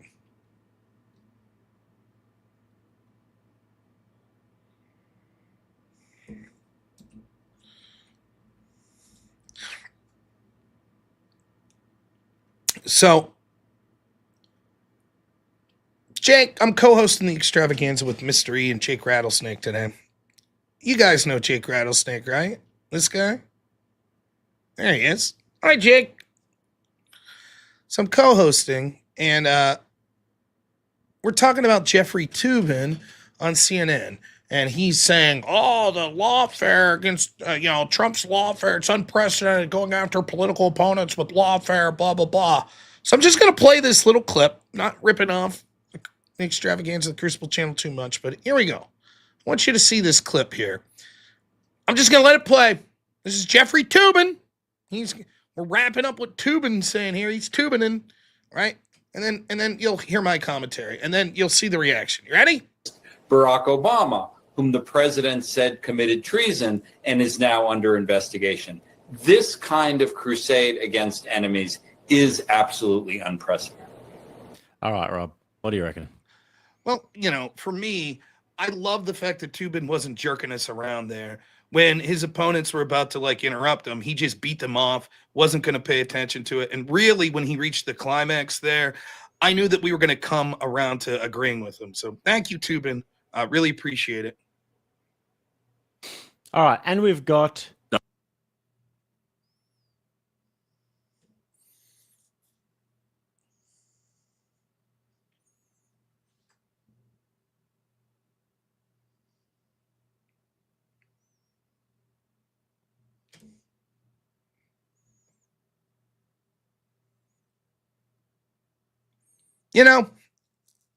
It's like I'm Picasso.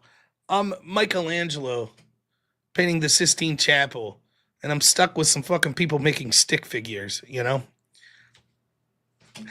But anyways, on that Toobin point, though, for a serious moment, it's so ridiculous. It's unprecedented, was what Toobin said. It's unprecedented what's happening here. Unprecedented. This lawfare targeting your political opponents. A very incomplete list of prominent Republicans prosecuted during the Biden administration. Donald Trump, 4 different jurisdictions. Giuliani, Mark Meadows, John Eastman, Sidney Powell, George Santos, Jeff Fortenberry, Steve Bannon, Peter Navarro, Kenneth Chesbrough, Jenna Ellis, Jeffrey Clark, Boris Epshteyn, Christina Bobb, and Mike Roman. But tell me about the unprecedented political targeting again. Now, of course, the argument will just be, but those people are all guilty. They had it coming. Not like us, not like the people on our side. We're good people. So you can't look into investigations. My response is quite simply, no one is above the law. The bar for starting an investigation is very low. Enjoy the world you wanted, Jeffrey Toobin. Next time, make sure the camera's off before you take care of your business, okay, Tubin? Susan Griffith, $5 says, well, shit, Rob. Here's another to bring up the mood. See, y'all. Had to do the other night is bring up death. Oh, I fucking read that like an idiot. See, y'all, like you were leaving, but you're like, see, all you had to do is the other night is to bring up death. There you go. Ah, fuck. You're crushing it, Susan. Don't worry about it. Don't worry about it. We're talking about Tubin now. It's nice. I get to talk about. But man. And it's true. Chat is slacking. True story. Chat's doing very good, even though it's torturous. We earned that fucking $635 tonight. We earned that shit. Oh, I know someone's generously before the end of the night here going to be like, here's $200. End that fucking whip song, even if it's late in the night. End that stupid ass song. We really appreciate you, Rob, and your political takes. And your sparkling wit that went right over Jake and Mr. E's heads when you were on the extravaganza. Of course, while we're at it, John Bolton, how do you think? Oh, no. Well, there's an answer to that. No one is above the law. Right. Yeah, I got little graphics there. There we go. Andrew gets it. The bar for prosecution is very low. What's actually the bar for opening an investigation is very low. No one is above the law. You're right.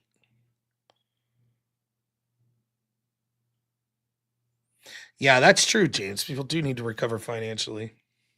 Not me. I need to recover mentally. Yes, you can check out the extravaganza, all of the extravaganza. The videos are exclusive to the Crucible's Rumble channel. But yes, I'll put the link up. Check them out.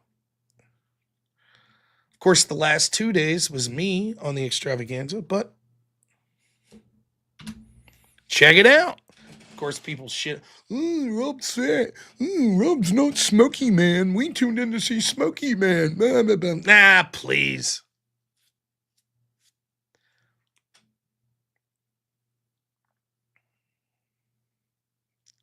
I did a fantastic job. I'm not ashamed to say. Anything happening fun on X tonight? My brain went mush with all the whip business.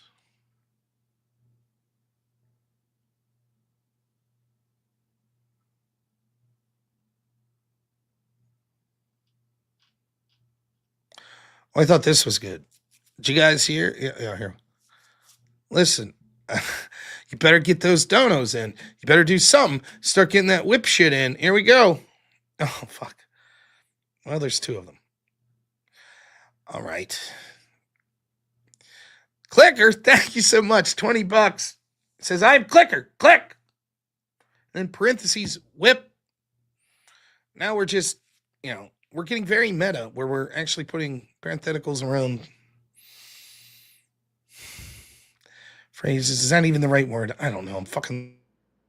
Where there's a whip, there's a way.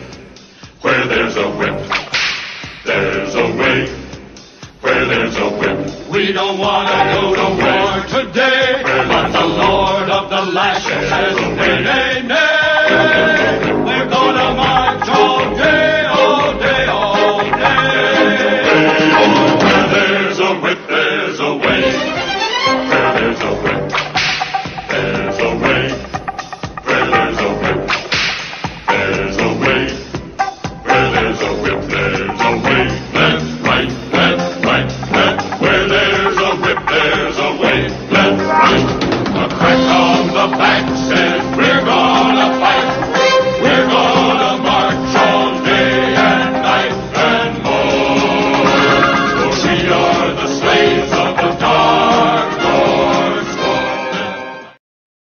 Yeah, you and me both, Fletch. I also have no idea what's going on. All right. Flavius, thank you so much. $20. Incredibly generous. Thank you so much, man. Says, would you prefer to be the Fed to look at Destiny's hard drive or the Fed that has to prosecute the Epstein client list or clients? Whip. Well, it's a trick question. No Fed will ever have to prosecute Epstein's list. So clearly that's Where there's a whip, there's a way. Where there's a whip, there's a way. Where there's a whip. We don't want to go to war today, but the Lord of the lashes says, nay, nay, nay. We're gonna march all day, all day, all day. Where there's a whip, there's a way. Where there's a whip, there's a way. Where there's a whip, there's a way. Where there's a whip, there's a way. Left, right, left, right, left. Where there's a whip, there's a way. Left, right. A crack on the back says we're gonna fight. We're gonna march all day and night and more. For we are the slaves of the dark Lord's sword. all right. Right on into Blaster Butt. $20. Thank you. Incredibly generous. Thank you so much. The bar for playing the whip song is very low. Just $20. It is a low bar. And again, I had people telling me, just like the Costco guy, raise the price of the hot dog. I said, no, I'm a man of the people. The whipper. Where there's a whip, there's a way. Where there's a whip, there's a way. Where there's a whip. We don't want to go to war today, but the Lord of the lashes says, nay, nay, nay. We're gonna march all day, all day, all day. Where there's a whip, there's a way. Where there's a whip, there's a way. Where there's a whip, there's a way. Where there's a whip, there's a way. Left, right, left, right, left. Where there's a whip, there's a way. Left, right. A crack on the back says we're gonna fight. We're gonna march all day and night and more. For we are the slaves of the dark Lord's sword. Oh, shit. Hit my mic there. I'll remind you all, it's not too late. It is not too late. It is not too late for someone to send in $200 and stop this fucking madness. It's not.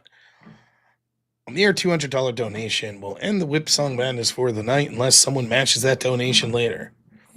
It would be like completely amazing and swell if someone donated that $200. One, because I'm not going to bullshit you. I like money and $200 would be good. And second, because it would be a merciful reprieve for what's been going on for the past, 2 hours. Clicker, 1999. I saw someone yelling, it's going to be $20. Yeah, but some of the default to some of the donation ways you do it, default to being to the penny like that. So we'll count it. Says, I'm going to change my name to Whipper.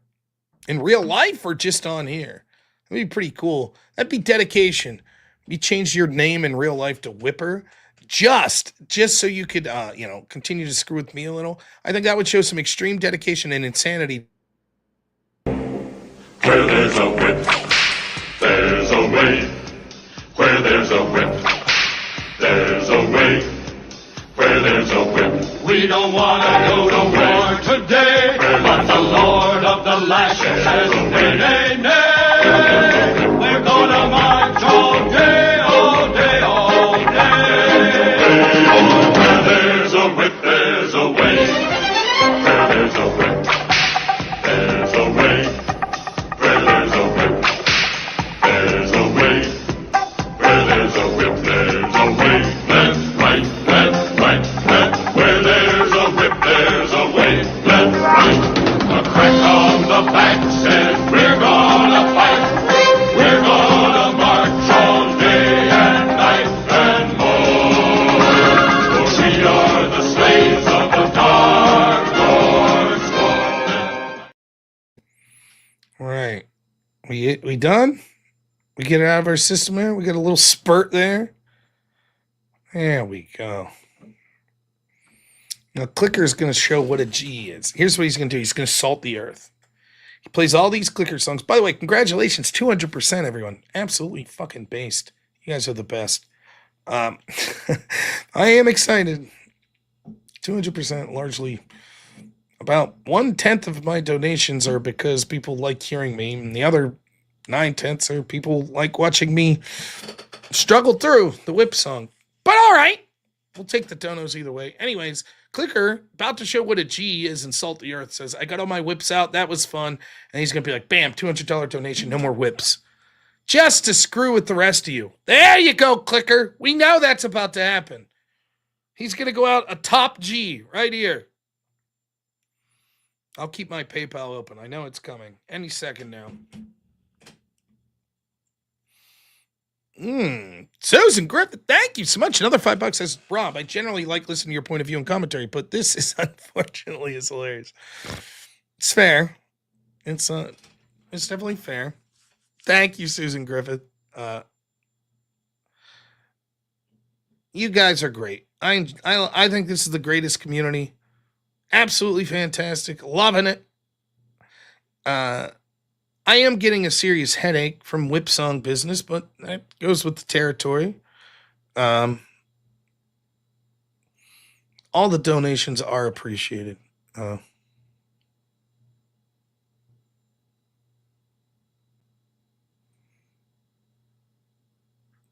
Sorry, I was reading a post there. I do that. How's that? That's what I've been resorted to. My mind is just.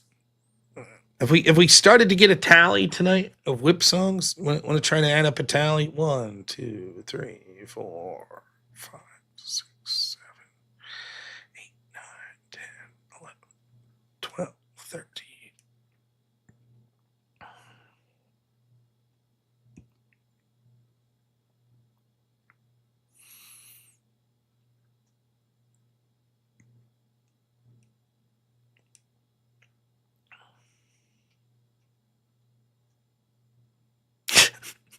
Any guesses? Oh my goodness. Anyone want to take a guess how many whip songs we've had?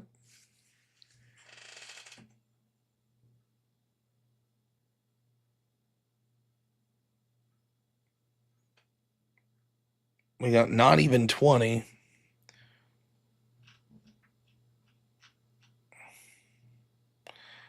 That's incorrect. No. In between these two. It has been 25. So we've had 24 regular whip songs and then one of the bougie whip song. Now, you also got a freebie. Is it 26? Did I miss one? Yeah, maybe I missed one. You did get a freebie or two from me going downstairs. I remind you again, the chat of the week.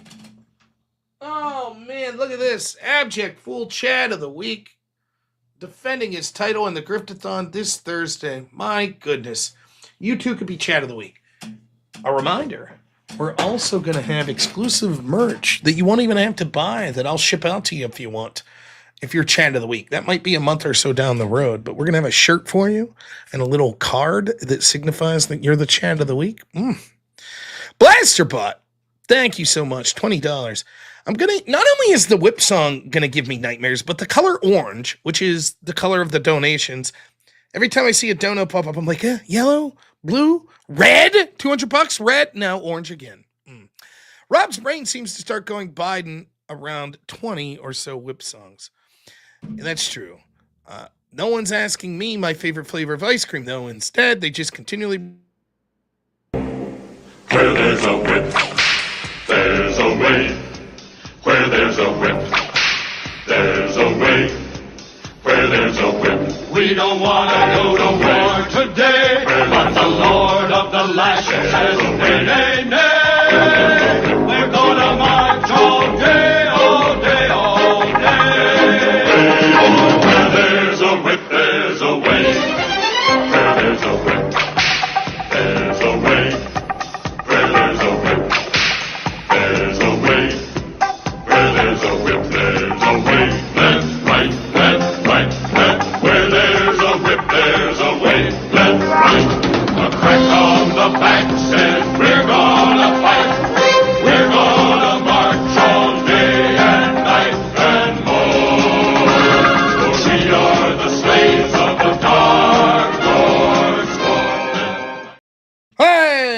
All right.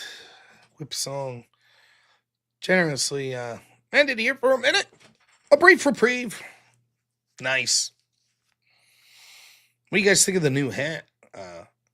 If we get to $2,500 tonight, I guess one whip song at a time. The rule was it cost $2,500 to make me take off my really liked favorite Pirates hat because it was dirty. And foolishly, I threw that amount out thinking no one's going to fucking get the donut bar that high. And we did. So now, $2,500 will bring back the hat, which would make me happy. But then again, that tells me that we won't get $2,500 because I think the whole point's not to make me happy. Yes, YouTube, with what you're allowed and not allowed to say on the super chats. Isn't it weird? Like, some of the stuff they don't allow you to say is completely insane. I don't get it. All right, what are we doing here? See, lighter hat looks better on me. Well, now I'm forced to look like shit. Though I don't know if you guys knew this. I mentioned this the other day. All of you poor people out there. So you make fun of me at the whip song, but you don't realize I win at the end. Because when you send me money, I can actually purchase shit that you poor people will never be able to purchase. That's what's going on. Watch this. Simple old hat, right? Just a simple hat, right? Nothing special about this hat. Oh, it's just a simple hat. And oh, wait, what's that? Oh, man, look at that. Yeah! I don't want you to hold on to your pants here. I don't want you to freak out. But this hat cost at my local hat specialty store. It's called Walmart. I don't know if you guys have one of those where you live, but we're a bit fancy here in our community. This hat cost $9.99. Or, as I like to measure money now, that's half of a whip song unit. The stores don't understand what I'm saying. I'm like, how many whip units is that purchase there? They're like, what the fuck are you talking about? I'm like, don't you guys take standard whip credits here when I'm trying to purchase my groceries? They kindly asked me to leave. I think the fact that the cashier was a woman of color probably didn't impress her that I was asking for things in whip units. But, what can you do? Some people just don't get it. What are you dealing in? Bitcoin? US dollars? Get out of here. US dollars. We're all about whip units here, Is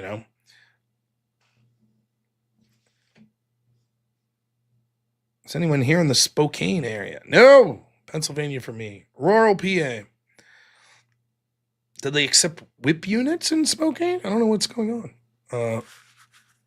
Skills issue on their part. Totally agree. Now, see, there we go. Now, a Yankees fan. Here we go. In baseball, I like the Yankees, and then I used to like the Patriots in football, but now I'm sort of a Chiefs or an Eagles fan. Like a team that sucks ass. Have some character. I've chosen the worst of teams, the Pirates. How many ball gags equivalent to a whip? Yeah, it's the conversion rates are very cute. Rural PA is awesome. And one of my best friends is a Yankees fan. He's chomping at the bit to get Paul Skeens, the only good player that's the Pirates have. So, hey, look at that! The color orange just showed up in my chat. Maybe it's someone saying not to play the whip song. Let's take a look. Oh, it's Blasterbot. Thank you, man. You're incredibly generous tonight. $20. Surely by the end of this, it's going to say, no whip song. Let's read it. It says, I don't want a hat to cover my bald spot. I just want a whip song. Wow. It appears I was inaccurate with my... Where there's a whip, there's a way. Where there's a whip, there's a way. Where there's a whip, we don't want to go to war today. But the Lord of the Lashes says, nay, nay, nay. We're gonna march all day, all day, all day. Where there's a whip, there's a way. Where there's a whip, there's a way.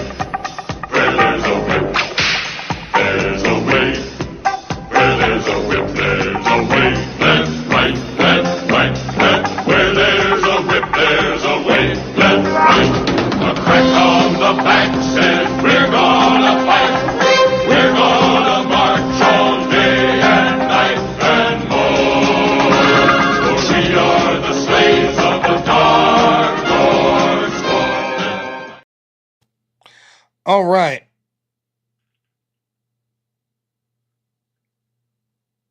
Ooh. Ooh, ooh.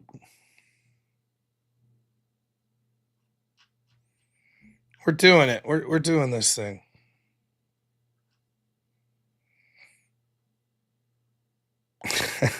Oh, our friend Clicker's back. Thanks, Clicker. $20. Orange donation. I went to college in Tampa, then Tom Brady ruined it. No whip. Holy shit. Look at that.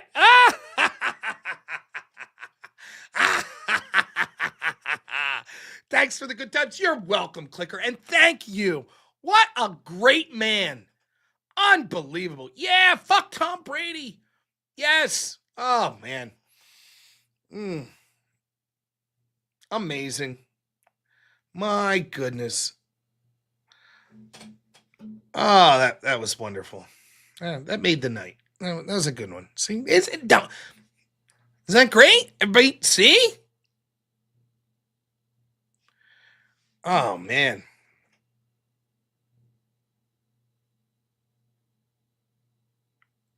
What a wonderful. Oh, man. I need an orange hat. What the hell? I probably have an old hunting hat somewhere, but it's hunter orange, which isn't the quite same color of orange as the dono bar.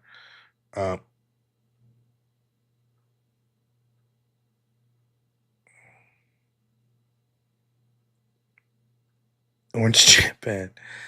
Oh yeah, see EOD. He's like, hey, why don't we shoot for the moon? $1,357. Now listen, that's a lot of whip songs to make it $1,357. However, I see the path. Right? You ready for this?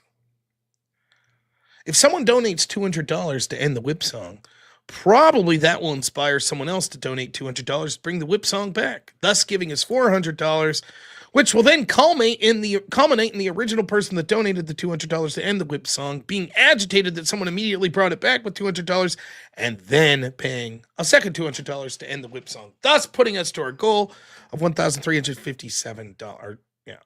So I assume that will probably happen post-haste here. And I'll say, yay!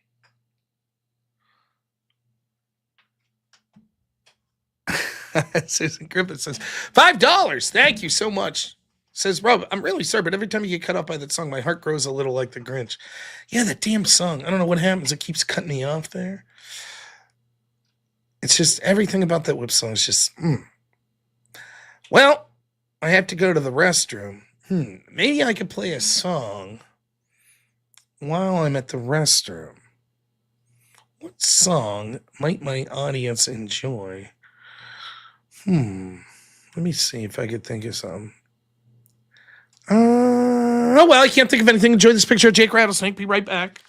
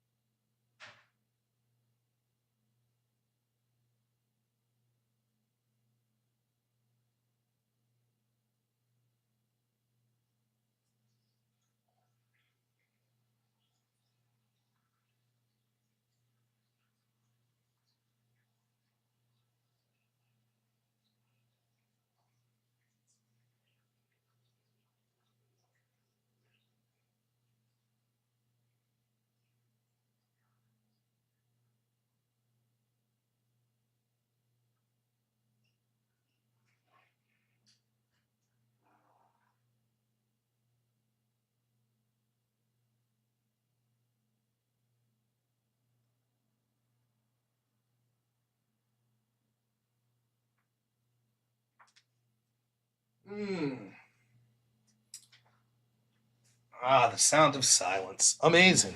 Oh, hi, Jake. How you doing? You look very pleased there, Jake. Oh,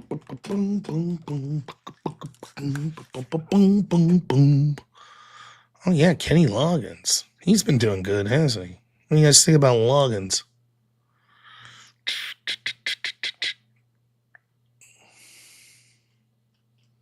I think I had some K-Log. Oh, did I not send it? Oh, damn. Well, Back to basics. Give me a second. We'll find this. Love me some Kenny Loggins.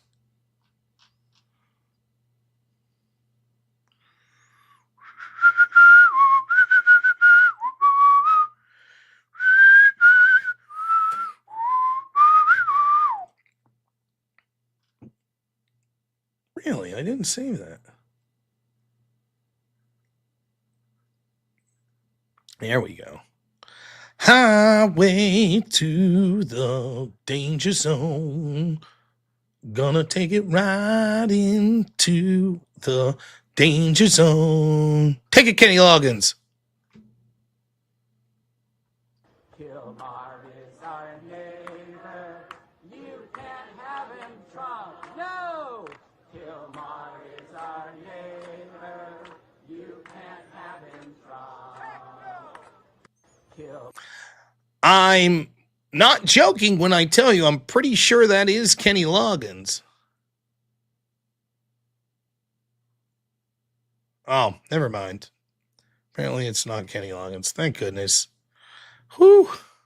Just looks like Kenny Loggins. Thank goodness. We did get rickrolled. I fell for a hoax. K-Log, I was going to say, K-Log's based, man. No way K-Log's fucking... Kilmar is our neighbor. He's a Maryland man. He assaulted his wife, and he's an illegal guy. Now he's going to Uganda, which isn't a shithole country. We have to pretend it's a good country because we're all cultural relativists. And we have to say that white people and the United States and Christians are evil, so Uganda must be good. Hey, have fun, Maryland, man. I'm sure Uganda's going to be fucking lit, man. Great country you got there. Don't call it a shithole. After all, Uganda's as good as any other country, right?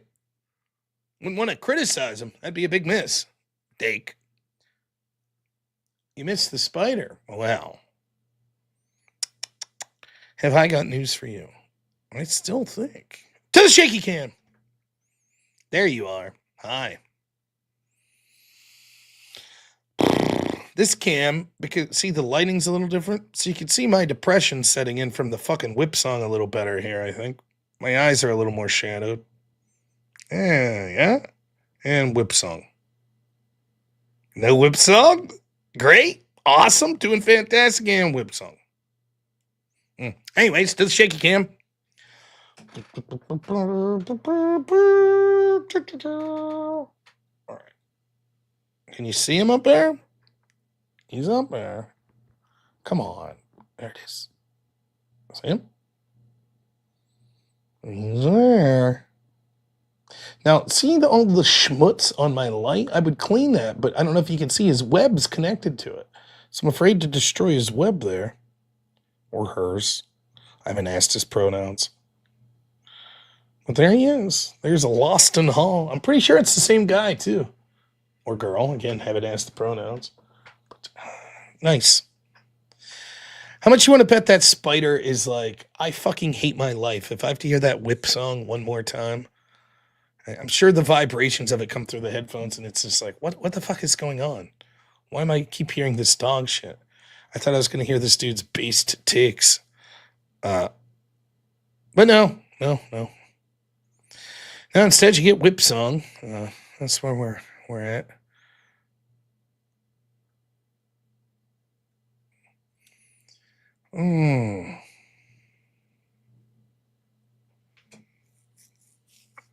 Which Godzilla's best? I don't know.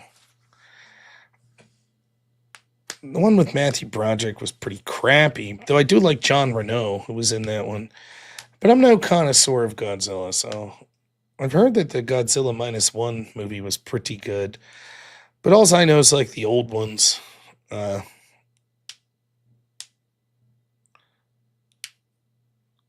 Well, side guy. Me too. Look at that. See that, whippers? You're letting them down. See that? There are people that are coming into this channel as we speak, and they're like, here's a channel that's not just playing some ridiculous whip song the entire time. Fantastic. You're right.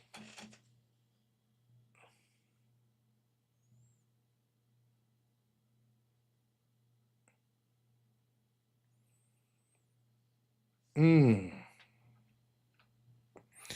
the whip fillers do come in clutch the last hour. We're paying Uganda to take our criminals? I don't know that we're paying them. I think they just agreed to accept. It's not like the deal with El Salvador, where these are people that are being removed under the Alien Enemies Act. This is just Uganda saying we'll be a third party to take illegals, I believe. So I don't know if there is, if there's some sort of financial arrangement, or if it's just for, attempts at better diplomacy that Uganda's agreed to take this. So, I don't know. Thank you, Gizmo. No more whip. Thank you. I never saw the Lord of the Ring cartoon.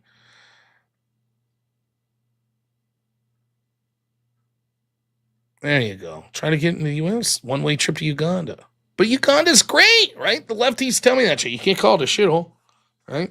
It's like Haiti. Haiti's a shithole. Haiti's wonderful. It's beautiful, just like Uganda. Beautiful places. Beautiful.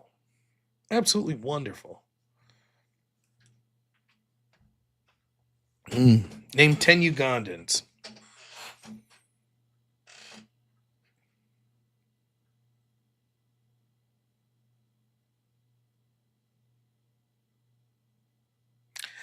You know what? I'm going to admit, Object, I can't do it. Which seems fucking so odd.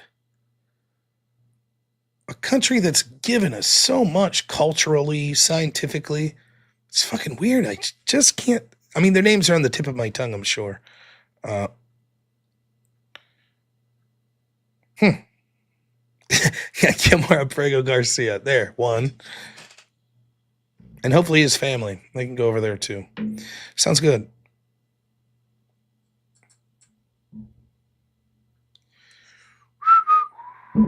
Listen, I hate to even bring this up. I don't want to get people mad. But what would you all think if I turned in at a reasonable hour tonight? Sleep would be all right. It'd be okay. Ending at 3:00, and then by the time I shower and putz around a bit, it ends up being like damn near 4:00 when I go to bed, and then waking up at 7 to do my day. Yeah. I don't know. I feel like that with the whip song, I feel like this is literally a recipe to drive me crazy. There you go. Jimmy Beam says, nah, thanks. I work till 5, so you must entertain until 5. That's fair. Well, we did. We talked about the 600,000 Chinese students. Garbage. That would be like, I don't even know. It's just garbage. The idea that this would somehow put 15% of our universities out of business, good. That we shouldn't be subsidizing to keep worthless universities in business just so we could train fighting age males predominantly from China. It's garbage.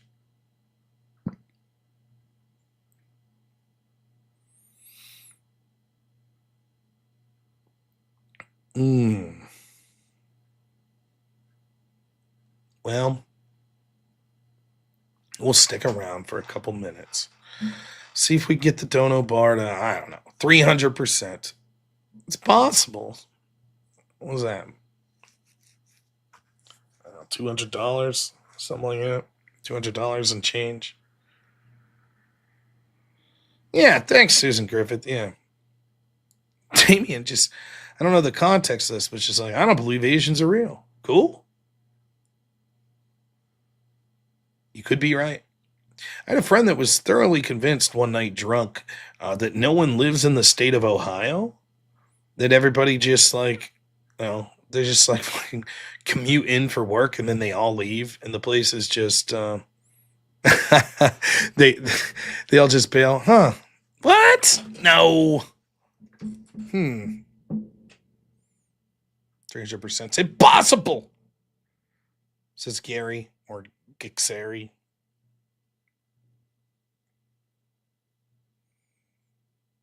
Is that real? No way. That number's got to be bullshit.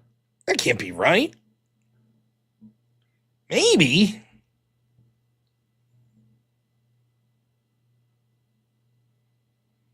Yeah, see? Thomas Six Action. I've been to Ohio. That checks out. He was convinced, like, for real, drunk. And then I had to ask him sober the next time. I was like, yeah, but that's 375, not 357 EOD. Womp, womp. I have spent the night in Ohio. I'm lying. I've spent the night. My friend used to live there. Or did he? For all I know, I wasn't, you know what I mean? Maybe they just messed with me. They were like, oh, you've crossed the border into Ohio, but it was still Pennsylvania. I don't know. Oh, sorry. I didn't check the geography myself. I just drove and its sign said Ohio. Before I know, Ohio was like an extra 20 miles. I didn't make it there yet. I don't know. It's interesting.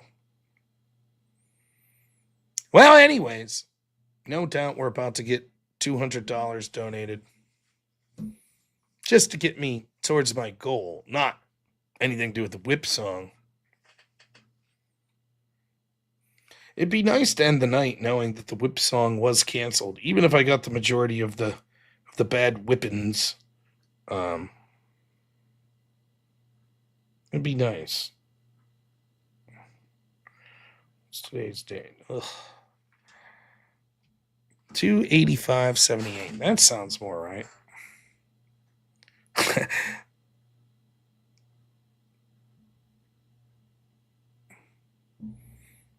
James and Wade Boggs having a serious conversation about salary cap in baseball. See, Jimmy Beam doesn't like the bridge crossers from Ohio. Go back to your shitball state. Cleveland. Their river caught on fire at one point. Cleveland sucks. Don't even get me started on Cincinnati. Who dey? I'll tell you who they are. Dog shit. That's what Cincinnati is. But Ohio reliably red now, so they're getting better.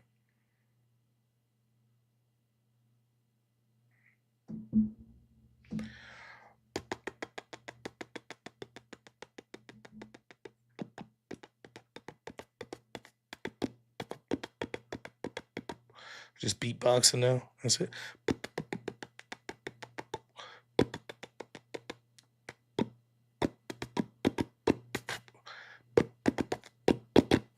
My brain is mush. I've been up too late. Haven't been listening to anything because I'm tired because the whip song's making me crazy. It's insane. I don't know why people keep requesting it, but the whip song keeps coming about. Oh, look! Donations. Susan Griffith, $5 says, Rob, my dad's obsessed with PA, especially you could open neighborhood bars.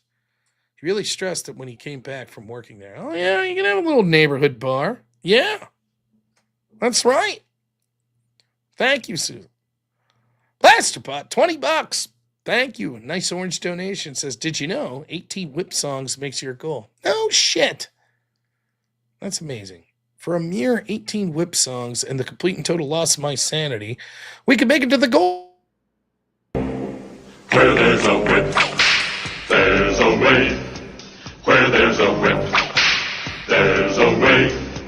Where there's a whip, we don't want to go to war today. But the Lord of the Lashes says, nay, nay, nay. We're gonna march all day, all day, all day. Where there's a whip, there's a way. Where there's a whip, there's a way. Where there's a whip, there's a way. Where there's a whip, there's a way. Left, right, left, right, left. Where there's a whip, there's a way. Left, right. A crack on the back says we're gonna fight.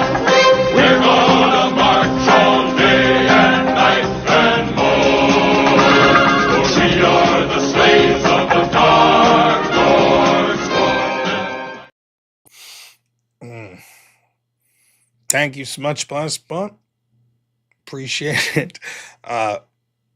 The whip units are really adding up tonight. Sci Guy, that was the first whip song he's heard tonight. He's like, yay! Give it like 30 more. You'll be where I'm at. But the whip units are adding up. That's true. We have a solid foundation of whip units saved up in the dono bar. I no longer trade in currency, just whip units. I was trying to talk to my mortgage company today, and they were like, "Hey, you owe us the money." And I was like, "Oh, can I just play the Rankin Bass Lord of the Rings where there's a whip, there's a way song for like 30 times to you?" And they're like, "What? No." And I was like, "Yeah, that's 30 whip units. Isn't that about what my mortgage is? I just play the whip song to cover that." I don't know. I don't know if it's criminal or what to not accept valid forms of currency and payment like that. I'm looking into it. I'm going to contact a lawyer. So if you know any lawyers that are willing to be paid in whip units, please let me know, and we're going to see what we could do. You know?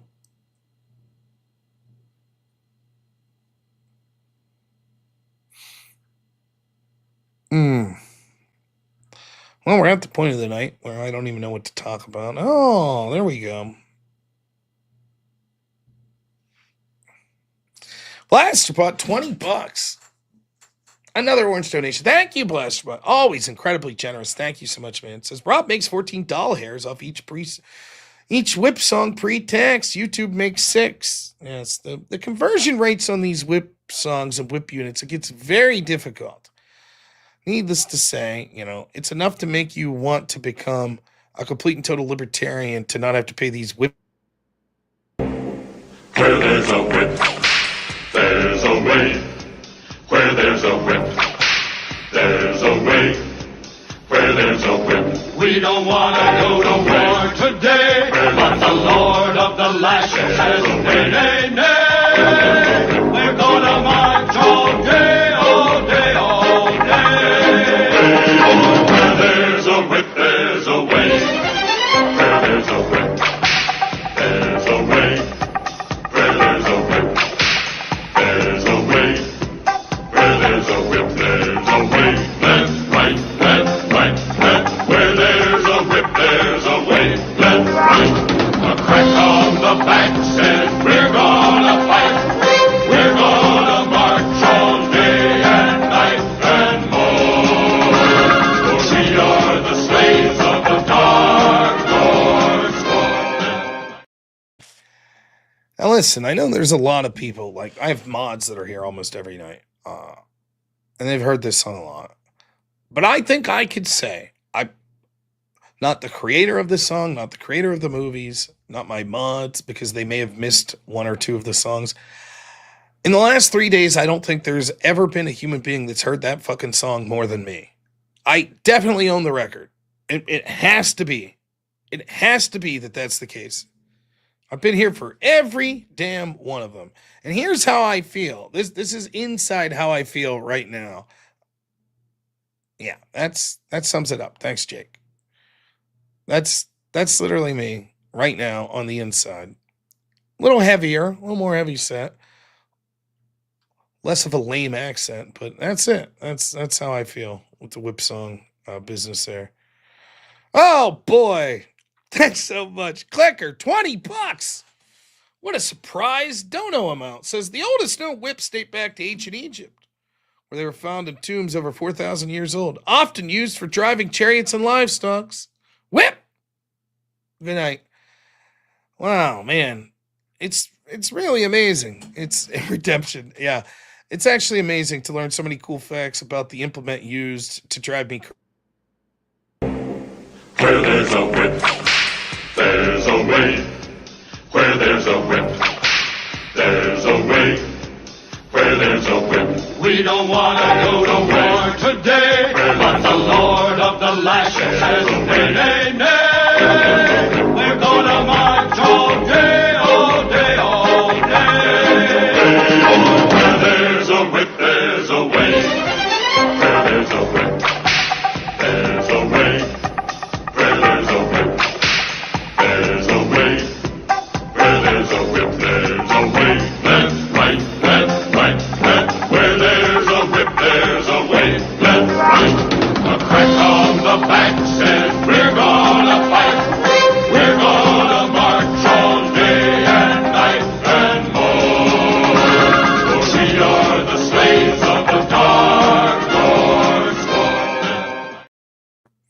Yeah, true.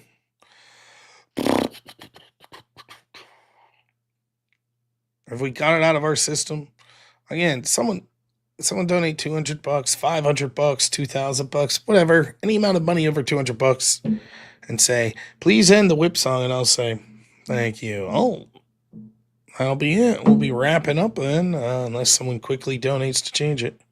Feels like it should be in the movie The Prince of Egypt. I like the Prince of Egypt movie. They don't really do animation like that anymore. 32 whip songs, that's probably close. It's not straight through because Susan Griffith donated some money mercifully that wasn't whip song, and then Clicker donated $20 that wasn't for the whip song at one point. So I don't know, but I get what you mean.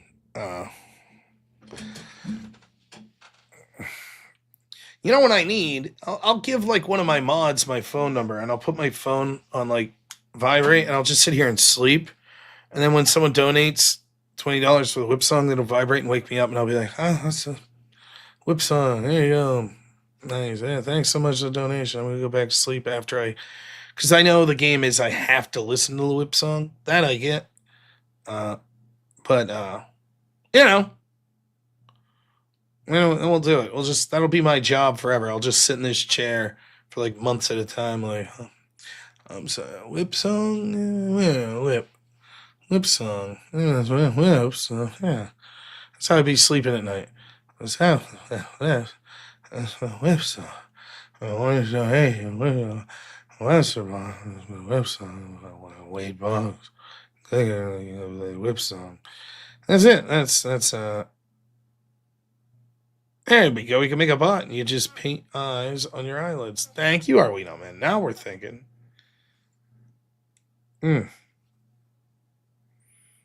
Whip song. Yeah. There's only whip song. I don't know if you guys know this. There's other music out there. You'd be mistaken if you were in my audience. You'd think, music, what a cool thing. Like harmonious melodies from multiple instruments with a person singing lyrics. Whip song. And I'd be like, yeah, there's other songs out there too. It's like, what are you talking about? Other songs? No. Whip song. I'd be like, yeah, but like, you ever heard like Van Halen? Van who? Those are people that do the whip song? Because all we know about's the whip song. And I'm like, yeah, that's true.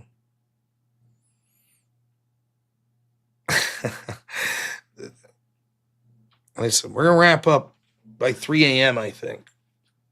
It's 3 a.m., I must be lonely. Oh, I can't even sing anymore. Normally I have a tremendous $50 to request Kenny Loggins. There we go. Now we're talking.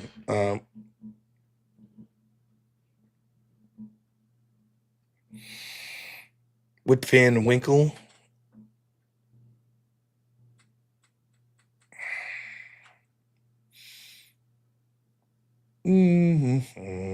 Oh, man.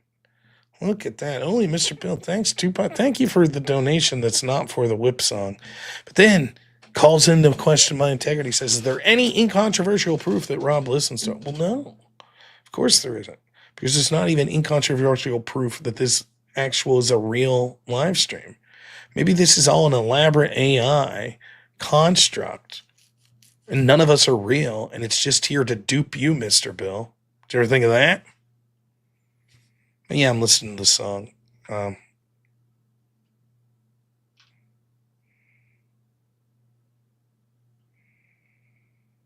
Awesome, Chestnut. We'll see you tomorrow night. Yeah, Pearl Girl, whip song. As you can see, here, we'll just click on some of the recent whip song donations. 1, 2, 3, 4, 5, 6, 7, 8, 9, 10, 11, 12, 13, 14, 15, 16, 17, 18, 19, 20, 21. 22, 3, 4, 25, 26, 27, 28, 29, 30, 31. I don't know. I probably missed a couple scrolling. Yeah, we're whip songing it up. Hit me again. No, not for free. You know what Pearl Girl would really like? For someone to donate $200 to end the whip song. That's what she would probably like. She'd probably say, yeah, that's great. Awesome. $200.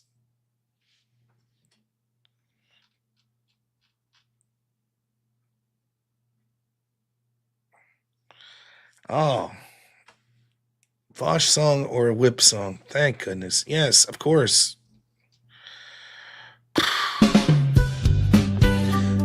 I could put this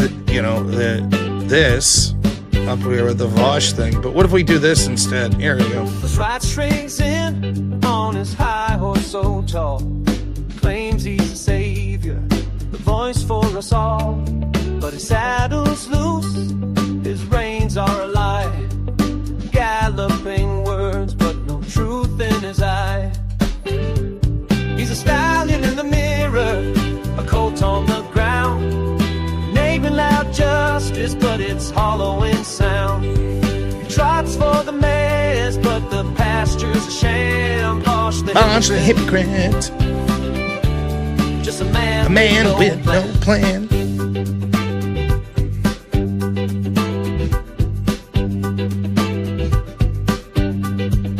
He wears a bridle of virtue so tight, but his hoof prints show where he's lost the fight. Spurs click sharp, yet his actions stay tame. A broken down steed in a hypocrite's game. He's a stallion in the mirror, a colt on the ground, making loud justice when it's hard to be found. Trots for the mares, but the pasture's a sham. Bosh the hypocrite, just a man with no plan.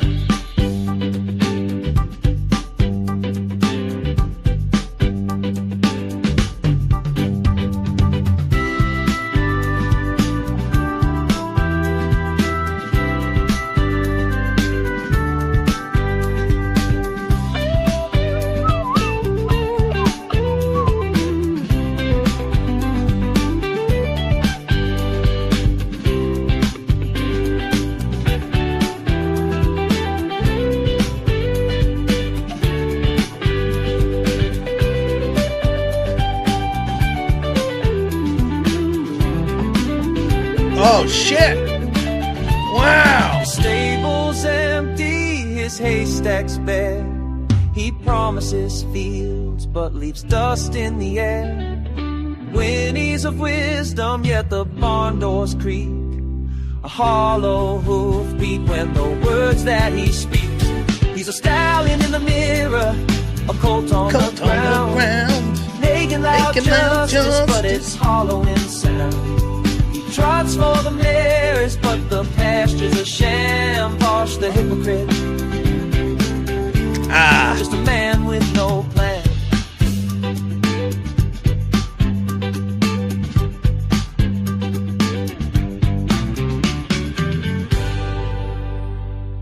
Now listen, I love the Vosh, the Stallion song there. I love it. But man, it just hits better when it's not whip song, which is great. Oh, here, I promise I'll get to Jess's super chat here in a second. But look at this shit. Where'd it go? Oh, okay. To the shaky cam. So we had our friend Lost in Hall up here, our spider friend. Here he is. Let's see if I can get him again. There he is. All right. But check this shit out. All right. Let's go over this way. Can you see this? Look at that shit. 2 daddy long legs have moved in. I'll be damned. That guy in the back there's a big guy too. Look at him. I feel like at some point I'm gonna have to take care of this. Like it's getting a bit out of control. At some point they're gonna overwhelm me. You know? But wow. Pretty cool. There we are. All right. Off the shaky cam. The sad whip song cam. And then the happy fake smile. Hey, no whip song. Let's go to the super chat. Hey, an orange super chat Our great friend Jess White, $20. Thank you as always, Jess. Says, I've never been so grateful in my life. Thank you for all the prayers. Of course, Jess. I hope everything's going good. I hope the show brought you some relief as well while times were shitty there. And I hope that really they are starting to get better. But rules are rules. And so, Where there's a whip, there's a way. Where there's a whip, there's a way. Where there's a whip, we don't want to go to war today. But the Lord of the lashes says, nay, nay, nay. We're gonna march all day, all day, all day. Where there's a whip, there's a way. Where there's a whip, there's a way.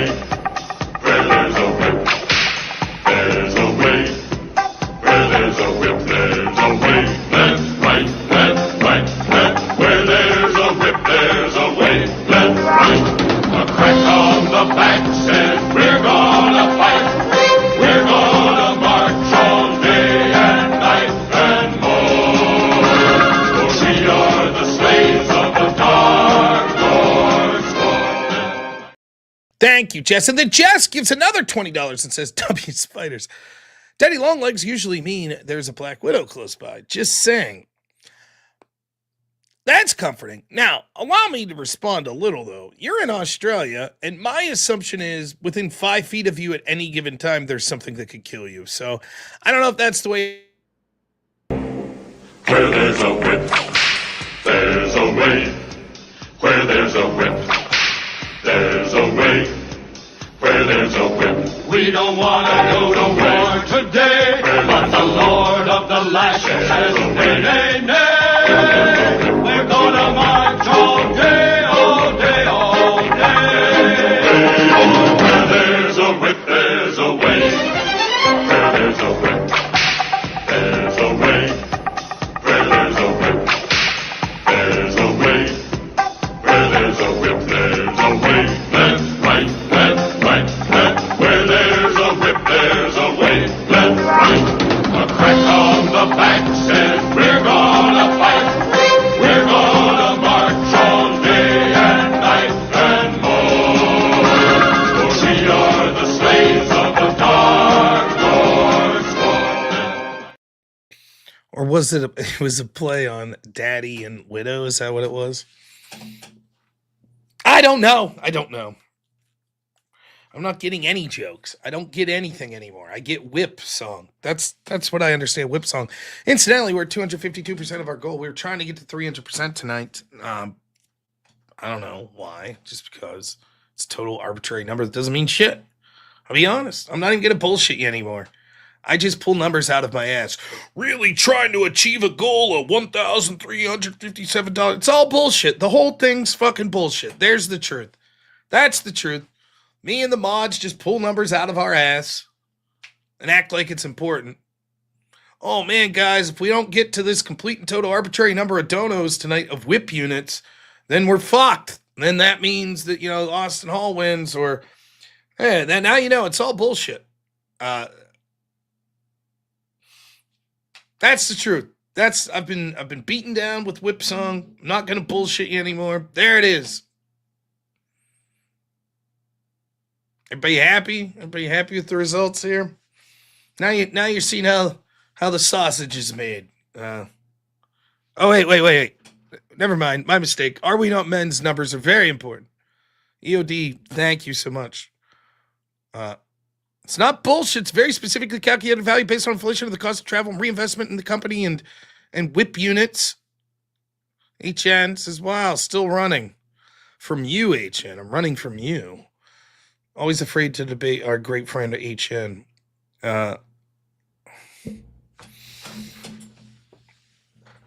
Well, 12 minutes left.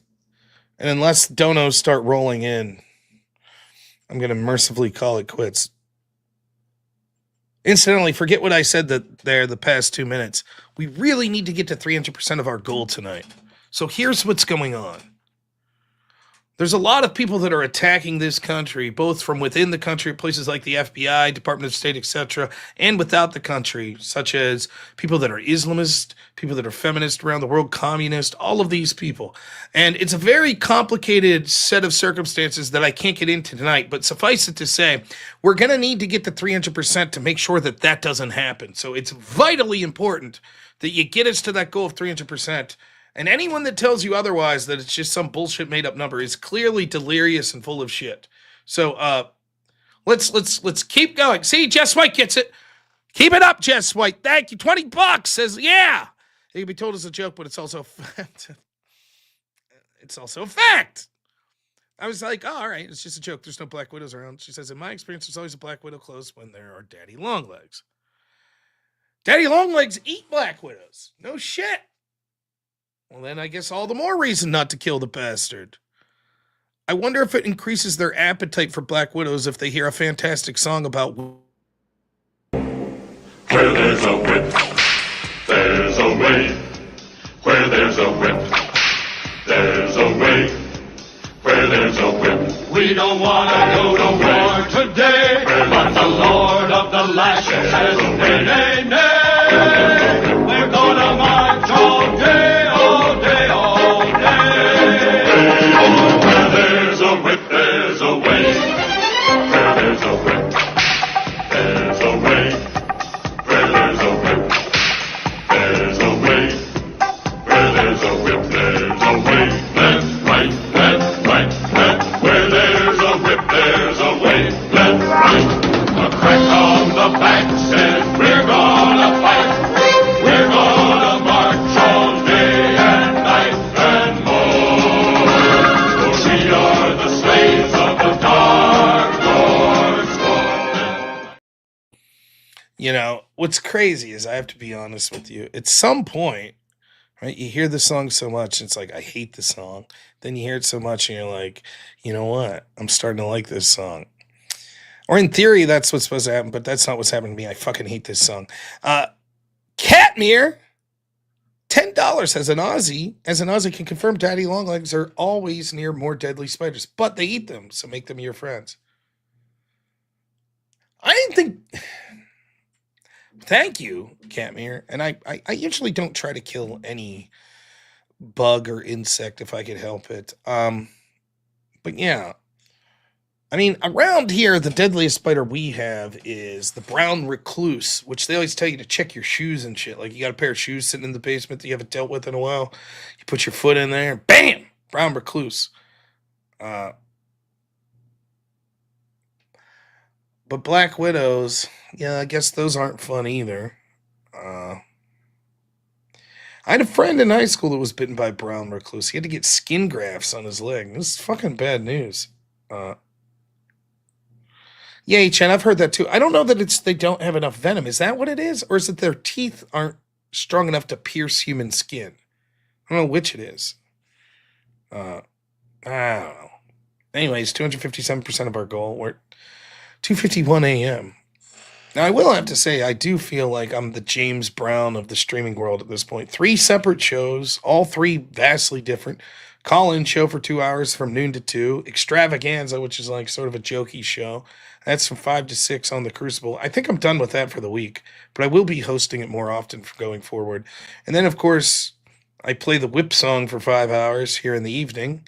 It's a lot of streaming. All right, we got a joke. Answer says, so a pirate walks into a bar with a ship wheel in his crotch. He walks up to the bartender. Bartender goes, hey, buddy, what's with the wheel? Pirate goes, yarg, it's driving me nuts. It's not bad. It's not bad at all.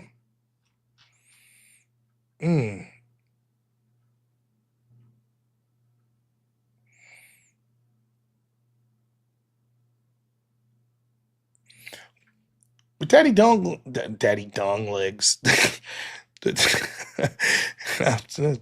Thank goodness I don't have Daddy Dong legs, I guess, in my house. Daddy long legs do look creepy as shit, though. For me, they're creepy. The thing that I can handle the spiders. The thing that creeps me out is the fucking centipedes. Those creep the shit out of me. I hate those centipedes. Yeah, well, Freudian slip. How about brain is mush?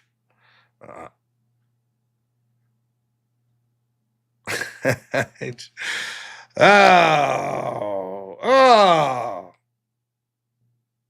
Look at that. The great chest wipe. $20, thank you. Says, yes, daddy longlegs can't bite humans because the fangs break on contact with human skin. They're actually extremely poisonous but can't bite us. The one spider you definitely want to keep around. There you go. Oh, they're going to eat Austin Hall. Well, hey, man. Listen, I'm like a National Geographic person. I'm not going to actively kill the spider, but I'm not going to fucking intervene if the daddy longlegs want to eat Where there's a whip, there's a way. Where there's a whip, there's a way. Where there's a whip, We don't want to go to war today, but the Lord of the Lashes says, nay, nay, nay. We're gonna march all day, all day, all day. where there's a whip, there's a way. Where there's a whip, there's a way. Where there's a whip, there's a way. Where there's a whip, there's a way. Left, right, left, right, left. Where there's a whip, there's a way. Left, right. A crack on the back says, we're gonna fight. We're gonna march all day and night and more. For we are the slaves of the Dark Lord's sword.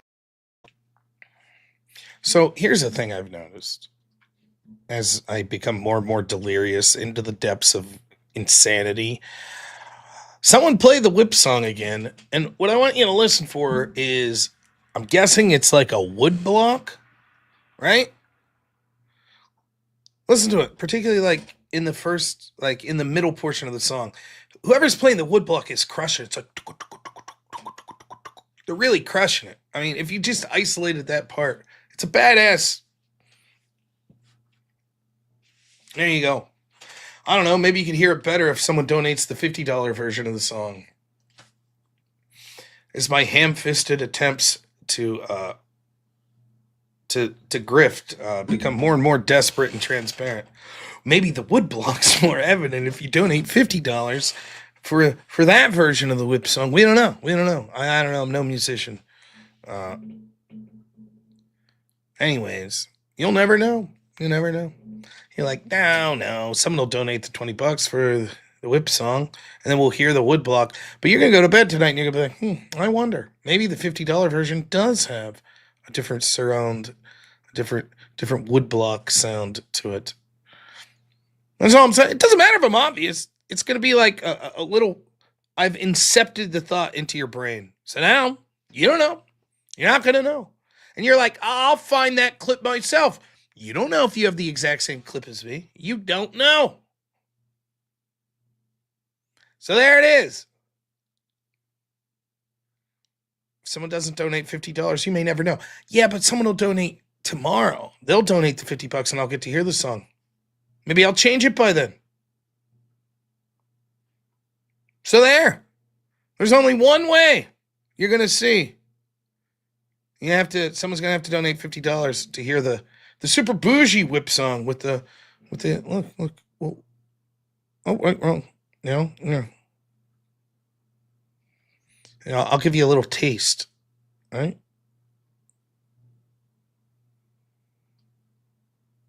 There, we're not gonna play it. There it is. It's on cue, ready to go. $50 donation.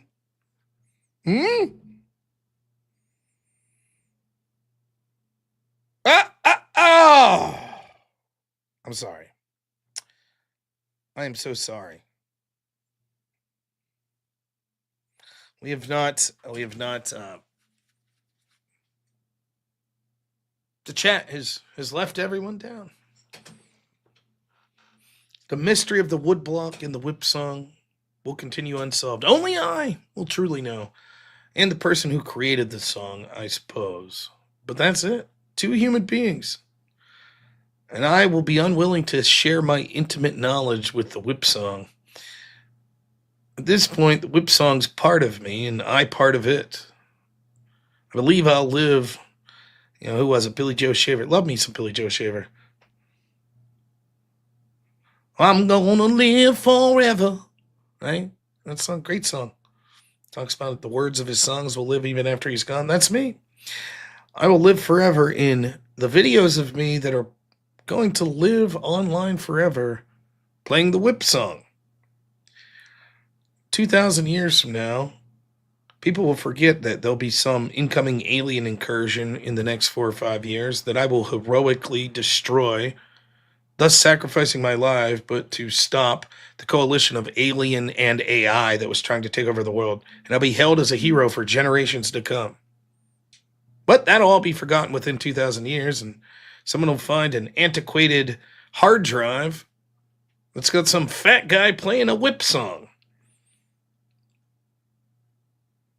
So that's nice. All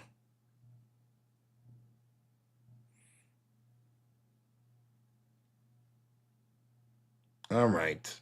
C59. Griff's still going. Aquays? Went and watched all of the Fuentes nightly show and came back. Oh, how's Nick doing?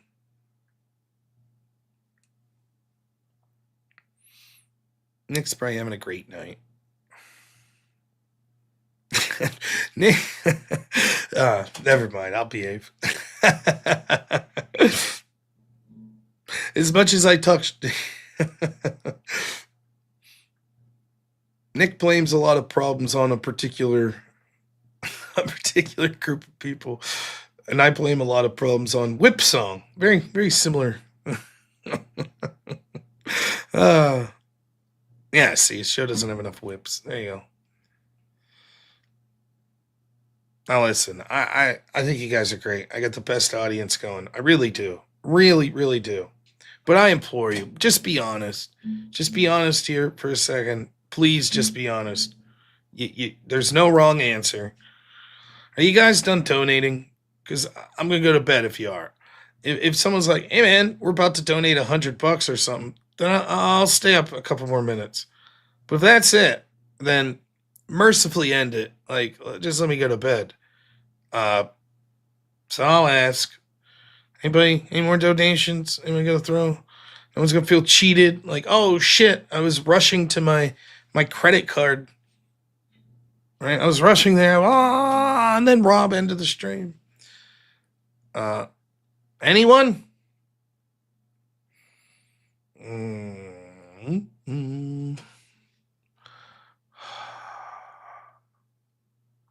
Let's see here. Are we raiding anyone? Oh man. We'll raid Abe. He's still on the high horse, man. He just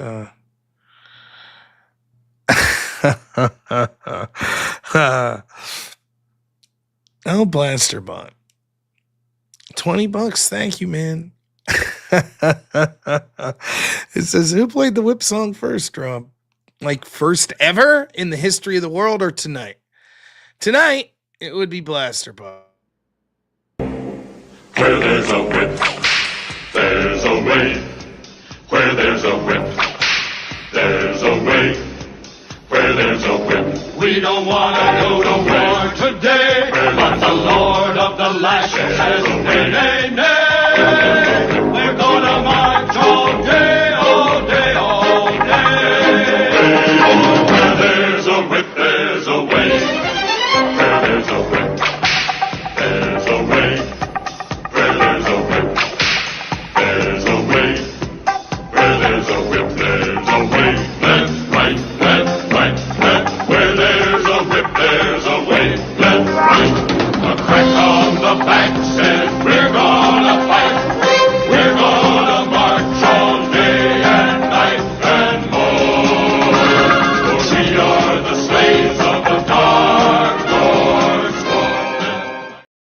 Now listen, Blastbot. No one can deny your enthusiasm for whip song and for tormenting me. No one will deny your credibility. Right? However, you didn't donate the $50 for the bougie whip song, did you? You didn't do it. You didn't.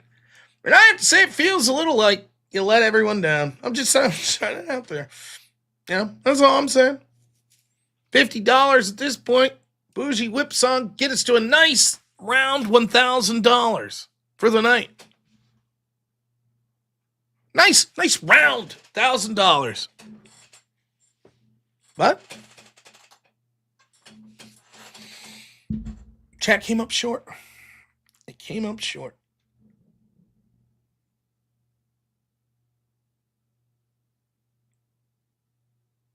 Yeah, you see, you heard the woodblock. We don't know. We don't know if the Bougie Song has a different. We don't know.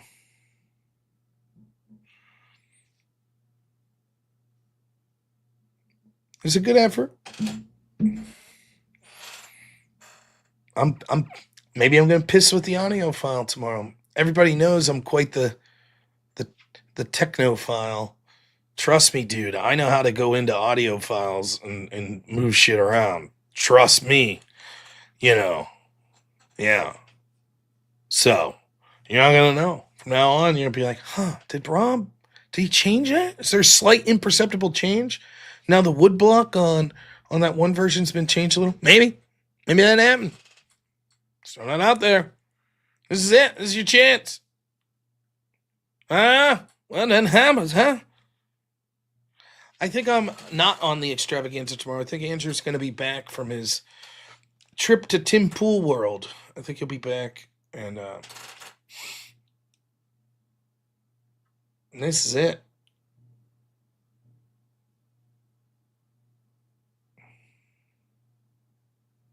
This is it.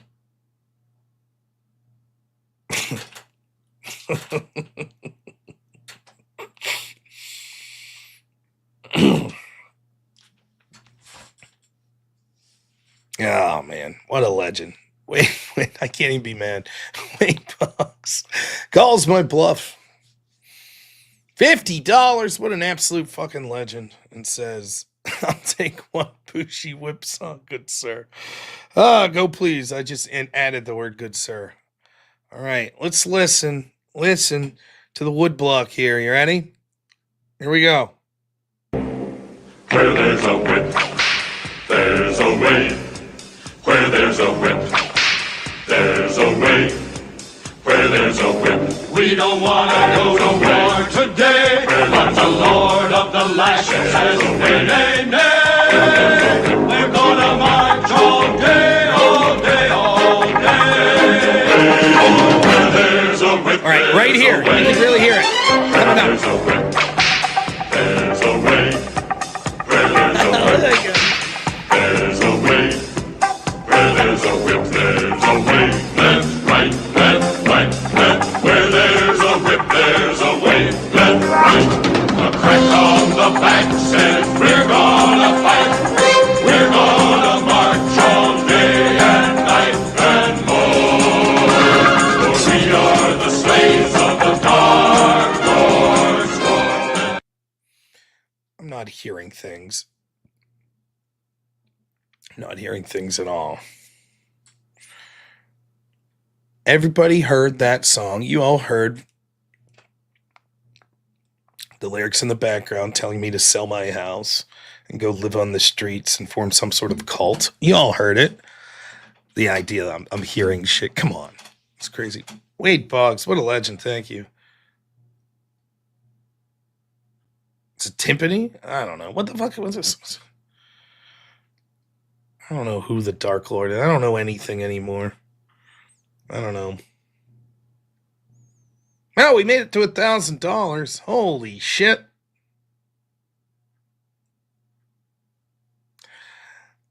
I don't know.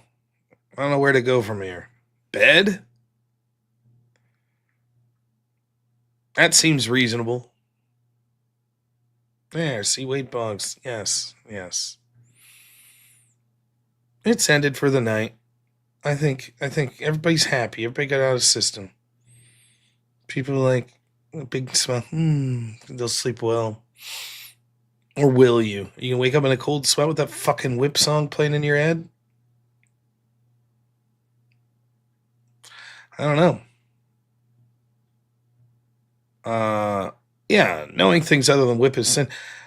Why would you even need to know anything other than the whip song? Do I know who the great Abe Dingus is? I know Abe. Dingus? So it's Dingus. I don't know. Well, I'm tired. I'm a little confused and cloudy here. Oh, look at this. By the way, here's something I didn't show y'all today. You know, my eyesight's shit now. I need to get to the eye doctor, but I'm 41. So I bought these, again, at that specialty store, a Walmart. I found these for $2 whole. You ready for this? They're reading glasses. They're 1.5 whatever fucking whip units. I don't know what whip units it uses. The reading glasses went from 1 whip unit, I guess, to 3 whip units in increments of half. So I got a 1.5 whip unit glasses here. And so let's see how these look on me. I can read a little better with them. But I look pretty fucking stupid. 1.5 whip magnification. 0.1 whip. Yeah, UD nails it. Oh, can I pull this look off? And it helps me read. But on the other hand, you don't really need to read to know about whip songs. So which would mean I don't need to read at all. We already understand the whip songs, so why bother reading? I don't know. I'm very confused by the whole operation. I will say when I turn my head with it, it makes me slightly dizzy. Hey, Jess White, thanks. Says $20. Thanks, Jess. Says, damn it, Rob. My kids get excited as laugh and jump around when you play the they love the whip song, and now you're doomed. Well, Jess White's kids, enjoy. Where there's a whip, there's a way. Where there's a whip, there's a way. Where there's a whip. We don't want to go to war today, but the Lord of the Lashes says, nay, nay, nay. We're gonna march all day, all day, all day. Where there's a whip, there's a way. Where there's a whip, there's a way. Where there's a whip, there's a way. Where there's a whip, there's a way. Left, right, left, right, left. Where there's a whip, there's a way. Left, right. A crack on the back says we're gonna fight. We're gonna march all day and night and more. For we are the slaves of the dark Lord's war. It's funny. What Jess isn't telling us is her kids are like 30. Wow, sweet song, Mom. It's great. Spare the whip, spoil the streamer. I don't know how much we're only. I mean, I shouldn't even say this. I shouldn't say it. I shouldn't say it. I should just shut up. I should shut up. We're only 16% away from 300%. I don't know how many dollars or whip units 16% is. I'm sure someone could convert that into whip units. I should have just kept my mouth shut. But nonetheless, 16%, 1,113, 16%, 300% whip units. Divided by the fact that YouTube takes a bit of a credit. Then we got $50 for a bougie whip unit, $20 for regular whip unit.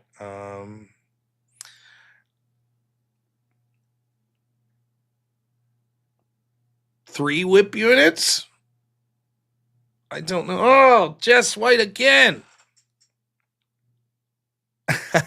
My daughter's tipping around to $20. I'm only 28. Both my kids are okay. Makes more sense, Jess. Well, I'm glad someone still enjoys the whip song. Certainly at one point I was. Where there's a whip, there's a way. Where there's a whip, there's a way. Where there's a whip. We don't want to go to war today, but the Lord of the Lashes says, nay, nay, nay. We're gonna march all day, all day, all day.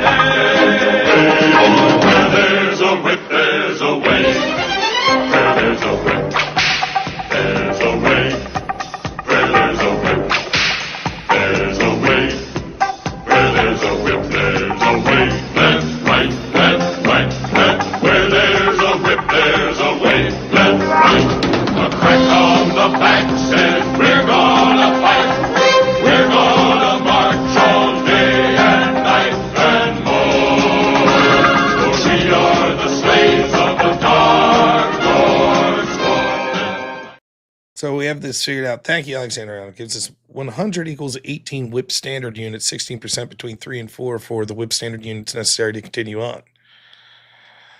I just don't know. Like, you got to figure out, like, what is the value of whip standard units in the world of Tariff. You just don't know. Everybody's talking about Bitcoin. You get all these shit coins. Where's Object? He'll tell me I got to buy Ethereum. But don't they know about whip units? Whip standard units, I think, are the future of currency. We're not going to leave like some federal agency control whip standard units. Clearly, it's the people's currency. It's what Bitcoin ought to be. I'm not selling you a shit coin. I'm selling you a whip standard unit. For the mere price of 20 former, I even forget, what do we call those denominations before whip standard units? I can't remember.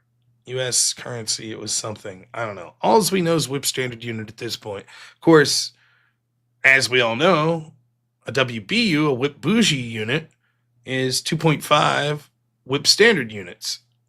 So it's very complicated. Extreme Dono goes 1 Bitcoin. Bitcoin?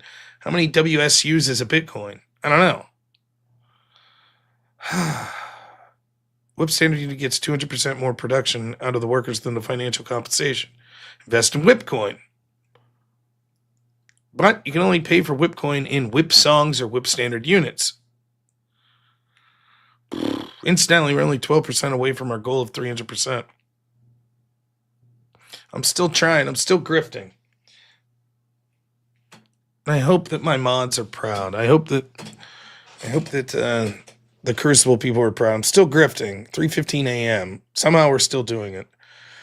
I've been streaming in totality today between the early show today, the extravaganza of this show, 9 on 10, 11 hours at this point. But then you got to factor in the work behind the scenes. Got to do a production show for the extravaganza. That's an hour. Now, I'll be honest, I don't do much work for this show because I basically just have to prepare myself by crying to myself looking in the mirror that I'm going to have to play this whip song all night. But still, that's work, to cry yourself into motivating yourself to come up and play the whip song the entire time. I thought I got a little bit of a reprieve by reviewing the debate with Jake Rattlesnake there. Was fun, but let's be honest, that was just a slight break from whip units, whip songs, whatever the hell we're calling them at this point. But we're doing it. We're still going. We're so, and here you go. This is it. Back-to-back posts. My 2 mods. Are We Not Men says I'm disappointed. Dave says I'm happy if you're happy. Are We Not Men's just an asshole. 12% away from the goal. Seems a shame to quit. So close. That's what, 2 whip standard units? Maybe? I don't know. Don't know. Or someone could just donate $50 or whatever and say, you know what, no whip song, go to bed. And I'd say, oh, wow, great, awesome. You're the best. You're a hero. That could happen. Or not.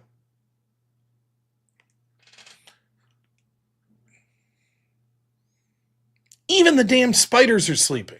They haven't moved. Isn't this when they're supposed to be up and about? They're waiting for me to leave so they get to work, doing whatever the fuck they do. They're like, are you still, is this gonna fucking for real? 5 hours, 20 minutes, still playing whip song. Still going. And this one daddy long leg's like looking at his buddy, he's like, you seen this shit? It's fucking unbelievable. And the guy's like, surely that's it. Surely this fucking guy's tapping out. And then the guy over here, he's trying to stay silent because I think the daddy long legs would eat him. But he's like, oh, you know, I think someone will get him to 300%. That's what he's sticking around for 300% of the goal. That's what you're supposed to do. Like, you're trying to grift a little. And this guy over here is like, but like, wasn't the whole point of Rob doing a show? Like, he was doing debate and political commentary. And now he's just playing this whip song. Couldn't it damage his brand in the long haul? Because so many people are just focused on whip songs. And this guy in the center is like, no, you're misunderstanding. You see, he's still trying to do the political commentary. He's got 3 shows he was doing a day. So some of them are like serious political commentary. And then he's trying to tell the audience, like, we'll wait until like 2.5 hours in. Then we'll do like the whip song shit. But really, a solid portion of the audience only wants to hear the whip song shit. Even had other things to say tonight, but they just wanted the whip song. This guy over here is like, Yeah, I don't know, man. That sounds pretty fucking dumb to me. I can't figure it out. So, at least in my head, that's the dialogue that's going on there. I don't know.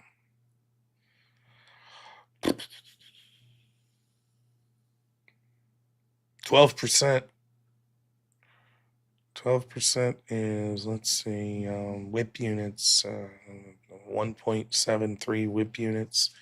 That's it. We're so close. I think 2 whip songs will do, I don't know. Let's do the math here. The mods are fighting. Oh, man. Oh, jeez. Oh, boy. So you have streamed too long. 357 times 3. So 1071. 1071 minus, oh, shoot. Minus 1026 equals 45. That is, yes, Alexander argues that it's 2.16 whip song. Is it even worth it? Is it worth it to get the 300% to have to listen to the fucking whip song 3 more times? Serious consideration.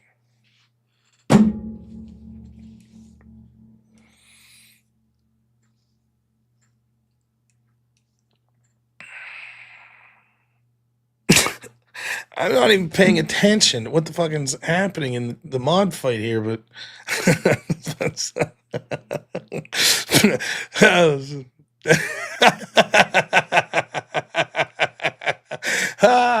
can just see you, D, like stumbling down an alley. I am Becker McCheese one. All right, listen. We're gonna pull the plug. We're gonna pull the plug tonight. We came up 12% short. We came up 2.16 whip standard unit short. It's close. We almost did it. It's a fucking valiant effort.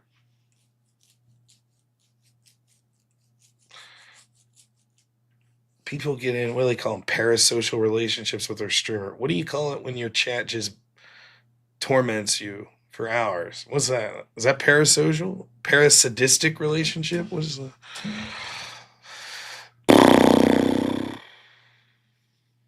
We are less than 1 whip bougie unit short.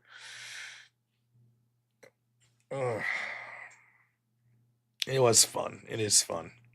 It's fun, and it's much appreciated. You guys are the best. I hope that people are having... Oh, look at this, right at the end, just to make you feel good. Hey! Thanks so much. No thanks. I don't need cheap viewers. I got expensive viewers. My viewers paying whip standard units. We don't need your fucking... Get out of town, cheap viewers. Can I pay these viewers in whip song? If not, see you later. All right. 12%. Someone's gonna throw $50, a couple 20s of diamonds. I don't know. It doesn't look like we're gonna get there. We tried our damnedest. This is a lot of fun. You guys are the best. Really, for realsy. Really, for realsy. We're doing things right here. We're not raising the price of whip songs. We're trying to compromise to give the people that want the political and debate stuff what they like. Give the tormenting crowd what they want. I enjoyed reviewing that debate, though, with Jake Rattlesnake. Jake, what'd you think about that? How'd you like my debate review of your own debate? What'd you think? Okay. Well, your silence says it all, my friend. So, all right. Here's the deal. We're going to raid the great Abe Dinkus. Abe! We're raiding Abe. Be nice. Give him a sub. Good dude, man. So we're going to go over there. We're going to raid Abe. Someone's going to donate $45 necessary to get me to 300% right in the way out the door. I'm great at these predictions. I'm fucking great. I'm not delirious. That's for certain. Everybody knows that. I'm not delirious. So... what was I saying? Oh yeah, you guys are the best. My mods are the best. My editor Black Elk's the best. Everybody that donates are the fucking best. Everybody that chats is the best. Everybody that watches me is the best. You guys are all awesome. All sincerity. Shove the delirium and sleepiness aside for 1 second. I really appreciate you all. I really do. So thank you so much. I'm going to go to bed. We know, we absolutely know someone's about to donate 45 or 50 bucks to get us 300%. So I'll just say it right now. Congratulations, audience, for getting to 300%. It's a done deal. We know it. The check is in the mail. Pork Chop Express. We know. So thank you so much for getting to 300%, which no doubt, as the outro music plays, we'll get to.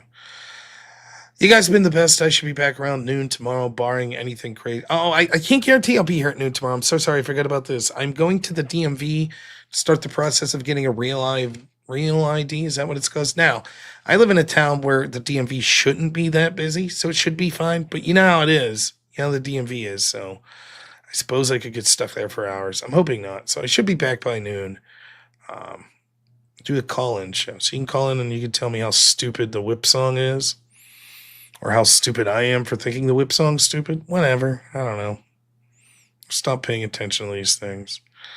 Anyways, get that $50 dono in. Don't make me out to be a liar. I already told everyone we made it to 300% of our goal. Don't make me out to be a liar. Someone's going to step up. Someone's going to do it. Enjoy the raid of Abe. Tell him I said hi. Thank you so much, everyone. And as always, have a good one. Get that $50 donation in.